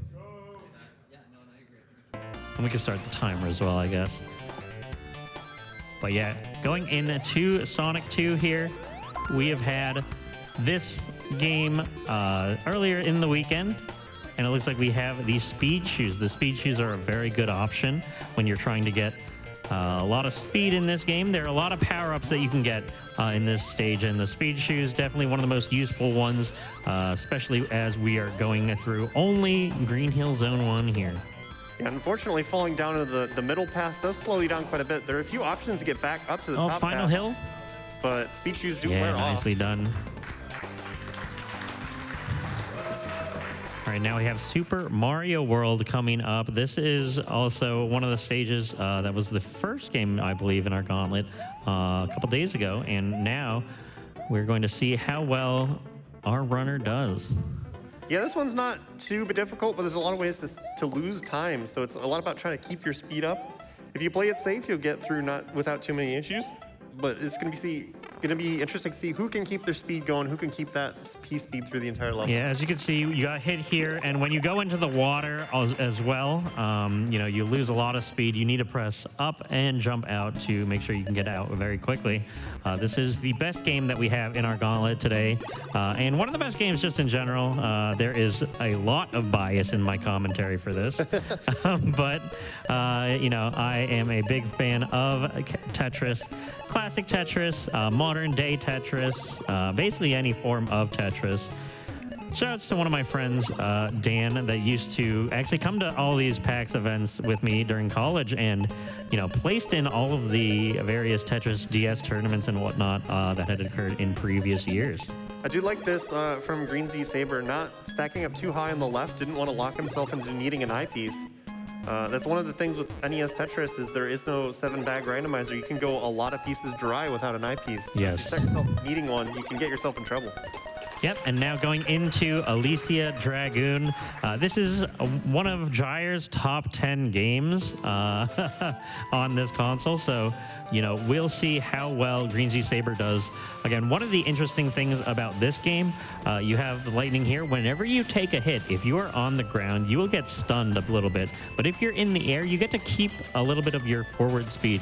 So if you're about to get hit, you know, it might be a good idea to take a jump. As well, there are health drops in those little stars there that you can opt to take for a little bit of safety. But, you know, you can see Green Z Saber opting not to go for it and just going to be taking the rest of the stage. And yes, Z Saber's got a good amount of health, can get through this pretty well. One thing to note is in the top left, there is that lightning meter. And if you let it fill up all the way by not firing for too long, you get kind of a super attack that does way more damage and can clear out some of these tougher enemies very quickly. So it's a big part of this game is trying to route out your lightning usage. Have a good plan on when you're going to use it, can save a lot of time, but this looks like it'll still be a sub-minute here from Green Z Saber. Yeah, very nicely done. We are setting the initial time here for our gauntlet, and congratulations, Green Z Saber. Yeah, you're good. Thank you so much, Green Z Saber. We can send up the next person. Yeah, and we have a large line here. You know, everyone's winding down after a long weekend here at PAX East 2024. Hopefully everyone on the stream has also enjoyed their PAX weekend. Did they enjoy their PAX weekend? Couldn't hear that. I actually believe you enjoyed your PAX weekend. I heard you got a t-shirt. Yeah. Well, a bunch of the GDQ crew went off and did the Final Fantasy XIV Battle Challenge together, but we've got Gemstone Jester here taking on Sonic. Let's see how Gemstone does here. Now, hold on. I want to go back to that because I believe you and Amerlin, a couple of our more experienced FF14 players, ended up dying, right? I died once. Amy, if we're doing this, Amy died a whole lot more than me, and I had to res him like 4 times. Oh, wow. All right. Good to hear. Good to hear. At least you came out with a T-shirt. And, you know, speaking of what better compliment of a T-shirt than a lanyard? And we have GDQ PAX branded lanyards here for anyone that chooses to participate on stage today. You just need to go line up on the side of the stage here, and we'll make sure to get you in and get that lanyard. Yeah, we'll be taking people into the gauntlet until pretty much we're shutting down for the evening, so we can take quite a few more than are in line already if you do want to try your hand. The line is on the left side of the room if you're facing the stage, but we see going for the star in Mario. That was the semi-popular strat the other day. That ends up giving you a lot of safety buffer as you go into the stage, because there are those things in the water that will hit you and cause you to take damage. And we haven't talked about it yet because nobody's died, but at the end, each extra life you have gets credited to your time by taking 10 seconds off each. So you can think of a death as a 10-second penalty. Yeah, absolutely. And we're going to be seeing Tetris here. Single line clears. As you can see, when a line clears, you see that animation. One of the things that you want to do as you're trying to get a fast time in the speedrunning gauntlet is to make sure you route out your line clears. Now, necessarily, you might not need to get Tetrises every time, but, you know, if you think about it, you know, you could do 4-4-2, you could do 3-3-4. That'll get you to be able to clear 10 lines, which is what our goal is, and we'll see how these different players decide to navigate that line clearing, and it looks like we have one more line left to go here. Yeah, and I like finishing off with what looks like a misdrop, but you only need 10 lines. Good way to just finish it off. Don't worry about your stack any further than that. Very well done. If you're counting all of your lines perfectly, you can definitely make sure that you can burn any pieces that you don't want just to get to a piece that you may want. Going into Alicia Dragoon here. Again, taking hits on the ground here will cause you to take that little stun on the ground. And so we're going to need to see how well this runner does. Yeah, we're a little bit lower on life here, so I might want to try and pop these capsules. Looks like they, thinking about it. They popped the one that didn't give health, but the other two do give health. The meat heals your dragon. The little potions heal Alicia. So if you're worried about your health, you want to get those potions. Something I've heard from our resident runner, Jair, of this game, the dragon is not that useful in this, and not in the first stage. Usually later on. Yeah, usually you could just let it die, and you'll still kind of make it through this stage just fine. If you're lucky, the dragon can fire a nice shot and clear some enemies out for you, but there are some more capsules here for some backup health. If you are low, good backup strat. It's going to save more time than taking a death and having to do this over again. Absolutely. Again, this is a pretty straightforward stage. You know, you kind of just zigzag it down around. It's just making sure you can damage boost, and very nicely done. We got a second place time from great job by the Gemstone Jester. Thank you very much. We've got our next challenger coming up to the stage. Looks like it's That Child Gamer returning. They played yesterday as well, if I remember correctly. Yeah, and so now what we're going to be doing here is hoping that we can round out our top 3 times on our leaderboard. Again, we just have kind of filler there of 10 minutes. We believe all of our runners really could finish under 10 minutes. And nobody's ever game over in any game ever, right? Yeah, of course not. Definitely nobody sitting here in the commentary booth. Definitely not both of us. Absolutely not both of us. Never would happen. I would like to note that it seems like it's a lot easier when you're sitting in the audience, but if you haven't tried some of these games, they're older games with different quality of life. You'll notice that a lot of people are missing that first jump off of that platform on Sonic here, but Sonic doesn't really have a whole lot of coyote frames like you'd get in a modern console. You have to jump right at the edge of the platform. You don't get that grace period where you can jump You can see a little off. bit of struggle on that hill there as well. So we see a little bit of the struggle as we get through the end of Sonic 1. We just need to get past this final ledge here and on to our second game. And again, we have 3 consoles represented here. You know, we have the Genesis, we have the Super Nintendo, as well as the original NES. So we'll see how our runners can fare, kind of swapping back and forth between all of these different, input methods and types of games as well. Yeah, I like that the first 2 games are a lot about momentum, preserving speed. If you can do that, you can save quite a few seconds. And then the next 2 are much more strategic. So we've got a mixture of platforming, some puzzle gameplay with Tetris. Would you call that puzzle gameplay? I would call it puzzle gameplay.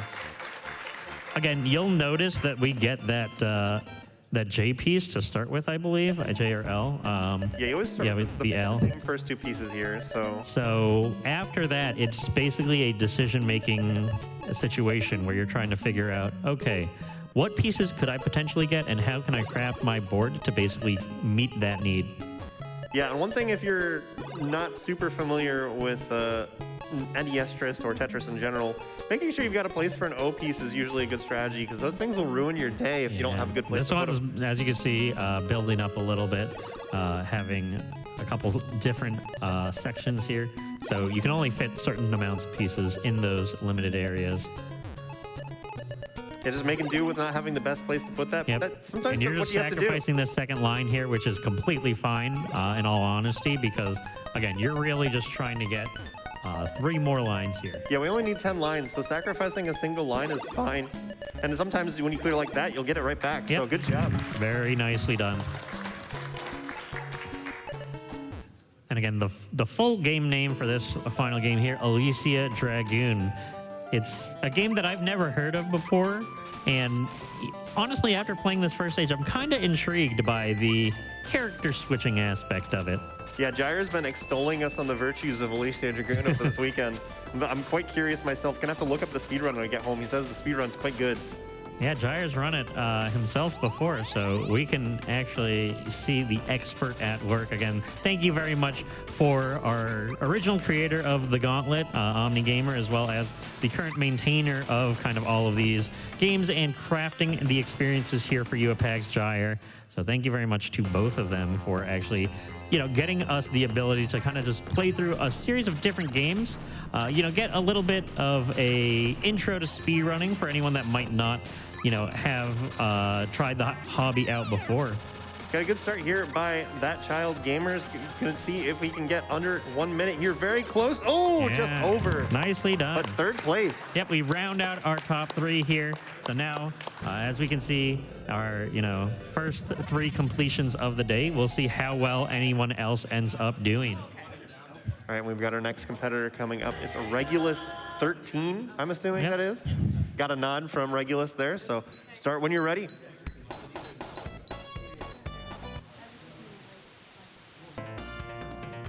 All right, so we've got Sonic. We haven't had anybody successfully stay on top route. What do you think, Richard? I am hoping that we see, the top route being utilized. Again, these speed shoes, very important in this stage just to be able to maintain your speed. And if you end up slowing down a bit, it'll help you a lot. I like if you don't quite get that bounce, getting the invincibility is a nice backup. It helps you bounce off some enemies on this middle route. If you keep your speed, you can actually launch back up to the top route near the end here. Yeah, with those bumpers, you have the opportunity to get back up. But now it looks like we are just taking this mid route all the way to the end and, a little bit behind par, but we are going into Super Mario World nonetheless. Only 2 seconds behind the record, though, and there's definitely time to save on these other games. Let's see how Regulus does. Yeah, I would say in terms of the variance in time, probably Tetris is our highest variance stage here. And then Sonic is probably our second, I would say. I think it depends on how much people practice. If you put in some practice, you can get consistently around the 50-55 second range on Tetris. And you can save a lot of time on Sonic if you get those strats down. So yeah, we might see some people do worse on Tetris, but really well in the first 2 and still manage to pull ahead. Yeah.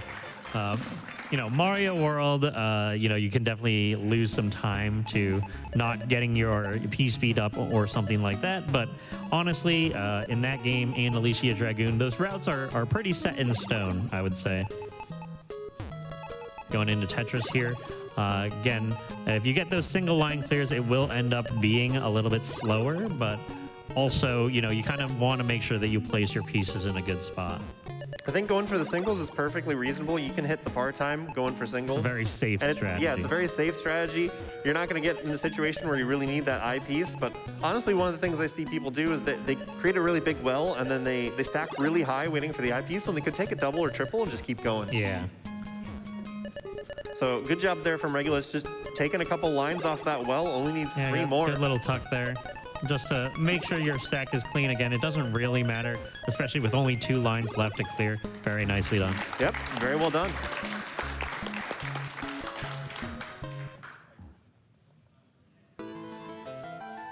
So we're back here on Alicia Dragoon one more time. Do you think this humanoid character is Alicia and the dragon is Dragoon? Yeah, I think the humanoid character is probably Alicia.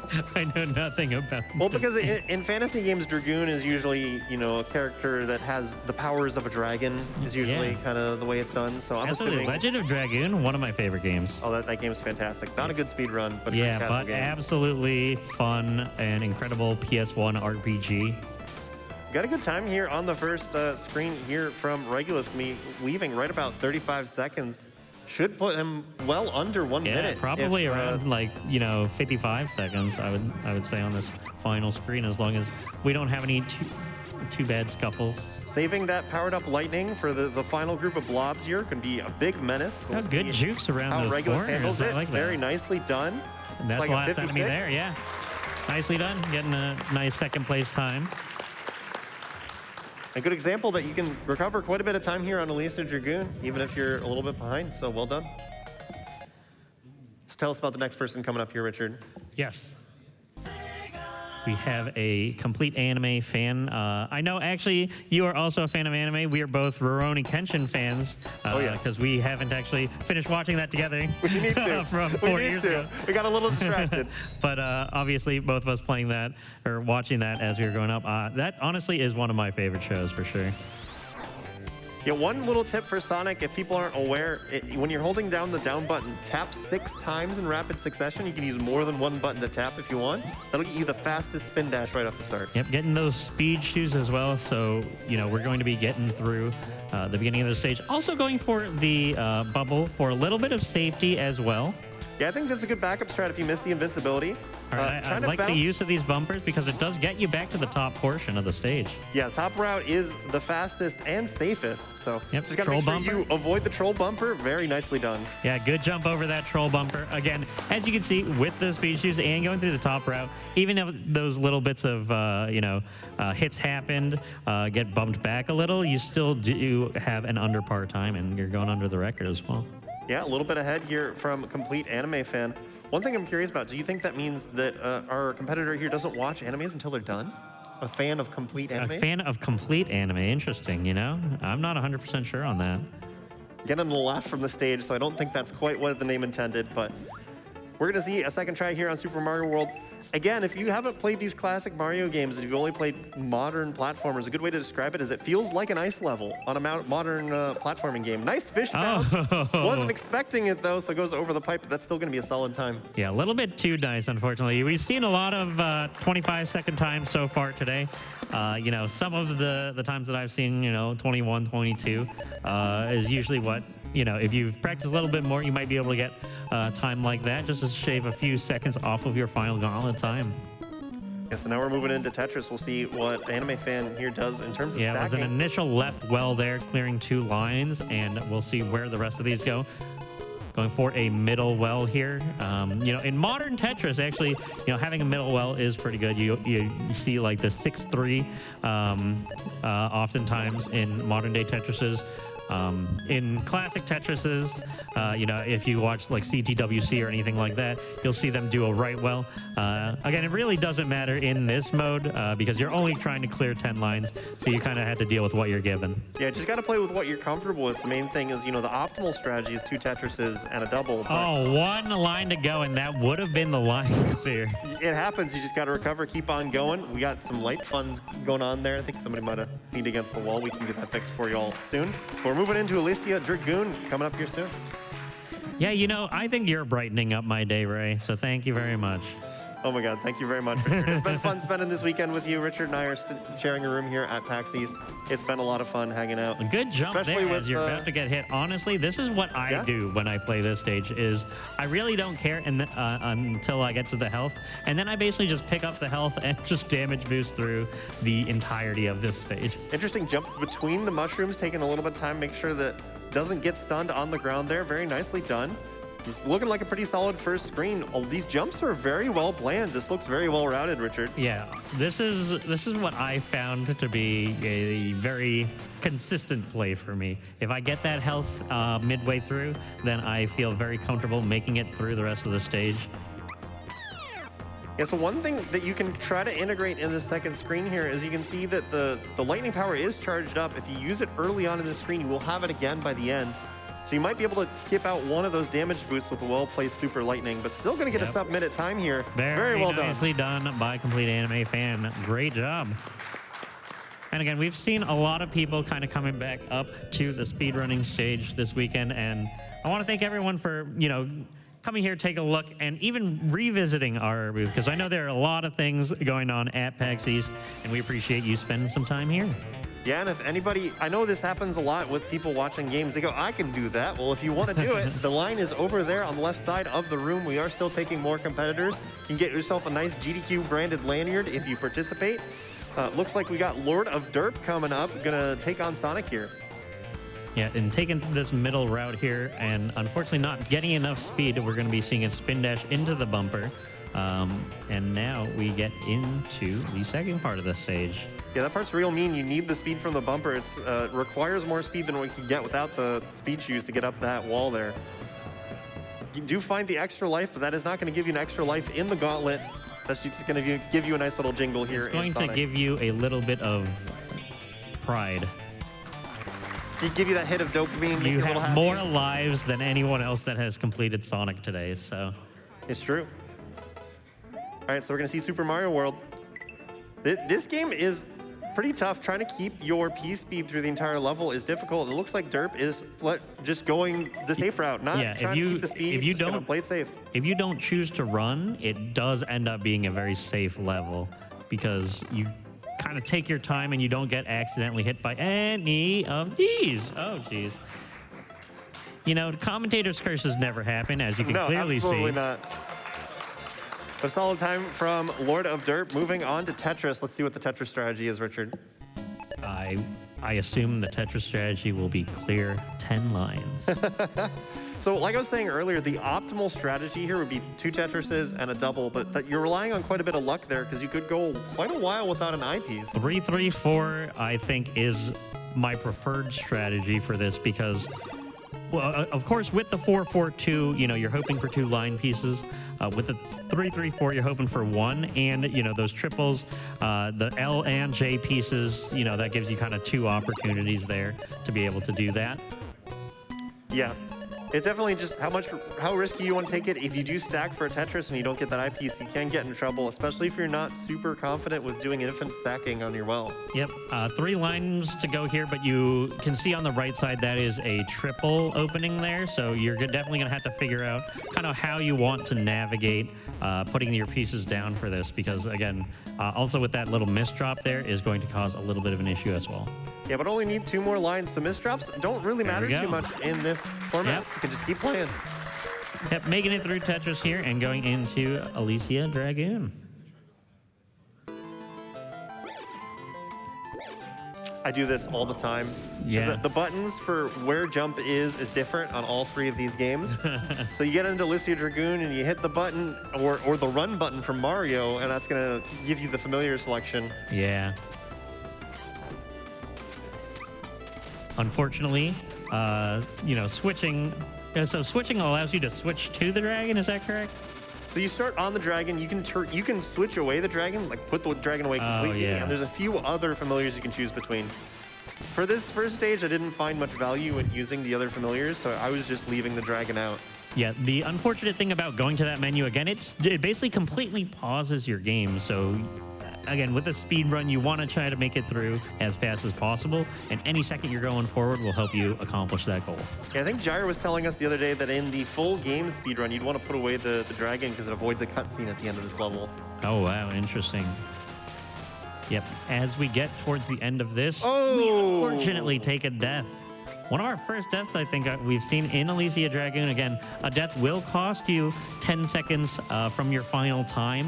And again, you only have 3 lives to go as you go through our gauntlet across all 4 games. Those star capsules do have some health drops, those potions that can come out. It's just if you don't have the super lightning charged up, you're going to have to stand there and shoot at them for a few seconds. Yeah.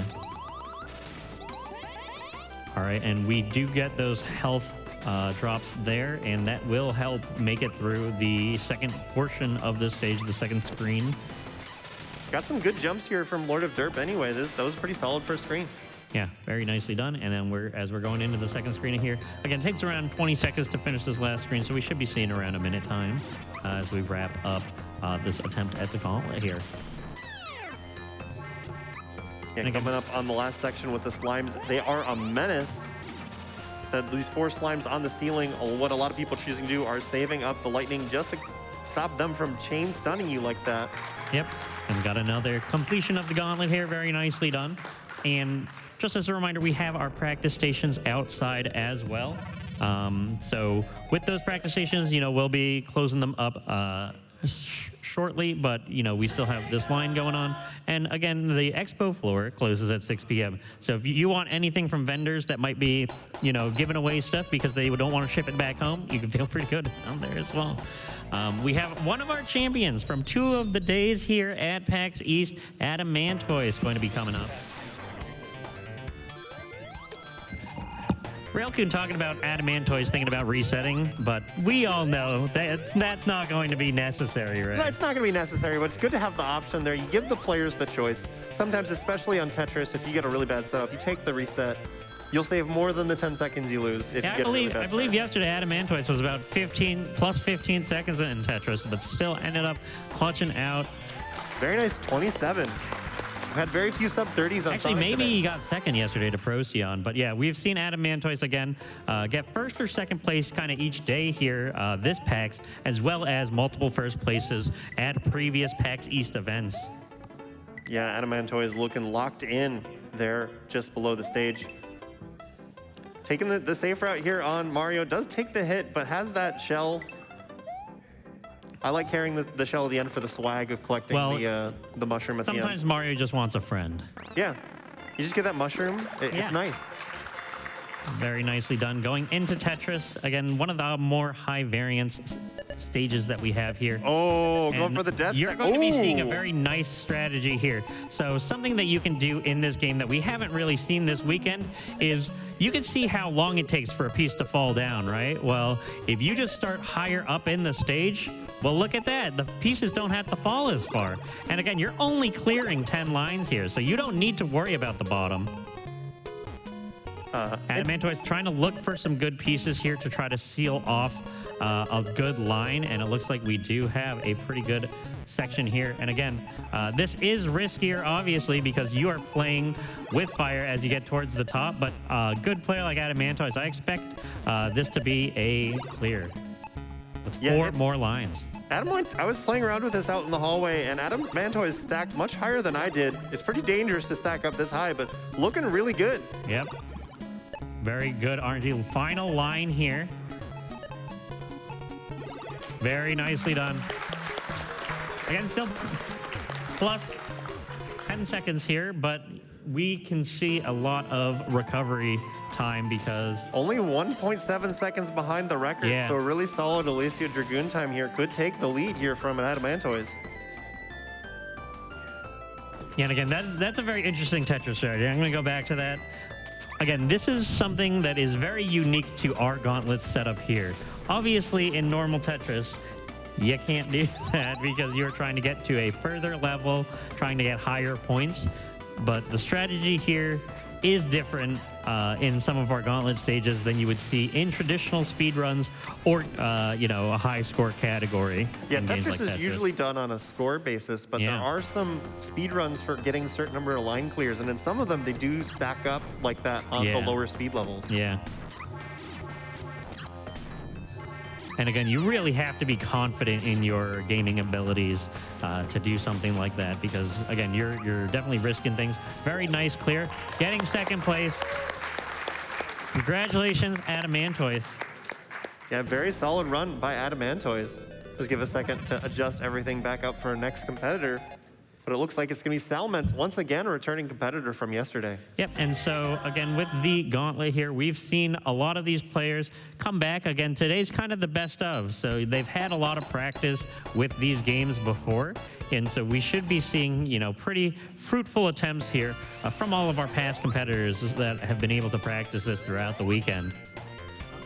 Going into Sonic 2 here, gonna skip that bumper, kind of got going a little bit slow, but going to use this one maybe to get to the speed shoes. Unfortunately, missing out on the speed shoes. Yeah, it is faster to not take the spring, but it is a tricky jump. Yeah. Yeah, definitely. And it looks like, again, going through the middle route, you can definitely see this. You know, you'll see other players getting speed shoes later on, and it does end up being a little bit slower to do this. And going through the middle route here as we finish up Sonic 2. Going through this last ledge here as we kind of overshoot and go into the next level.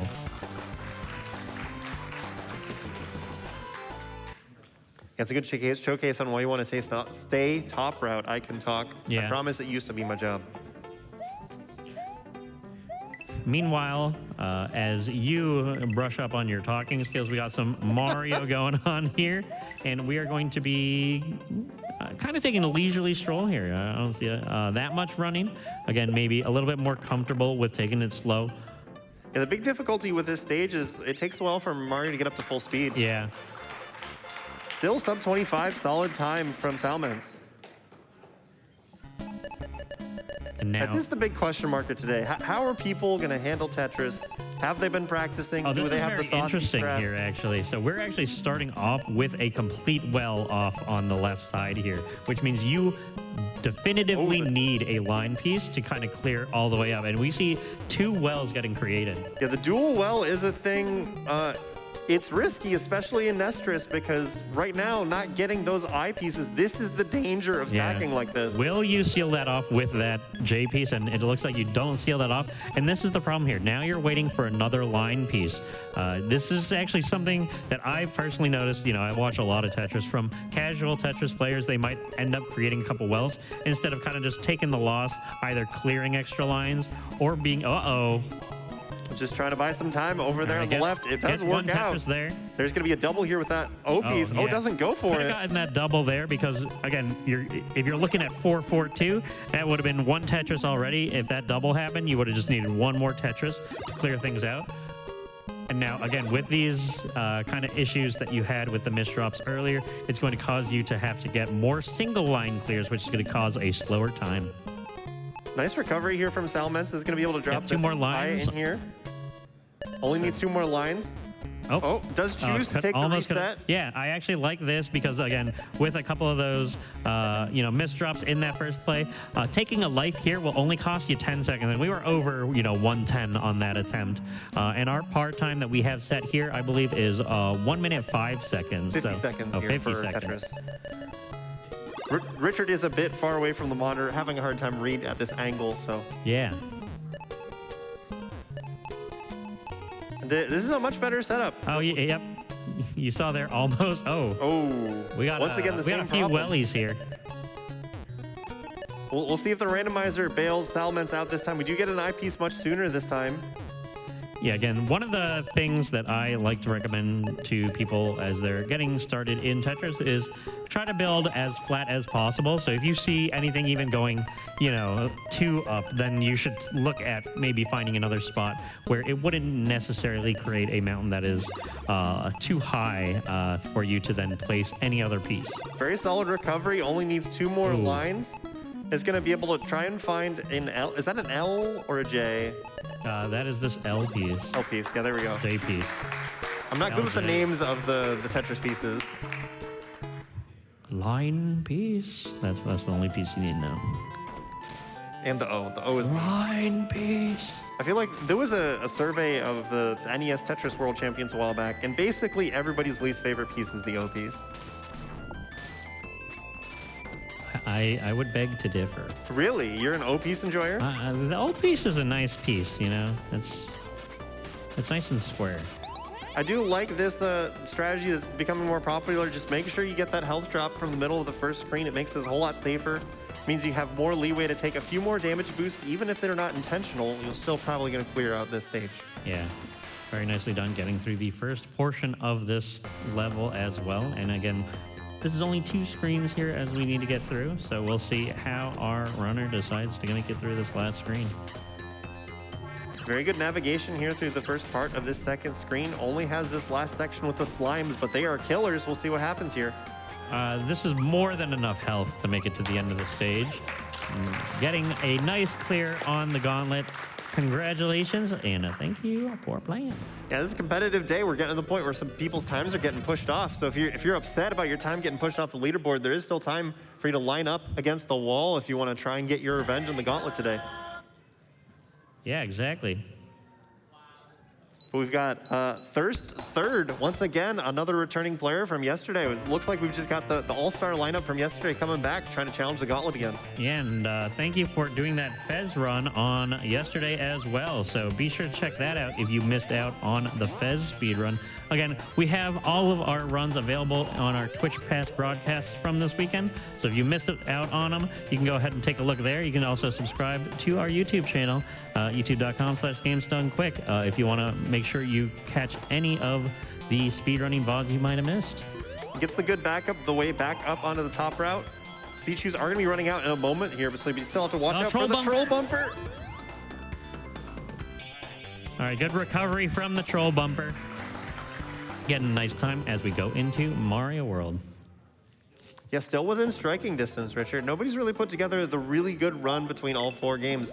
So if anybody's out there in the hallway practicing now. We're actually seeing a different strategy here. We're seeing the Fire Flower strategy getting employed into damage boost strategy, of course.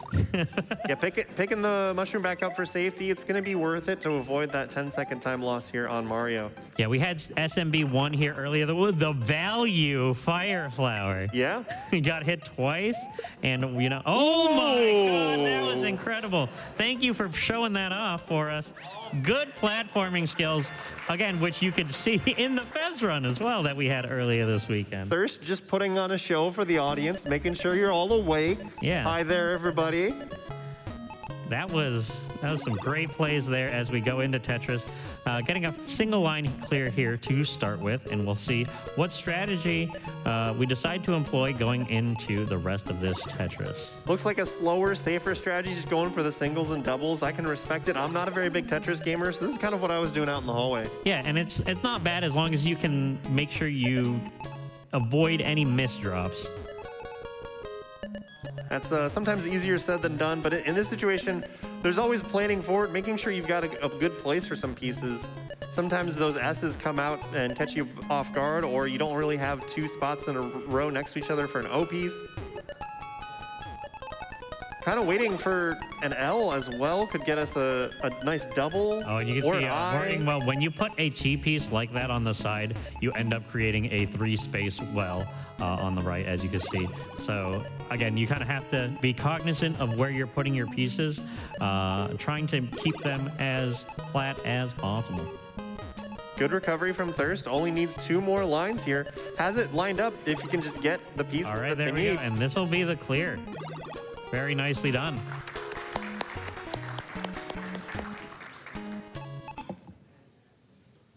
And again, thank you everyone for playing through our speedrunning gauntlet this weekend. We have these lanyards here available, and it's good that we don't have to bring them back. Yeah, we want to give away these lanyards, so if you want a lanyard, make sure you get in line here. Yep, and as we are finishing out this gauntlet attempt here, we see a couple of damage boosts, but getting this health, again, refills your health all the way back to full, and that will make it very nice going in towards the second screen here. You're navigating this first screen really well. Does hit those enemies with the lightning there. It creates a little bit of lag, but honestly, I think it's worth it there just to avoid the stun on the ground. Honestly, even a lot of bit of lag, I'm just going to say. When there's a lot of things on screen, this game could be chugging sometimes. Very good job navigating this screen here, getting these turnarounds relatively quickly on these platforms. Oh, Gonna jump through the slides. Okay, all right. Gets the 57, solid time. Nice clear with just a sliver of health left. Very nicely done. Good job, Thirst. All right, we've got Couch Potato coming up. I do enjoy couches, and I enjoy potatoes. Yeah, what kind of potato do you think we're talking about here?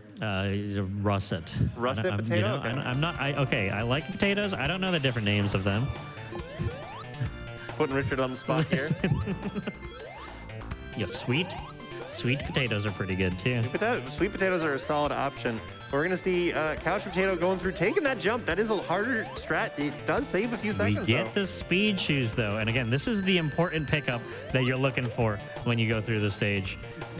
Yeah, the speed shoes save you so much time. You can get up that wall without needing the spring. You don't need a spin dash. You're just going really fast. Managed to get past the worst part of the stage, almost right here at the end. Just going to go over this lip into the flag. There we go. Yeah, very nicely done. Super Mario World, again, stage that you have to worry about, as we saw from our last runner. We'll see what kind of dodging and weaving and, avoidance this runner decides to do here.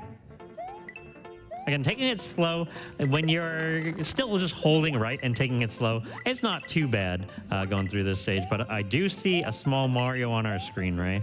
Yeah, I've got confidence. Oh, spoke too soon. And look at that commentator's curse. I didn't curse anyone. That was Railcoon, and it is on the record on stream. I'll take credit for that one. Well, gonna go again here from Couch Potato. We haven't talked about it in a bit, but a death just means that you get less of a time bonus at the end. So in the end, it's really only costing you 10 seconds. Going for the P-switch strategy. This can keep you from having to jump in the water at all. Just take a few seconds, but makes the whole stage a little bit safer. Yeah, but you can actually see it might make it a little bit slower as well because you keep running into those coins which are now turned into blocks. But you're wrapping it up and going into Tetris, we'll see how well this runner does. But given that nobody's ever had trouble with pits on Mario before, definitely gonna say that's a good decision. Never. Yeah, we had Super Mario Brothers 1 earlier this weekend, and that was definitely a run killer, that's for sure. All right, we got Couch Potato lining up here with Tetris, trying to figure out what their plan is here. Taking it slow, it's fine. I like in Tetris when you see somebody take their time to catch their breath. Yeah. Figure out what their plan is, not just smashing the pieces down when they're not sure. Okay, well, you're just calling me out like that, huh? Well, you're good at Tetris. You can just smash the pieces down and have a good plan. You know? Oh, one line, one column over, unfortunately, on that piece. We'll see how well Couch Potato can recover from this. It looks like, we've been graced by 2 line pieces basically in a row here. That doesn't happen very often in Nestris. Yeah, sometimes you get the opposite where it gives you like 4 in a row. Look there at we this, go. There's the another third line piece. Sometimes you can get too many line pieces, so hopefully the randomizer calms down a little bit. Oh, yeah, as you can see here, again, going into that placement question is, if you have a piece like that and then another piece that'll cause like a 3-line, gap there, that's something you want to avoid unless you're feeling confident about another line piece showing up. Yeah, Couch Potato going for the reset. Definitely respect it. I do like this. It does mean this is the last attempt here for our runner. So again, you have 3 lives in this challenge. In the practice stations, you can practice as much as you'd like, but here on stage, we want to make sure that there is a little bit of incentive. Again, each life is 10 seconds taken off of your final time. So you want to use those to try to make sure that you can get through the gauntlet as well as get a nice amount of time saved. Yeah, and sometimes taking that life there is just a mental reset as much as just a second try. Catch your breath. You've got this. Only need 7 more lines. It's very doable. Yeah, absolutely. And I like this placement here because then you can get this additional line clear potentially, or not. And then... so we'll be seeing some good line clears with these O pieces. See, O's not so bad, There's a triple. Here we go. Yeah. Very nice. Only need 3 more. Only 3 more lines to go, and we have a pretty clean stack here, so I don't foresee too many issues. This T piece can fit nicely, and we can kind of, we really don't need that bottom one. Could seal that off. If this is a modern Tetris, that'd be a great T-spin opportunity. Yeah, going into the last 1 line here, I think we should be seeing a relatively safe clear as we get into Elysia Dragoon. I like that tuck there. Just going to set yourself up on that second line being the one that is going to be cleared here. Perfect. Then this should be the... Could have been the clear. There we go. There we go. Very nicely done. Good job by Couch Potato. Moving on to Elysia Dragoon. Yep. I like this one being the 4th one. It's kind of an opportunity to catch your breath after Tetris. Tetris stresses me out. What about you? It does not stress me out, basically, at all. Well, you're a Tetris player. You're good at Tetris. No, there are situations where Tetris can be immensely stressful. But clearing 10 lines ain't one of them. Good job using that super lightning to clear out those capsules very quickly, getting the health drop. Yeah, again, I am definitely an advocate for getting the health in this stage. It is very important because, again, you can take a lot of damage boosts afterwards, and you can already see, even after getting that health, taking 1.5 bars of health going into the second screen, that could be a little dangerous. Still has 6 more hits, and there are some capsules coming up. There is the safety health that you could opt to choose to get, but it looks like our runner is avoiding that, and just a few more enemies. We should be seeing a clear here. One more hit. Can Couch Potato avoid the slime? Yeah, very nicely done by Couch Potato. Congratulations, and enjoy getting that lanyard. Close call, but makes it look like a professional. So next up, we have Mythic Dio coming up onto the stage. Welcome to the Speedrunning Gauntlet. Give it a try when you're ready. We're going into Sonic 2. It looks like we are getting, a jump button check, really, at the beginning. It's so easy to accidentally jump when you're trying to spin dash at the start. I've done it. I know it. I respect it. It happens. We're going straight for the speed shoes. Going to go for the ramp. Like the play. Not getting the invincibility, but going for this middle route with the shield. Still a very solid route. You can get good times down here. Yep. Going in the middle route for the rest of the stage as well. We'll see how well this runner ends up doing. Speed shoes are going to run out here soon. Could be an issue. Yeah, there we go. Speed shoes have now timed out, but we are close to the end of the stage. This final ledge to go, and very good job. Going into Super Mario World. Again, we'll see how many times will this runner go into the water, Ray? What is your prediction? I'm going to go 1, because that's the minimum required. I will say 7. 7? No belief from Richard. Oh, okay. Well, if you take it slow, I would go with 0. This might be the spite, Richard. 1, 2. All right, well, we got 2. Could have stayed swimming just to spite. Near the end, I feel like this is very clearly staying out of the water just to prove you're wrong, Richard. And hey, there's nothing wrong with that. Very nice clear as we go into Tetris. Only 10 seconds behind. There's plenty of time in Tetris and Alicia to catch up on that. Yeah, again, Tetris is our leveler here in today's speedrunning gauntlet. We've seen a lot of players have difficulty. We've seen a variety of strategies. Again, Adam Mantois employed that, kind of trash strategy of trashing the bottom half of your screen. Yeah, the death stacking, which is what I think it's called. Yeah, and it looks like we have just mostly single line clears here. Again, not a bad play, as Ray had mentioned before. This is pretty safe to do when you're playing Tetris. Again, it doesn't get your stack too high. It doesn't get you stressed out as the time for you to think gets lower as the screen goes on.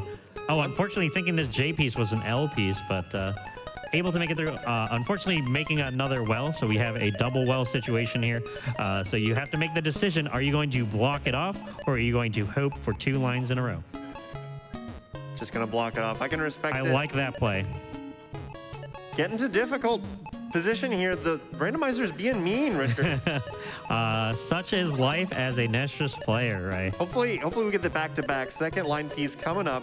Yeah, we'll see. Believe. We'll see if our runner decides to reset here. Again, a couple of issues here causing problems only halfway to the line completion.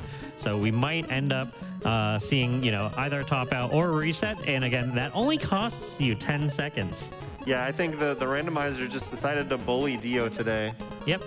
But again, not too bad because, again, 1 life gone, but you will definitely save more than 10 seconds in this next attempt. Oh, yeah, for sure. And like you're saying, going for the singles and doubles, if you practice to get confident in your drops, not miss dropping, just clear for those singles and doubles, you can hit par pretty consistently. Yeah, one of the main things in Tetris is just consistency. Make sure you know where you want to put the piece and it goes there.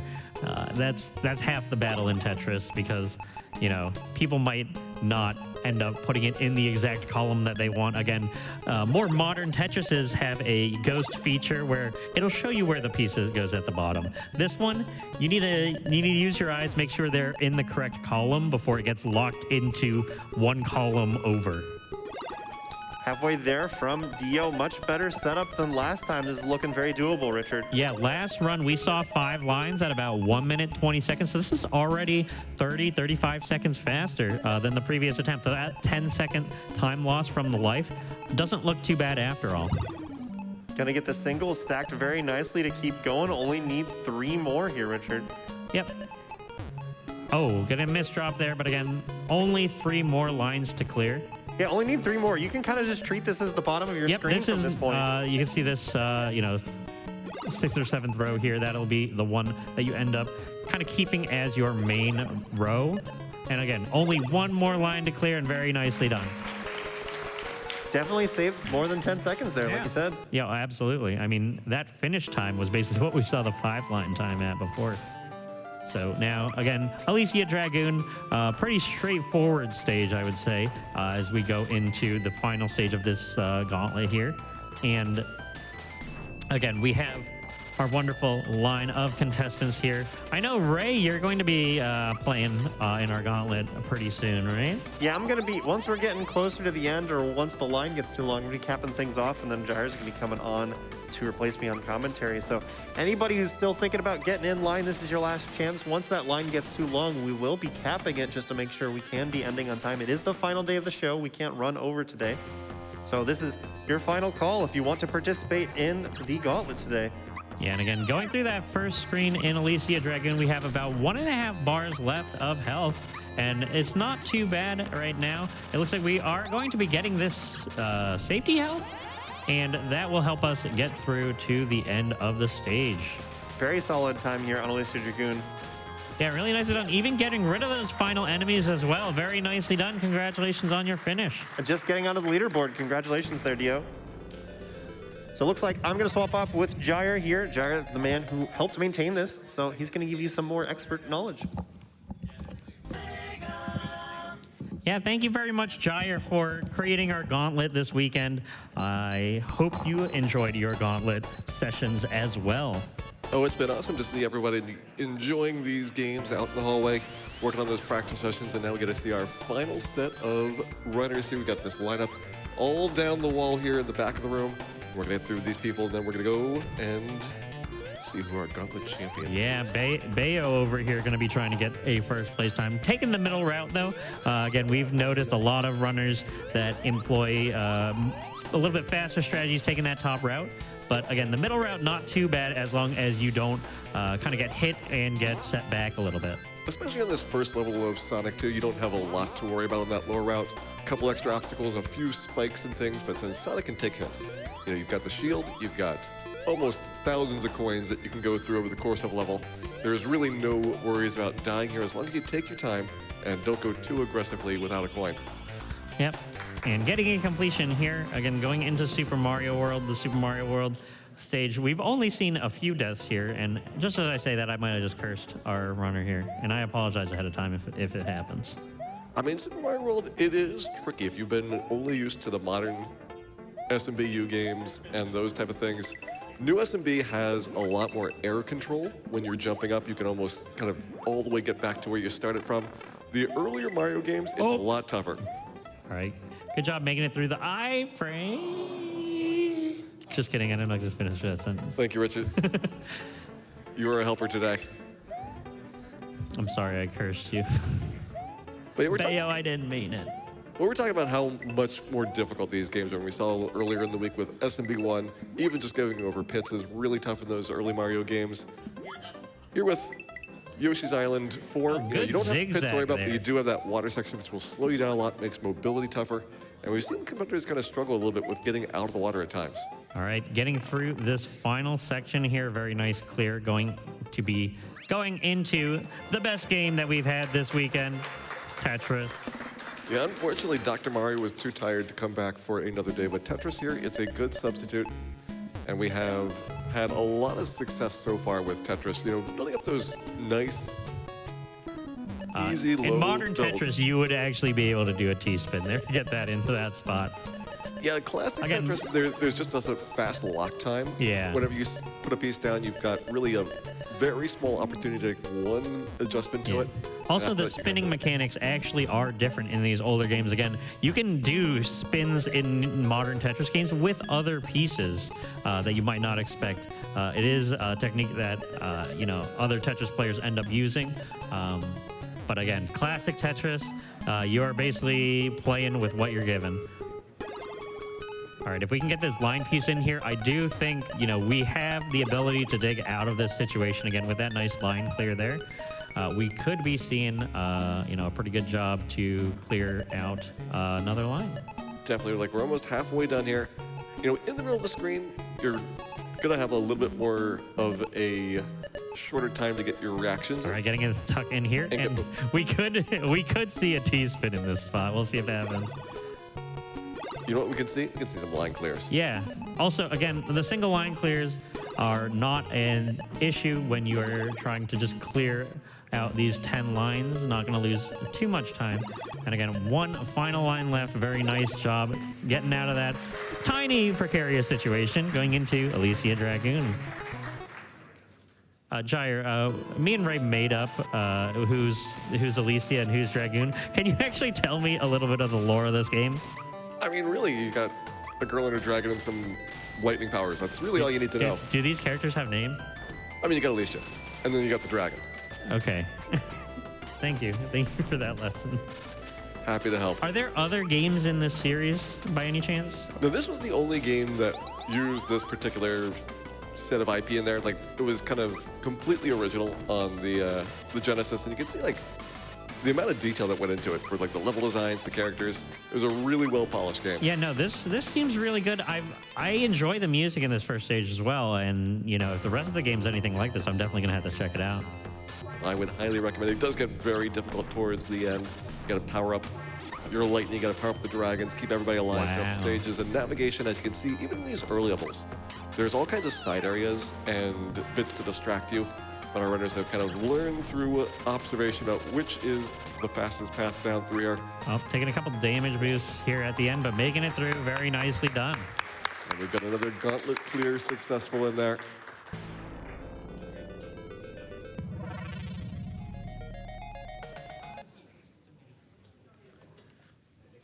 Now, I don't know if I know this keyboard shortcut on my computer, Jair. Could you maybe tell me a little bit about this? I mean, if you need good or fast, you go Control and choose. Oh, okay.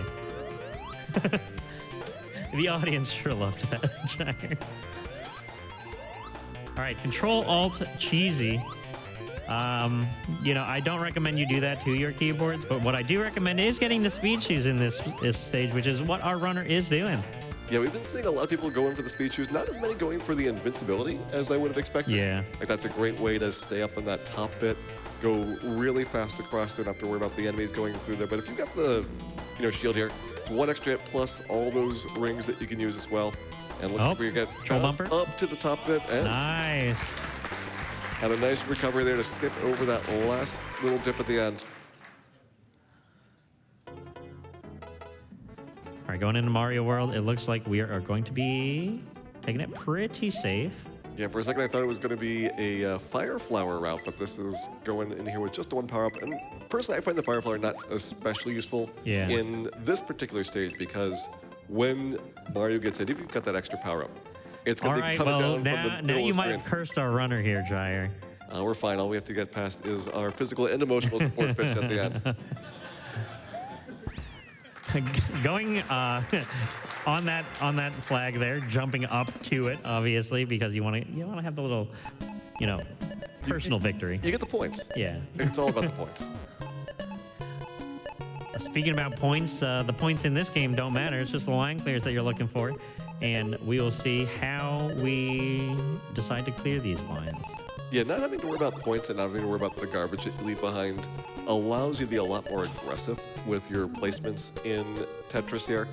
So you don't have to worry about mistakes coming up there. And yep, excellent there, getting 3 lines out. So 4 total done, 6 more to go. Yeah, do you think we'll see, the 3 and 3, the 2-2-2, the 1-1 I mean, we're 1. seeing some ones. I think just digging out one at a time is a perfectly fine strategy. The time loss that you have for getting singles instead of quads, you know, it's very, very small over the course of the time that you're going to be spending on here. So it's better to focus on just getting good, clean clears as opposed to trying to max them out. Absolutely. I do like that thought process as well. And we only have 1 line to go here. Those 3 blocks should do it. And that is our 10 lines. Cleanly done. Tetris. And we are on to Alicia Dragoon.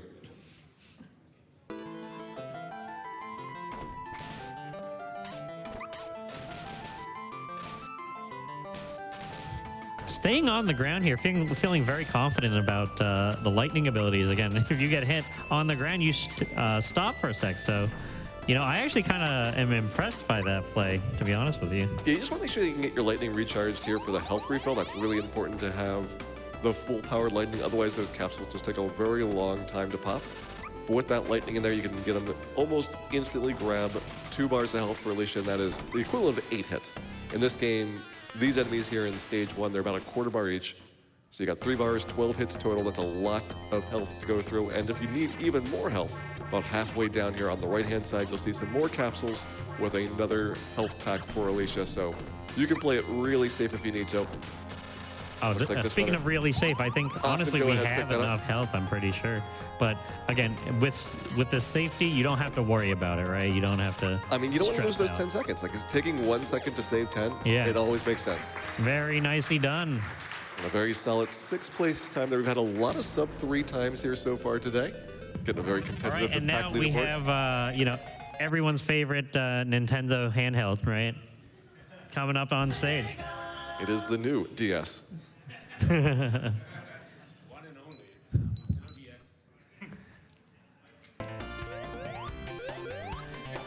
All right, a couple of jumps at the beginning just to get, again, button check, really. I mean, it's got to make sure the controller works, and for the Genesis and Sonic 2, all of the buttons do jump, so. Yeah. As long as you got 1 button, you can play Kale's getting launched first there. You love to see it. You know, in past gauntlets, we've had Sonic 3, and there's this one rope slide that you may remember in Sonic 3, where Tails will always grab the rope slide and then it's destroyed. Yep. I hate Tails. This is controversial opinions, evidently, for the crowd. Yep. All right. Again, taking this lower route here, don't have to deal with the troll bumper as you wrap up this stage. And I've actually seen people, if you're going fast enough, you actually just go right through that bumper. Yep. I don't know what the physics are for checking through it, but definitely this game lets you go really fast. And so does SMW. At times when you can get that P speed up and going, you can kind of almost completely effortlessly clear these jumps in here. But with this particular level, there is a water section, and that is going to definitely slow you down. Yeah, and we see, you know, good jumping over these, though, and not taking any damage. You want to be pretty confident in that you have that 1 damage buffer there. Very nicely done. I mean, staying out of the water, nice and consistent, gets a subpar time, and we'll see how this runner goes for Tetris. Yeah, and now, again, with Classic Tetris, Tetris was actually on the DS. PAX used to have tournaments for Tetris DS, basically leading up to, 7, 8 years ago, because I had a friend that did the Tetris DS tournaments here at PAX East before. We see a blocking off strategy here. I mean, this is a great way to get those pieces to have to drop a smaller distance, so with Adamantoise building up that nice big stack there in the middle. But here we double clear here. We should be opening up the well again, so it will allow the opportunity for this L piece could have been used, but it looks like we might be waiting for a line piece. Yeah, going for that big bar, and has 2 more lines left to go. Should be able to figure out how to get 1 more in there, and there we go. Yeah. Good clear, just barely over par. Again, this part time could be difficult to get if you don't get enough practice in.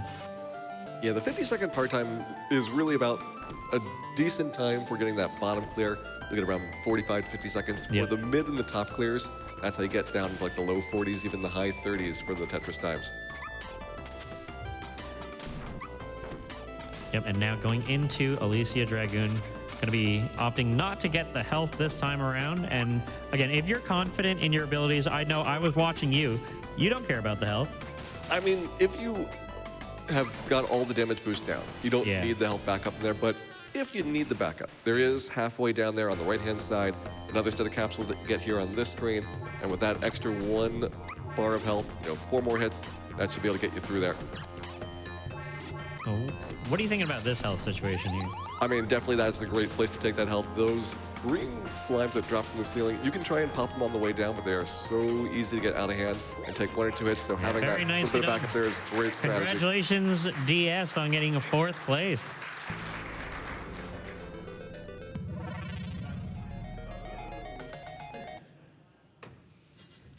All right, next up, it looks like we've got Pika going to the stage.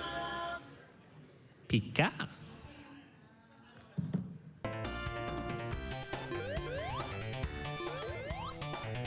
All right, getting those first couple rings in this stage again, everyone knows Sonic. If you get hit, you lose all your rings. So having 1 ring is infinitely better than 0. And definitely for a stage like this, there's no pits to fall into. Yeah. There's not a lot of crush obstacles that you'd have to worry about, so there is a really high importance of just having that 1 tiny bit of backup health in case you need it. See a nice sling up there to the upper route. Just a troll bumper. Over the troll bumper, and then we should be good to go. Yep. Nicely done. Again with those speed shoes, that even if you fall down to the middle section of the stage, it is a great recovery option. Yeah, the speed shoes means that you don't have to charge up the spin dash or use the bumpers in order to get back up to the top section. Makes it a lot safer for any falls that might happen. And then SMW, really the key here, just making sure that you can have some control in there. It's gonna have to be a little bit careful now that we've lost our power up. So we're gonna be taking the 10 seconds to go back to the start. Try again on this one. All right, Jire, nobody has ever died in Super Mario World, ever. I mean, that's why we get extra lives. There is, in the Gauntlet, a couple extra lives that you have in reserve. We give you a few spare tries in case you need them, and then if you don't need them, at the end of the stage, you get 10-second bonuses. Everything's fine. Everything's fine. Everyone's fine. We might have collectively grown, but everything is totally fine. 0 problems whatsoever. That was the scenic route through SMW. We got to see every single one of the obstacles. Sometimes you like getting that little bit of rush to give you that energy to play Tetris, It gets your mind in the zone. I mean, Richard, you can probably play Tetris 24/7, anytime, any place. I have been known to play long sessions of Tetris, so... What is your strategy to kind of like focus? When you're kind of seeing like just all the lines are a blur. How do you try to get like the mentality to go and kind of figure out how to get that next clear? So again, one of the things in this game that you might not keep in mind as you're a casual Tetris player, making sure you understand what your next piece is. Like in modern Tetris games, obviously you have 5 pieces, so the more you can look ahead, the better. But again, you're trying to think of, okay, I have this 1 piece that is available to me that I can see that is coming up next. But also, there's only 7 possibilities of what the next piece could be. So you can even look, 2 pieces ahead, you'll be like, all right, as long as I have a spot for my current piece, as well as, any potential of the other 7 pieces, as long as you kind of keep your stack flat, you will be able to do that. Well, for Pig here, we're getting a little bit of a we're up to the depending middle on section. a line piece here. Actually, 2 line pieces now with that third well now showing up. Yeah, we gotta either come up with some creative restacking. Yeah, good blocking here. I like that block, honestly. Yeah, getting back up to a little bit of a flat territory that you can use in there. 1 more line piece. Yeah, and this is the problem Definitely here with very having helpful. those triple wells is that you might have gotten that line piece, but now you still have that additional well. This can go all the way on the left, though, and we'll see if it gets in. The music getting faster, this is just another chance to showcase off the wonderful music of Tetris. You usually only hear it at that slower speed. So getting to hear it at the faster speed, still good. Everything's fine? We're fine? No, we're not fine. All right. Final try, last life in the gauntlet here for our runner. So we will see how Pika does. I like going with that side there so you can have room for the block coming up there. Keeps the well nice and clean and also manages to pick up a couple of very quick lines here. Yeah, and with these T-pieces, a very nice double line clear there. And we have 5 lines cleared already. And this is already an extremely clean stack relative to that last attempt. Yeah, we're definitely seeing some solid improvement over the course of this run here. Using that bar and keeping the things down nice and low. We've got 2 lines left to go. Yep. And again, you know, after that last attempt, these single line clears, I like this play. Just make sure you get to that final game. And even with those single line clears, just barely over the par time with a 51.88 and on to Alicia Dragoon. Now, is this actually the first stage in the game? This is the very start of the game. Like Okay. We're going from basically where you're initially entering in up to the very first cutscene. And so it is meant to kind of introduce you to a bunch of the mechanics. It has plenty of health and power-ups if you need them. So we figured this would be a good opportunity for runners that have never played this game in order to be able to pick it up pretty easily and get into the Alicia Dragoon experience. That meat on the right-hand side is actually for the dragon rather than Alicia, but the other 2 are potions that Save the dragons.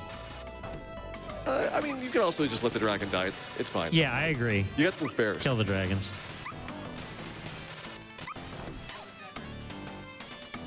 All right, our video editor just said kill the Tetris. And we all know it's his favorite game. Trey's favorite game is Tetris. It has just been confirmed that Trey's favorite game is, in fact, Tetris. I received Already actually getting an additional safety health. Yeah, so we got 8 hits to give here, which is plenty to get through all of these slimes. Just has to barrel through charge, doesn't even have to slow down and stop. But does, just to prove you wrong. Very nicely done. And there is a successful gauntlet completion for Pika. Congratulations. Very, very good job. You are free to go now. Enjoy your PAX GDQ branded lanyard.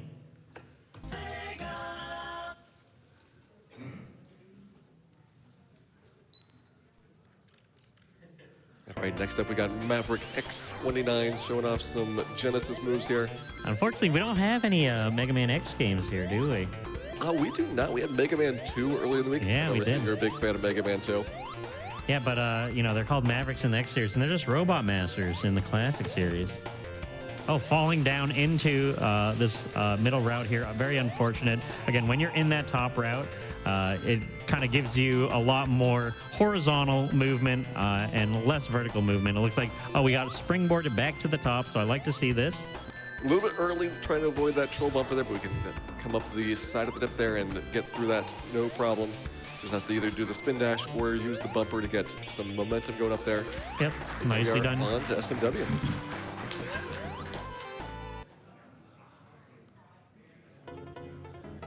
All right, Super Mario World, again, we've seen some runners opt to go for Star in this level, Fire Flower in this level, just running across the level. There are a few different options that you can employ, especially if you've practiced in the Speedrunning Gauntlet, in the practice stations outside of the stream room here, and we'll see how well our runner does. Looks like gets through with no problems whatsoever. Well, one problem, because it's small Mario, you know, you took one hit. I mean, that's really the resources that you have to work with. Like, one of the things that we have in the Gauntlet is the opportunity to set people up with scenarios that might not be seen in a normal speedrun. You might have some extra power-ups. You might have resources you wouldn't have. Like, we're talking about Mega Man 2. We gave you a whole bunch of weapons for a stage that you wouldn't normally see. We're going for a full left side well here. I thought we were going to be seeing the line clear with that line piece, but it does look like we are going all in on this left well, but it does pay off. There's our Tetris. Great boom Tetris for Maverick. Now, it does look like we're potentially going for two wells now. We're actually now transitioning into a right well because you can still put this upcoming J piece in that left side, and now you have now successfully transitioned into a right side well. Yeah, definitely important to make sure. Definitely trying to think about where that next piece goes. I like that play. Yeah, having to commit to one side or other, it's a little bit hairy. One more line to go. That's it. And yeah, let's see if we can find one line to make there. Oh, that could have been the line clear there, but this will be the line clear. Nicely done.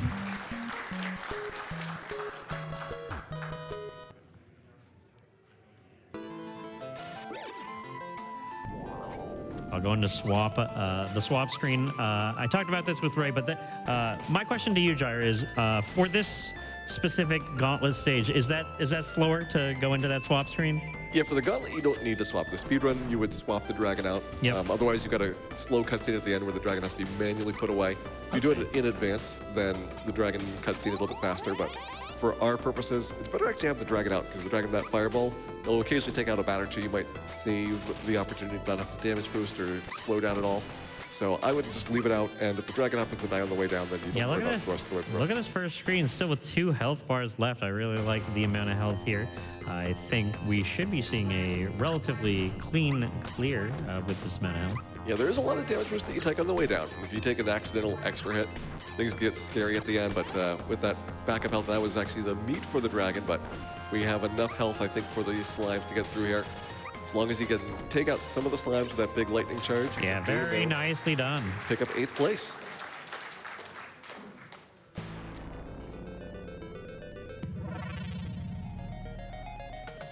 All right, we have our Crash 2 runner that we had just earlier today, as well as Speedrun Gauntlet regular stump.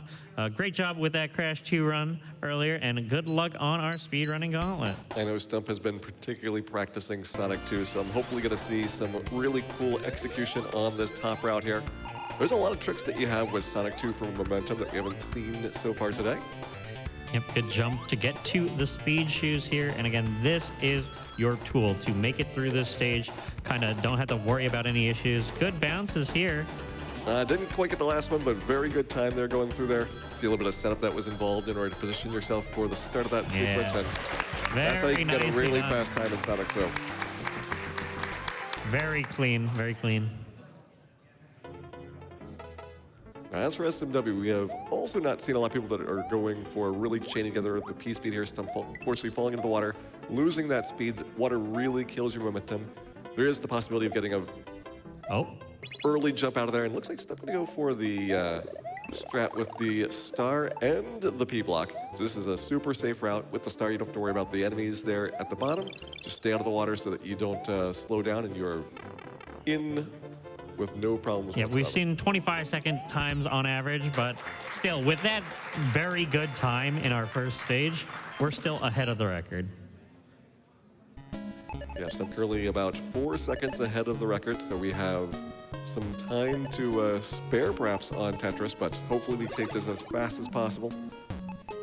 Looks like we are seeing some single line clears here. We do have a miss drop here. Unfortunately, going to be needing to do a couple of tucks to either fill in that space or kind of cut your losses. You know, it looks like we do see Stump cutting those losses and just making a new baseline here to clear. Again, you only need to clear 10 lines. Yeah, I think it's a great play with the number of lines that you have to clear. If you've got some difficult holes to fill in, especially ones that require tucking under or doing T-spins and rotations through there, you might as well just take that as a new base to start from, and then you're working with a higher base anyway. Yeah, it looks like Stump's doing that again here. Again, we only need 3 more lines, so it should be relatively quick to get through the rest of this Tetris. Yeah, I haven't seen people be super aggressive with doing it, but you can even consider when you've got a couple of irregularly spaced gaps, just putting an L across the top of them. Yep. Yep, final line clear here. Again, I like sacrificing that piece because you just need the line piece. And what we need now is Alicia Diggin. All right, Jair brightening up our days with his commentary, of course. Brightening up our days even more with his oh, never mind. You still brighten my day, Jair. Thank you, Richard. No problem. Alicia Dragoon here again. We've seen this stage many a time. Once you see it a few times, I think the general strategy is pretty consistent among most of our runners here. We've seen basically everyone get that health and then kind of just damage boost their way to the end. Yeah, a lot of this game is small optimizations with the damage boost and the momentum. You can probably get around like a 55-second time with some significant practice on there. And getting below 55 seconds is quite difficult.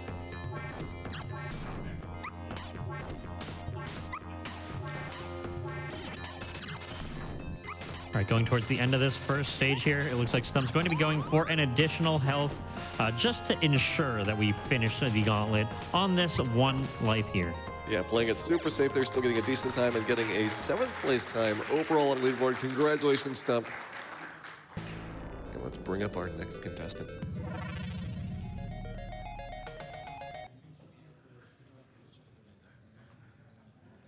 All right, we have Robot Guy here, which is would you call that a synonym for Cyborg? I would definitely say that's probably another Mega Man reference. Okay, all right. Going for the speed shoes here again. I like the option.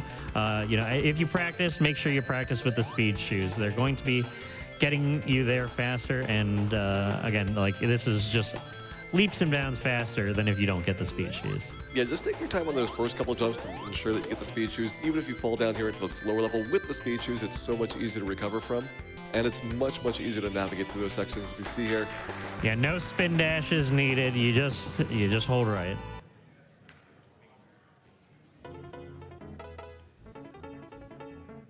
Speaking of just hold right, here's a Mario game. Yeah. The Super Mario World. You know, you should put in a stage where you go left in Mario. There are a few of them. We could do one of the vertical auto-scrollers. That would really confuse people.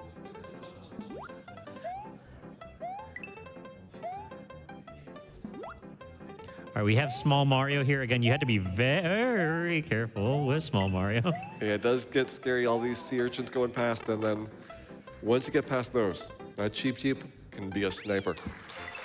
Yep.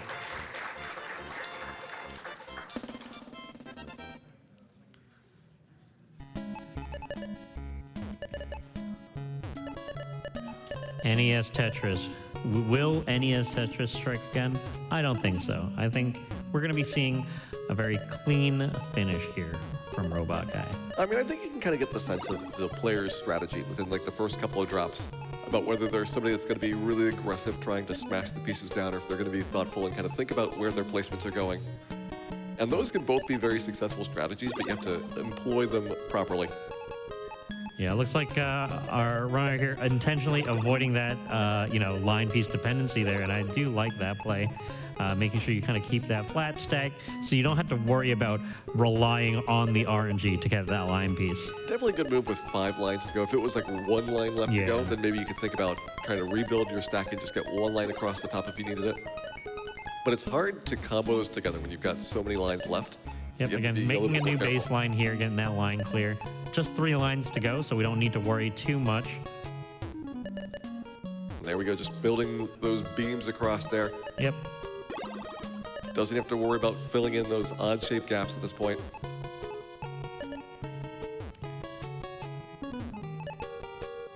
Right, and the final line here, so just 1 more, and we will be going into Elysia Dragoon.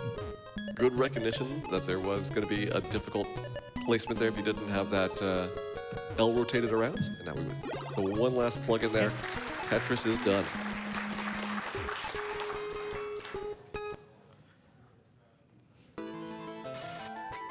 So while Rebecca goes through Elysia Dragoon, Richard, we've been here all week for PAX East. Yeah. What has been some of your favorite highlights of PAX in this event? PAX overall, or PAX's event. I mean, we've had some great runs earlier this week.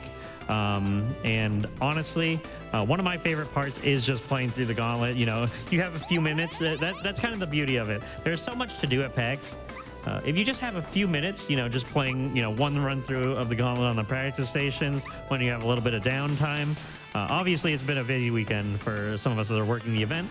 But, if you're walking through the expo floor and you want to just quick sit down, a little bit of playing, I've had a lot of fun just going into the gauntlet stations, just, grinding out a stage for a little bit and then going back to, whatever I'm doing.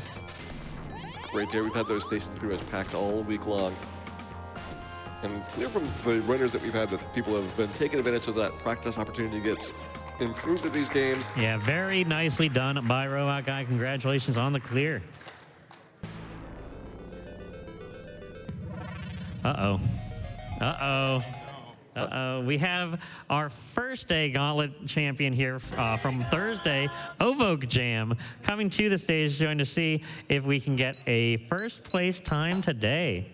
I mean, those top times so far today, they are pretty strong, so we'll Look at that nice spin dash to start here.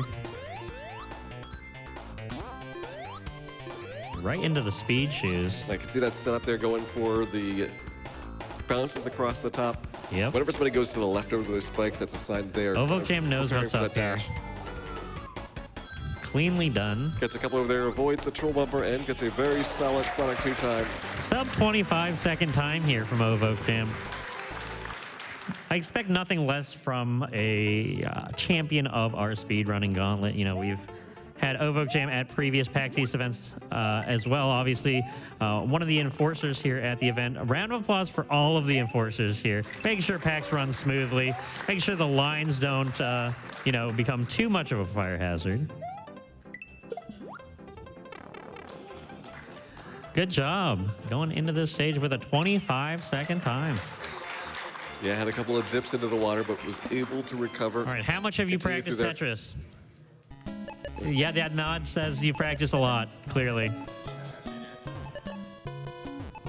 I mean, Tetris is one of those games that everybody knows how to play.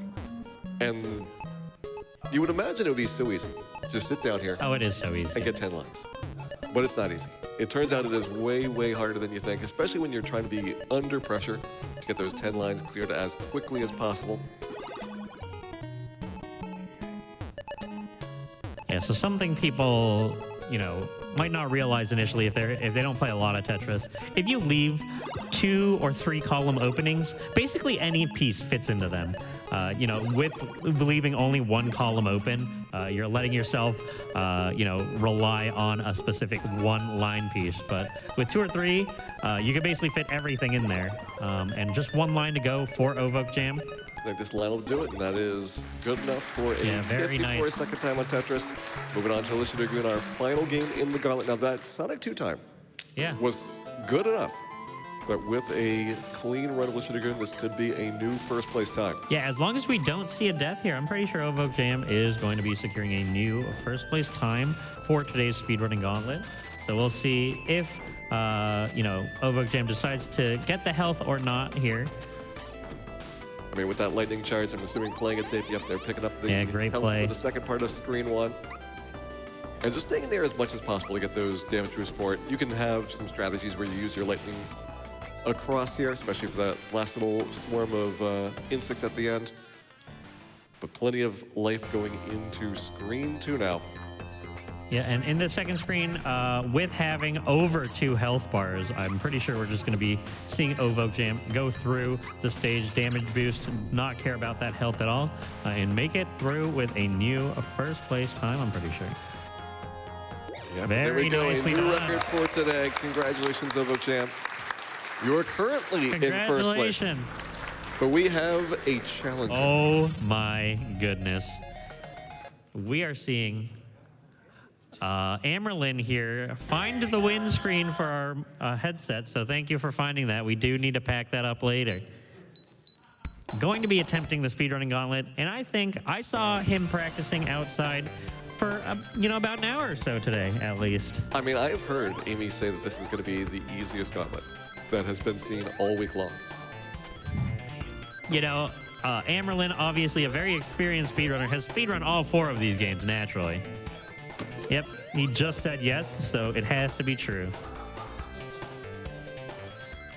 I mean, yeah, nobody knows Amerlin for Borderlands. People know him for Sonic 2.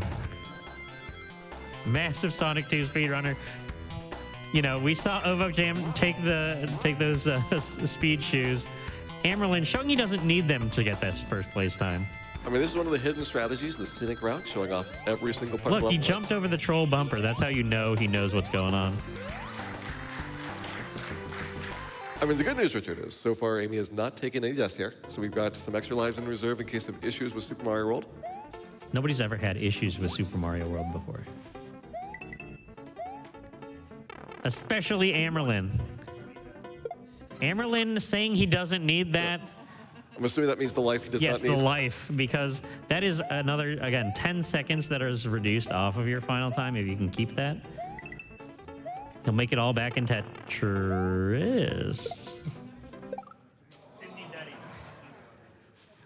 I mean, clearly you can see a strategy memorized down here. You take some people like to live on the edge. You take the hit, and then you jump into the fish. But we'll see what the strategy is for our third attempt here. This is the last this is maximum living on the edge potential right here. All right, this time goes over the fish. That's a new strategy here. And we'll see if we can get over these sea urchins. Make it all Are the way those to sea finish. urchins? I mean, if you play through this game, there is actually the collection of enemies at the end. It's a wonderful thing about the Super Mario World end credits. All right, Tetris Grandmaster Amerlin going to be showing off his skills. Look at how fast he's dropping these pieces down. He knows where he wants them. Or does he?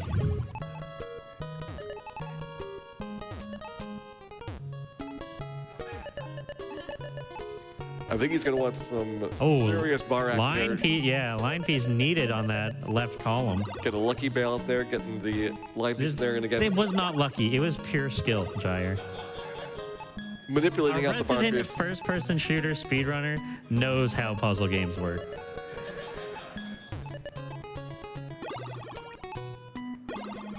Good line clear there. I like putting that basically flush to the top.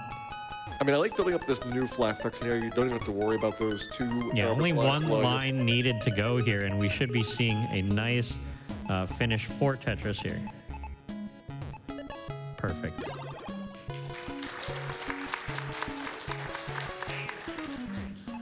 The one quote you want to hear when a runner comes up is, A is jump, right? Because he just said that to us. And, you know, I couldn't tell you. I'm sorry, I can't help you. This is not a team effort here. This is just your effort trying to get through the speedrunning gauntlet. I mean, to be clear, that no legal assistance has been supplied to Amelin during this run. Yep. He knew to get that health on his own. Question is, will we be able to survive the swarm of insects at the end? Looks like maybe there's a little bit of lag there, but managed to get through there without any additional damage. And as you go down here, there's 3 soldiers that you're typically damage boosting. You want to have 1 extra pip in reserve for the slimes as well. So if you've got a full bar and you go through very cleanly, that's enough. If you've got more than a full bar, you should be in pretty good shape here. It looks like Amy's got more than enough full bar. lightning to just power through these enemies and finish the gauntlet. Congratulations, Amy. Amerlin. You killed it, Amy. We have our next runner, Carrie Carrarium.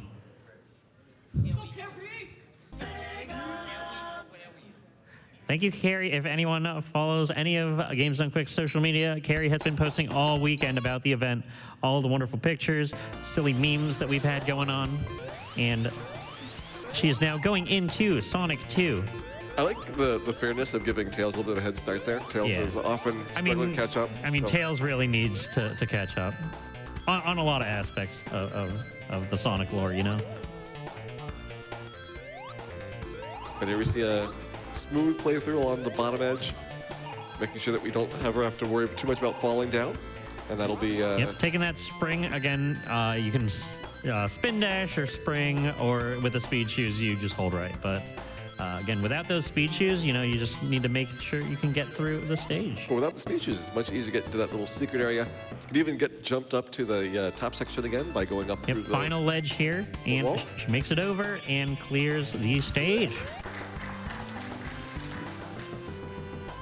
Now, of all the stages, I've heard Carrie say that Super Mario World was going to be the one. Yep.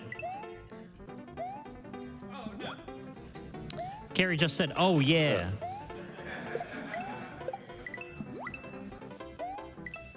Oh. Oh! Definitely making it exciting on some of these jumps, and you know what?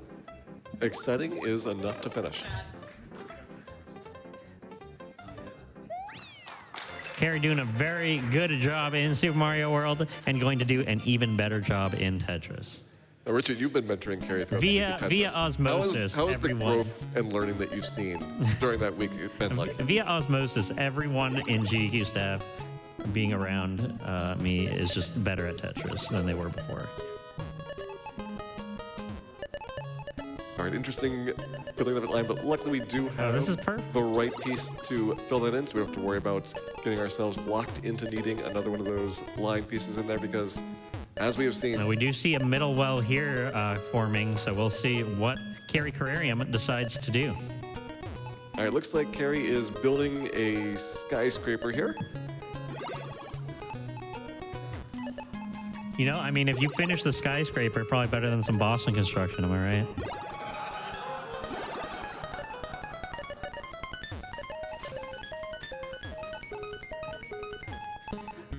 All right, now these, again, just one more line to clear, so we just... okay, good call there. Down there. Very nice last-second adjustment to clear that final line. Realizing that it wouldn't work with these it would block you off. Okay, I think there's a meme developing. I think everyone's going to ask us if A is jump. Clearly, the answer is we have no clue, so...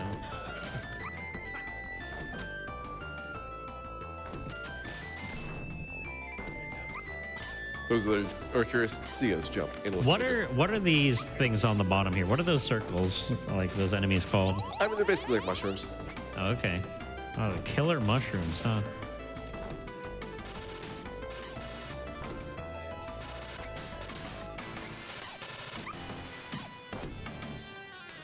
All right, Carrie getting through there. Plenty of health in reserve, almost the full 3 bars here. Should be able to just power through this entire second screen. Maybe a little bit scary for the dragon, but the dragon doesn't need to make it to the end. Yep, looks like Carrie's just doing a good damage boost. Use the lightning to clear all those enemies there, just to make sure that you don't have to take additional damage that you might want to use for safety. And those final enemies, very nicely done. Congratulations, Carrie, and enjoy your GDQ branded lanyard.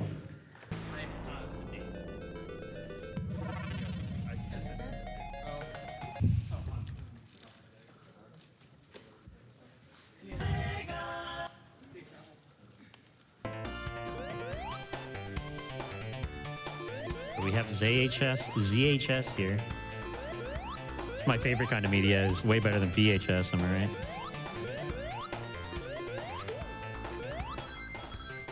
I would think everyone that was a Sonic fan probably had Betamax players.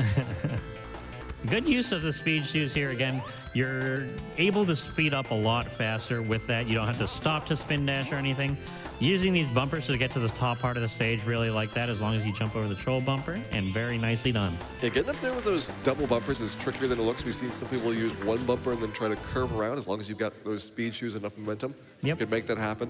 And we'll see if we can make something happen here in Super Mario World coming up. Playing it safe there, trying to keep up on those platforms. It is just so much better. Yeah, this is the strategy we've seen basically all of our... we have not seen this strategy. This is unprecedented, Jair. I mean, it's a little bit scary because you have to make sure that you don't get too far down there for the kill plane, but it's actually a technique that's used in a bunch of Super Mario World levels to try and swim underneath the enemies. Wow. Yeah, okay. And now we see our second attempt here. Again, each death in any of the stages in our gauntlet will cause a 10-second basically time penalty at the end. So we'll see how this goes. Good use of the shell, intentionally saving the shell to get rid of that at the end. It's a nice shell block, and it's a good enough finish on Super Mario World to make it over to Tetris here. Yep, and again, in Tetris, okay. We might be seeing the top strategy here, and it looks like that is what we're going to be seeing. Again, the pieces obviously have an animation as they fall, so the fewer, rows they need to fall, the faster you'll complete it. Obviously, this is the more risky strategy, and that's why it is the riskier strategy. One misdrop, and you'll need to restart. It's okay, you got one more try in there. Yeah, again, this is definitely an interesting strategy for people to use. And it looks like we're going to need to build up again on the right side, so definitely needs to be very careful with placement here. Yeah, once you get that sealed off, though, you can often combo these together. Oh, getting two O's in a row. That's not what you want to see. Oh, unfortunate death from there. Nice try, ZHS. Very nicely done. Oh, you're leaving? Oh, bye, Amy. Drive safe. And again, that's the pitfall you see with that strategy. You have to be very confident in your placement to be able to get through that. And speaking of confident, our next runner has been here multiple times throughout the week working on the Speedrun Gauntlet. let's see what they've learned in these games. All 4 of these games have been featured for earlier days in PAX. We'll bring back some of the favorites from throughout the week today. Good speed shoe grab there. And it looks like we're going to be seeing a nice spin dash just to make sure we can stay on the top. Yeah, this is the top to the middle strategy where you're kind of going across there, not worrying about the bounces all the way over, but still staying out of these deeper pits for the most part. Yeah, very nicely done. Still under 30 seconds.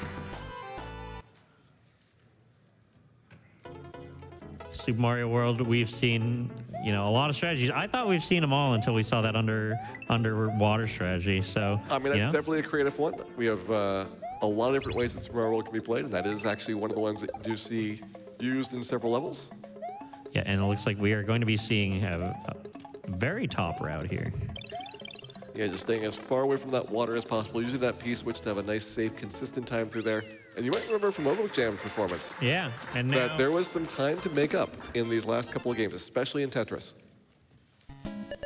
Yep. Very quick drop on that first piece, you know. Again, with the first 2 pieces in this Tetris being set, you kind of have a good idea of what your first 2 piece placement is going to be. And it's really kind of playing it by ear what happens after for the 3rd piece. Going for some single line clears here. I mean, it looks like this is just nailing these single lines one after another. Yep. Going nice and smooth there, not worrying about getting any kind of a stack build-up. No worries with wells on the side. Doesn't have to commit to any of the pieces. But again, making some creative placements here. Yeah, without seeing the ghosts at the bottom, as you see in modern Tetrises, you might go 1 column over, and it causes you to, again, need to adjust your play style and figure out either do I clear this out or do I just leave it there, and very nicely done. I mean, with only 1 line to go, it's a nice time to clear out, and it looks like. But you need to have a really fast time release to Lagoon to beat the first place time, but I feel like this could be a top 3 time for sure. All right, in Alicia Dragoon here, it looks like we are taking a couple hits on the ground. Again, that was actually the first thing you told me about this game is if I get hit on the ground, you're going to stop. Yeah, and, you know. Understanding the timing for when you can take a damage boost in there, opts to skip the health there. Probably is going to need to get the health on the second screen for safety. But this is good if you don't have your lightning build up at this point, rather than waiting for the lightning or waiting for the very slow pop. Oh yeah, we're under 1 bar of health here, so this is going to be a dangerous second screen. So we'll probably be seeing the health getting taken here. Yeah, it would definitely be worthwhile to grab that health. Again, it's about halfway down on the right-hand side, and with a full charge of lightning, you can pop it up there. But avoiding it. The health. We've only got 1 hit left to give, and unfortunately taking the death there and needing to start over again. 10 seconds lost, and we're going to be seeing how well this next attempt goes. Yeah, those slimes are very aggressive. You almost always need at least 1 damage boost. You can either decide to damage boost the first one and then charge your lightning up for the second group, which is my preferred strategy, but you can do it the other way around as well. Blast the first group and then all right, getting this health the next time around, this I think should secure the gauntlet finish here, because again, that health really helps you out in the second screen significantly, because you just don't have time to destroy all the enemies on that screen. It's a good adaptation from the past experience going through here. Yep, and we're going to be snaking around this screen. Again, all of these enemies appear, and you just do not have enough time, even with your full lightning bolt, to get rid of all of them. And just like the previous screen, it's better to be taking those damage boosts in midair, but you've got very, very tight jumps in order to hop around. Yeah, very nicely done. 5th place time overall. Place clear. Congratulations. Very nicely done.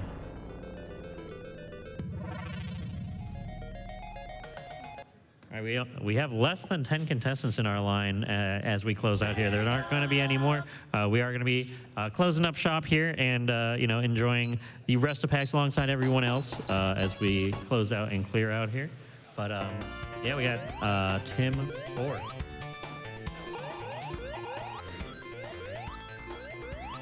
Going into Sonic 2 here, we'll see if we get the speed shoes.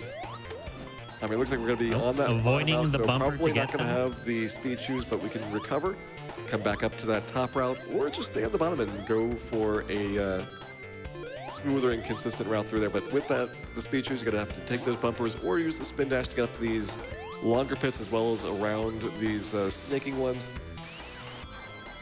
Yep, going for the spin dash there as opposed to the bumper, and we'll see if we use this to get back to the top route. We do. All right, back up to the top route there. You have a little bit of freedom up here before you have to worry about getting dropped back down, especially on that troll bumper. But drop down early, so you've got the troll bumper totally solved that way as well. You know, I like that route of dropping down so you avoid the troll bumper. If you're not confident in your timing, you know, that's the better option. Yeah, that troll bumper can not only send you backwards, but also almost always is going to knock you down to that bottom route anyway.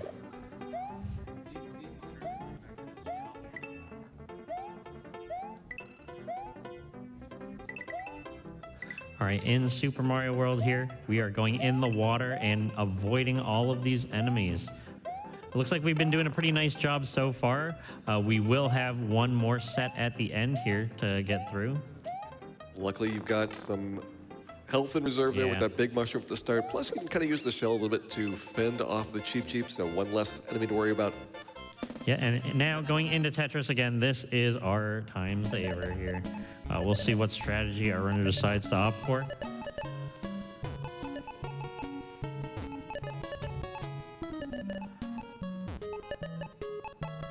All right, with this T-piece, yeah, you're going to be filling up that. And now you have opened up that gap that you created earlier. And we'll see, you know, if we go for a well, if we go for more single line clears, you got a few options. Yeah, it looks like switching over to the single line mode was teal's originally kind of building up perfectly the here, well on the side. Yeah, very nicely done. And again, we are halfway through this now, and with all of these single line clears, I'm feeling pretty comfortable that we're going to be safe here. I mean, once you get about halfway through, if you're all the way down at the bottom, you've got a lot of wiggle room in order to try out different strategies. You can sacrifice lines if you don't really feel like you're going to wait for that one significant piece that you need in there. Yep, 2 lines to go, and this will be both of them.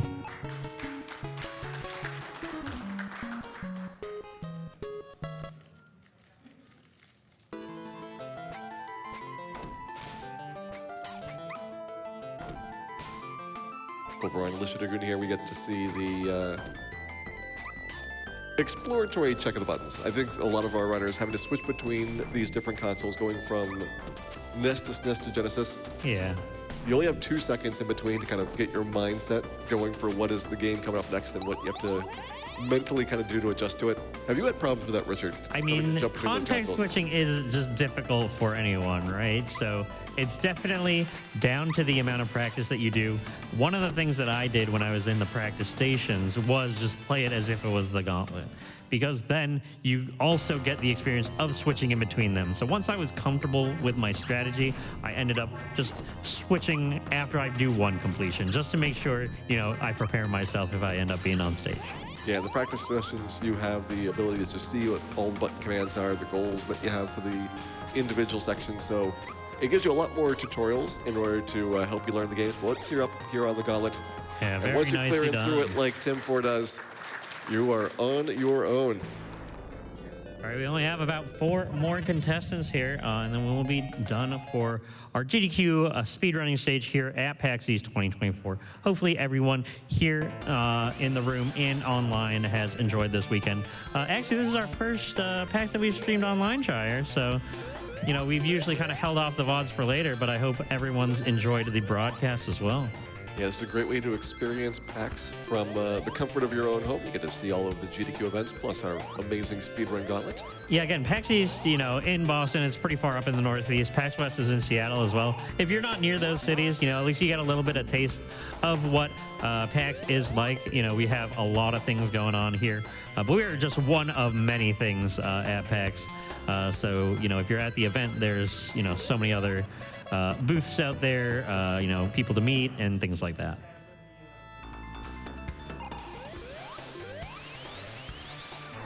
Nekabus working on that spin dash there, trying to get up around the little hump. It's deceptive in Sonic 2. Oh, absolutely. Especially for these curves, for the momentum that you need in order to clear over the hills and zones. Yep. Super Mario World, again, there is, you know, the above water strategy, the above stage strategy, or the underwater strategy, and we'll see what strategy Negabus decides to employ. Looks to be mainly keeping up with good P-speed there. Doesn't quite get the jump all the way across, so he's going to have to take a couple of dips into the water here, but has made it through the stage relatively nice cleanly. Should job. be well under par. Or right above par, but, you know, it was a good run regardless. Absolutely.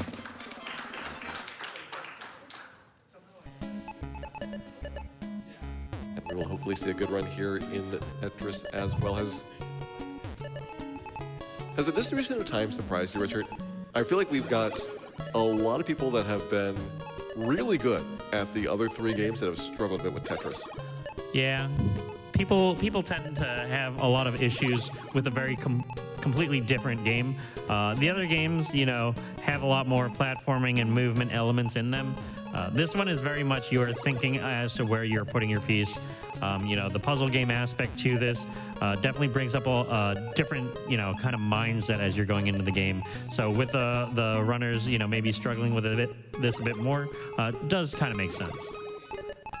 And again, we're going for a lot of single line clears here, so we should be seeing a pretty safe finish here to Tetris with just 4 lines to go. Yeah, opting to steal in that bottom line, it was just getting too difficult to find a way to get down to it. So I was willing to sacrifice it, just work on those last 2 lines. Yep. All right, and this will get 1 line clear, and we'll just need 1 more, and it looks like we'll probably just seal off that bottom one.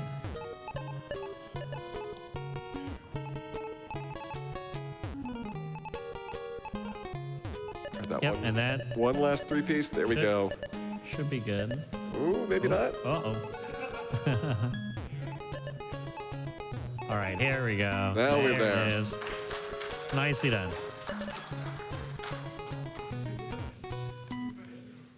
Now, luckily for Alicia Dragoon, you don't have to worry about random pieces, but you do have to worry about your health management and about that dragon. Yep, and now going into Alicia Dragoon, using the lightning at the beginning here to get rid of the enemies, so you just stay on the ground. You know, maybe that's part of your strategy if you want to have it fully charged for the health, for example. You know, you might not use it as much down here, so you can use it up here. And, you know, I don't hate that play. Yeah, the lightning recharges very quickly when it's super low. Yeah. But those last couple of ticks take a while, so you just have to get a sense about how far back from the health drops do you have to cut off your lightning usage. You can actually blast pretty aggressively right at the start of the stage. Once you're into that mushroom section, around the first or second mushroom, then you know that you have to slow down a bit, make sure that you've got plenty of lightning charge for the health drops. Or, alternatively, we've seen a couple people that went for the health drops here on screen too, which is a viable strategy for our particular goal. Yeah, and we're now going into the end here with plenty of health. Very nicely done. Another successful gauntlet completion. And up next, challenging the gauntlet, we have J Hobbs. Yes, professional speedrunner, TFS host, also does a lot of Archipelago randomizers on his stream. You can check him out, J Hobbs 296 on Twitch. We'll see how well Sonic 2 goes here. I mean, I'm pretty certain that at some time, J Hobbs has to have done some Sonic 2 speedrunning on screen. Oh, it seemed like he surprisingly got that, but this is completely planned. Very nicely done. Makes it past the troll bumper. I think that 22 is the best time we've seen on He is Sonic 2. done. He's done with the gauntlet. That's the one thing he wanted, but now he's saying he didn't play the rest of this. Unfortunately for him, there's 3 more games here. I mean, that's one of the aspects of the gauntlet. Like, even if you're really good at a single game, you still have to master at least a fairly high level of skill in the other 3 games in order to have a good overall showing. So it gives you an Good cheap opportunity to- hit at the end there to make sure he doesn't fall in the water. Nicely done. All right, and yeah, something about J-Hobbs, he is actually a pretty good Tetris player, and that's coming from me. You know, he's won some games in Tetris 99, and he is going for the top strategy here. Yeah, we'll see how high up. I think he was thinking about where to put that piece for a second. I feel like this is a good level, this. like right in line with your block indicator. If you go higher than this, then you really don't have a lot of reaction time or ability to compensate in case you get a bad streak of pieces in a row. But this gives you a little bit of wiggle room, although we are having a drought of sorts. Trying to find the right pieces to fit in here. And that bad placement, Oh, that's going to be unfortunately, tough. the line piece comes one too late there. All right, J-Hop's going to reset here. He is, however, 3 seconds behind the record. So if we count the 10 seconds that you lose here, you know, he can definitely make up 7 seconds if this next attempt goes a little bit better. And it looks like he is setting up about 5 rows below the last time, which is going to be a little bit safer, but also still save some time as well. Yeah, any bit of time snippets you can have there on those piece drops. At this speed, you know, you've got time to react. And so we didn't want to put the speed of the piece drops up anywhere. Oh, okay, yeah. Hobbs is definitely scared because there are 2 wells here. It's an interesting strategy. Covering up one of them, we I can do dig like out of that. this.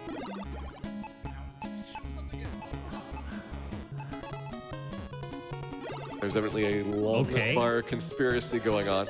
Okay. Everything's fine. No, Everything's not it was almost fine. All right. Last life here. Going to go for the strategy and sending about 2 rows lower than he did last time. But I really like this choice to set up about 4 lines below the next piece indicator. Yeah. It gives you that flexibility to have some time to react and recover from in case you get bad pieces. And again, there is RNG in this game. You are not given any graces of the niceties of modern Tetris here.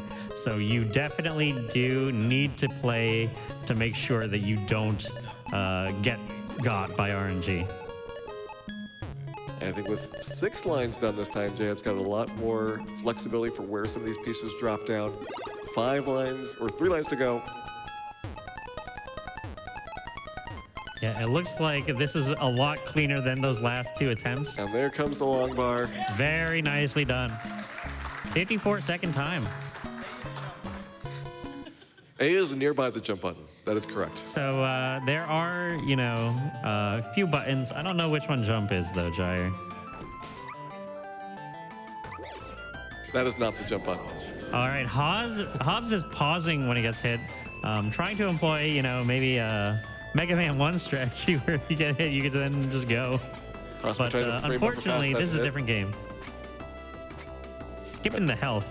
All right, hopefully Hobbs will be going for the health on the second screen there. We do have that backup health on the second screen. It's not that much slower than on the first screen. He is taking a great lot option. of hits right now, though.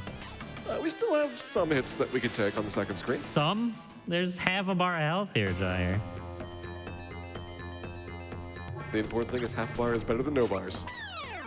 Oh, the dragon. Oh, the Hobbs. I got a 22 in Sonic, that's all. He got a 22 in Sonic. That's all that matters. That's what he said. Very nicely done.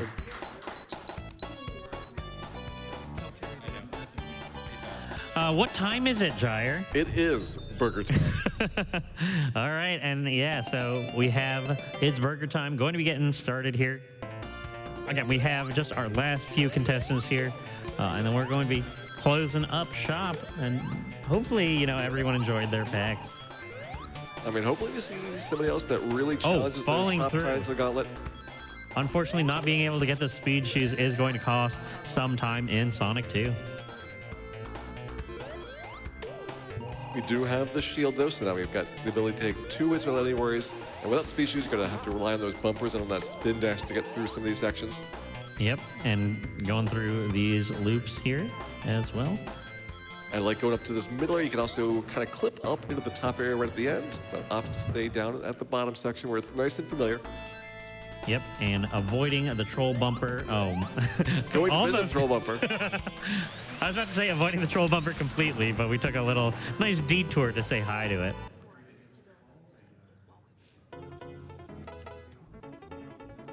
And we'll see how Burger Time does on Super Mario World here.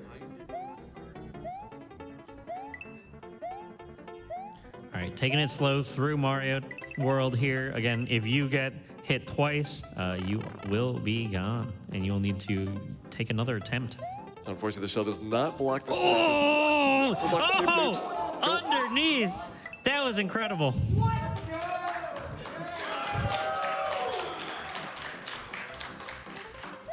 Some plain It's burger swag time, it's stress there. Mario time right now. Jeez, that was amazing. you think it's going to be as amazing as this Tetris is going to be? I think the Tetris is going to be amazing. I mean, me being able to just watch anyone play Tetris, that already is amazing in and of itself.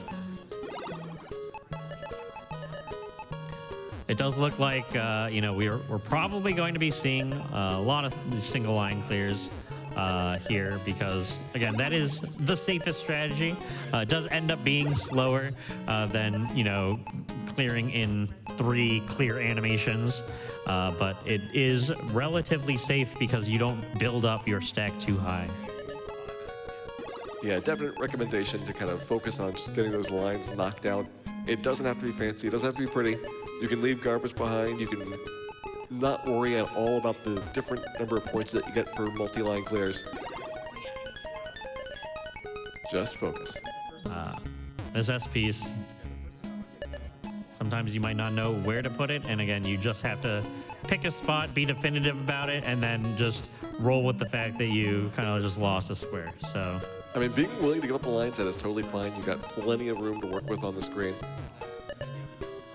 Yeah, and again, we only need 3 more lines, so this is not going to be bad at all.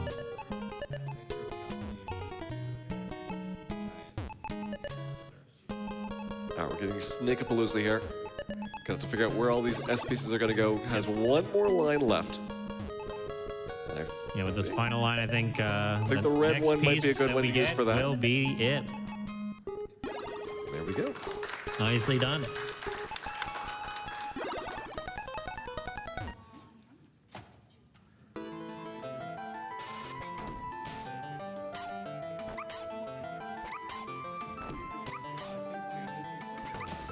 Now, Rich, I want to thank you for being a trooper here. You've been commentating for 2 hours on this gauntlet today. Yeah, let me tell you, commentating for 2 hours with the same 3 minutes of gameplay is definitely a feat that not many people end up being able to do. It is a surprisingly difficult skill to come up with. Good health pickups there, though. You know, Yeah. I really like that strategy.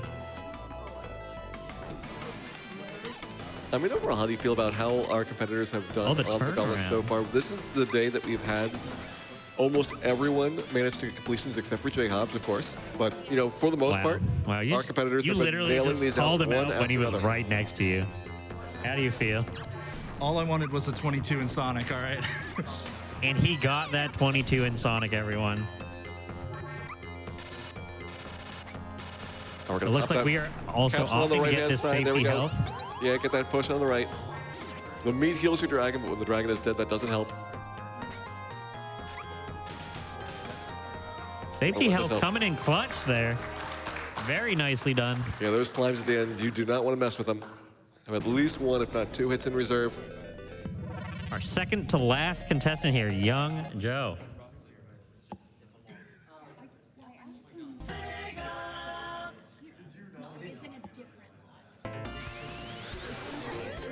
Good spin dash to start with. You know, we've seen some people do button checks at the beginning. Young Joe just believes that the buttons work. I mean, that's the nice thing about Sonic 2. All the buttons are the same, so you can choose any one that you want. Some people have a favorite button. I like the B button. It does. But what does the A button do? That also does the same thing. Oh, okay. Oh, unfortunately, not getting through that loop again. If you don't have enough speed, you will get got. Yeah, momentum is a really big thing in Sonic games, where you see people trying to stay up Troll on that bumper top coming round. up. Nice jump over the troll bumper. And we'll hopefully have a nice and smooth playthrough of Super Mario World here as well.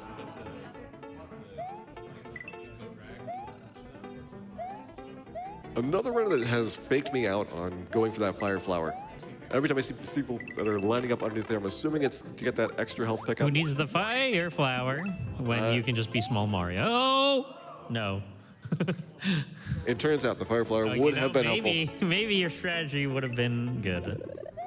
Oh, open. Look at that. Look at that showmanship there. This is just taunting now. Yeah. Opening up the Fire Flower just to say, no, I am not getting it. I'm not listening to Gyre. It's okay. As long as you make it to the finish, whatever strategy you employ, that is a strategy that has worked. Yeah, and honestly, with our average being around 25 seconds, that was a pretty good attempt at Super Mario World. All the Psyduck hood going on for Tetris. That's how you know this is serious. This is maximum focus time.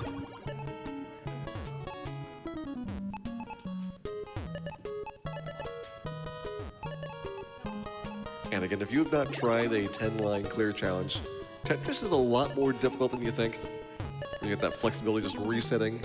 You know, you don't worry about those piece drops, but you only have one attempt up here on stage. You have to wait through that entire line again, and since our line is closed, this is going to be. Oh, you can see that little quick right movement there. Again, you could get some very close calls if you don't know which column you're actually in. So with that, you know, again, you need to realize before you drop it how far over things are. Yeah, that lack of a ghost lock makes it more difficult to kind of estimate where you are. It's not a very wide playing field, but it looks similar for where 2 lines left. It looks like we should be getting there with this next L piece. Yeah, final line just has to tuck it in there. Moves on to Alicia Dagoon.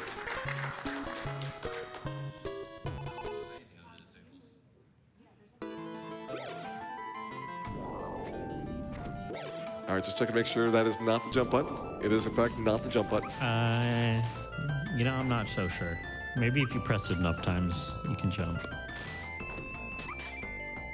Good damage boost here. Again, last second jumping into the air before you get hit. A lot better than taking that hit on the ground. Yeah, taking those mid-air damage boosts, avoiding the slowdown that comes with it, just pick up the health to recover. It's a great strategy through here. Has all health available. Probably doesn't need the health on the second screen, but has it as a backup option if it becomes necessary. Yeah, looks like we have 2 health bars left going into this final screen. That's what I like to see going in here. If you have 1.5, you know, you might be tempted to get that other health. But with 2 health bars that are completely full, I think you should be pretty safe to make it to the end. Yeah, 2 health bars is 8 hits. 4 is the absolute minimum that you want to see in there, and probably 6 is the recommended one for people that are not super confident about their damage boost. Yeah, very nicely done. No problems for young Joe getting a gauntlet completion and bringing up our final gauntlet contestant of PAX East 2024, one of GDQ's producers, Railcoon. And Railcoon, you may begin when ready. Starting off with the spin dash to start, we should be seeing also a top route attempt here from Railcoon as well. I've heard Ray wants the 21. Wow. Okay. All right. This is good so far. Troll bumper. Looks like they've got it over there. 22 seconds.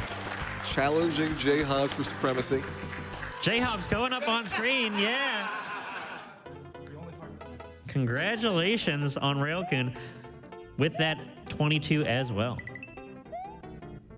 They did a little bit more practice as well on these other stages, and we'll see how well Super Mario World goes. Doesn't manage to keep the P speeder going across there, so it's going to be a little bit more delicate on the jumps. But don't worry, Richard, we do have Big Mario, so extra hit to give. And now going into Ray's favorite game, obviously Tetris.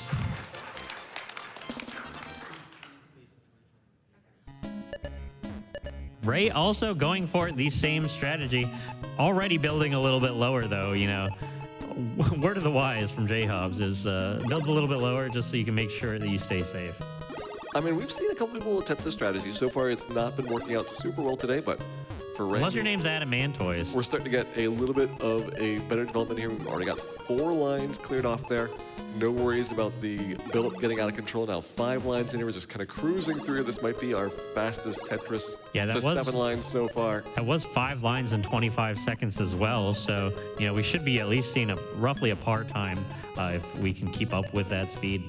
Yeah, having to deal with a little bit of bad luck on the piece placement. Doesn't really get a lot of good resources in here, but we still have a little bit of wiggle room here. Oh, this is good. It's one more. Yeah, that's it. Right. That could have been it. That could have been it. That's not going to be it. That's not going to be it. That's it right there. There we go. Ray's scaring us a little bit with that. Now, Ray, you are 2.7 seconds behind the first place time. You have to have a really good Alicia Dagoon, but you can do it. Yeah. It's definitely difficult to save a lot of time in this game, but 2-3 seconds, that is 100% doable. And we'll see how much practice in Alicia Dragoon Ray's had. Getting that health, that is definitely going to be important. Also, without losing any time, especially being so close to the record, it's definitely important to try to keep that health as well as go forward at the same time. Yeah, every single one of these damage boosts could be the difference between a first place time or a second place time here, where you gotta get through one more screen. All right, Ops using the lightning there, which is a good strategy. Doesn't get either the jump boost, though, for the other two red soldiers. Good turnaround there, though. Goes through cleanly on the first one, and we have second place.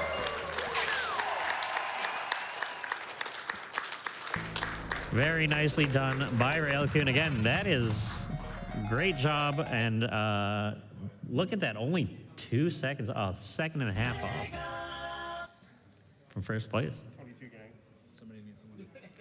And that is our final contestant here of PAX East 2024. Give it a round of applause for everyone. And thank you very much, audience, as well, for staying here at the event. We are going to be closing up shop, though. So, enjoy the rest of your PAX. We still have a little bit of time. But, yeah, with that, we are going to be closing out. So thank you very much. And we will see you at SGDQ 2024.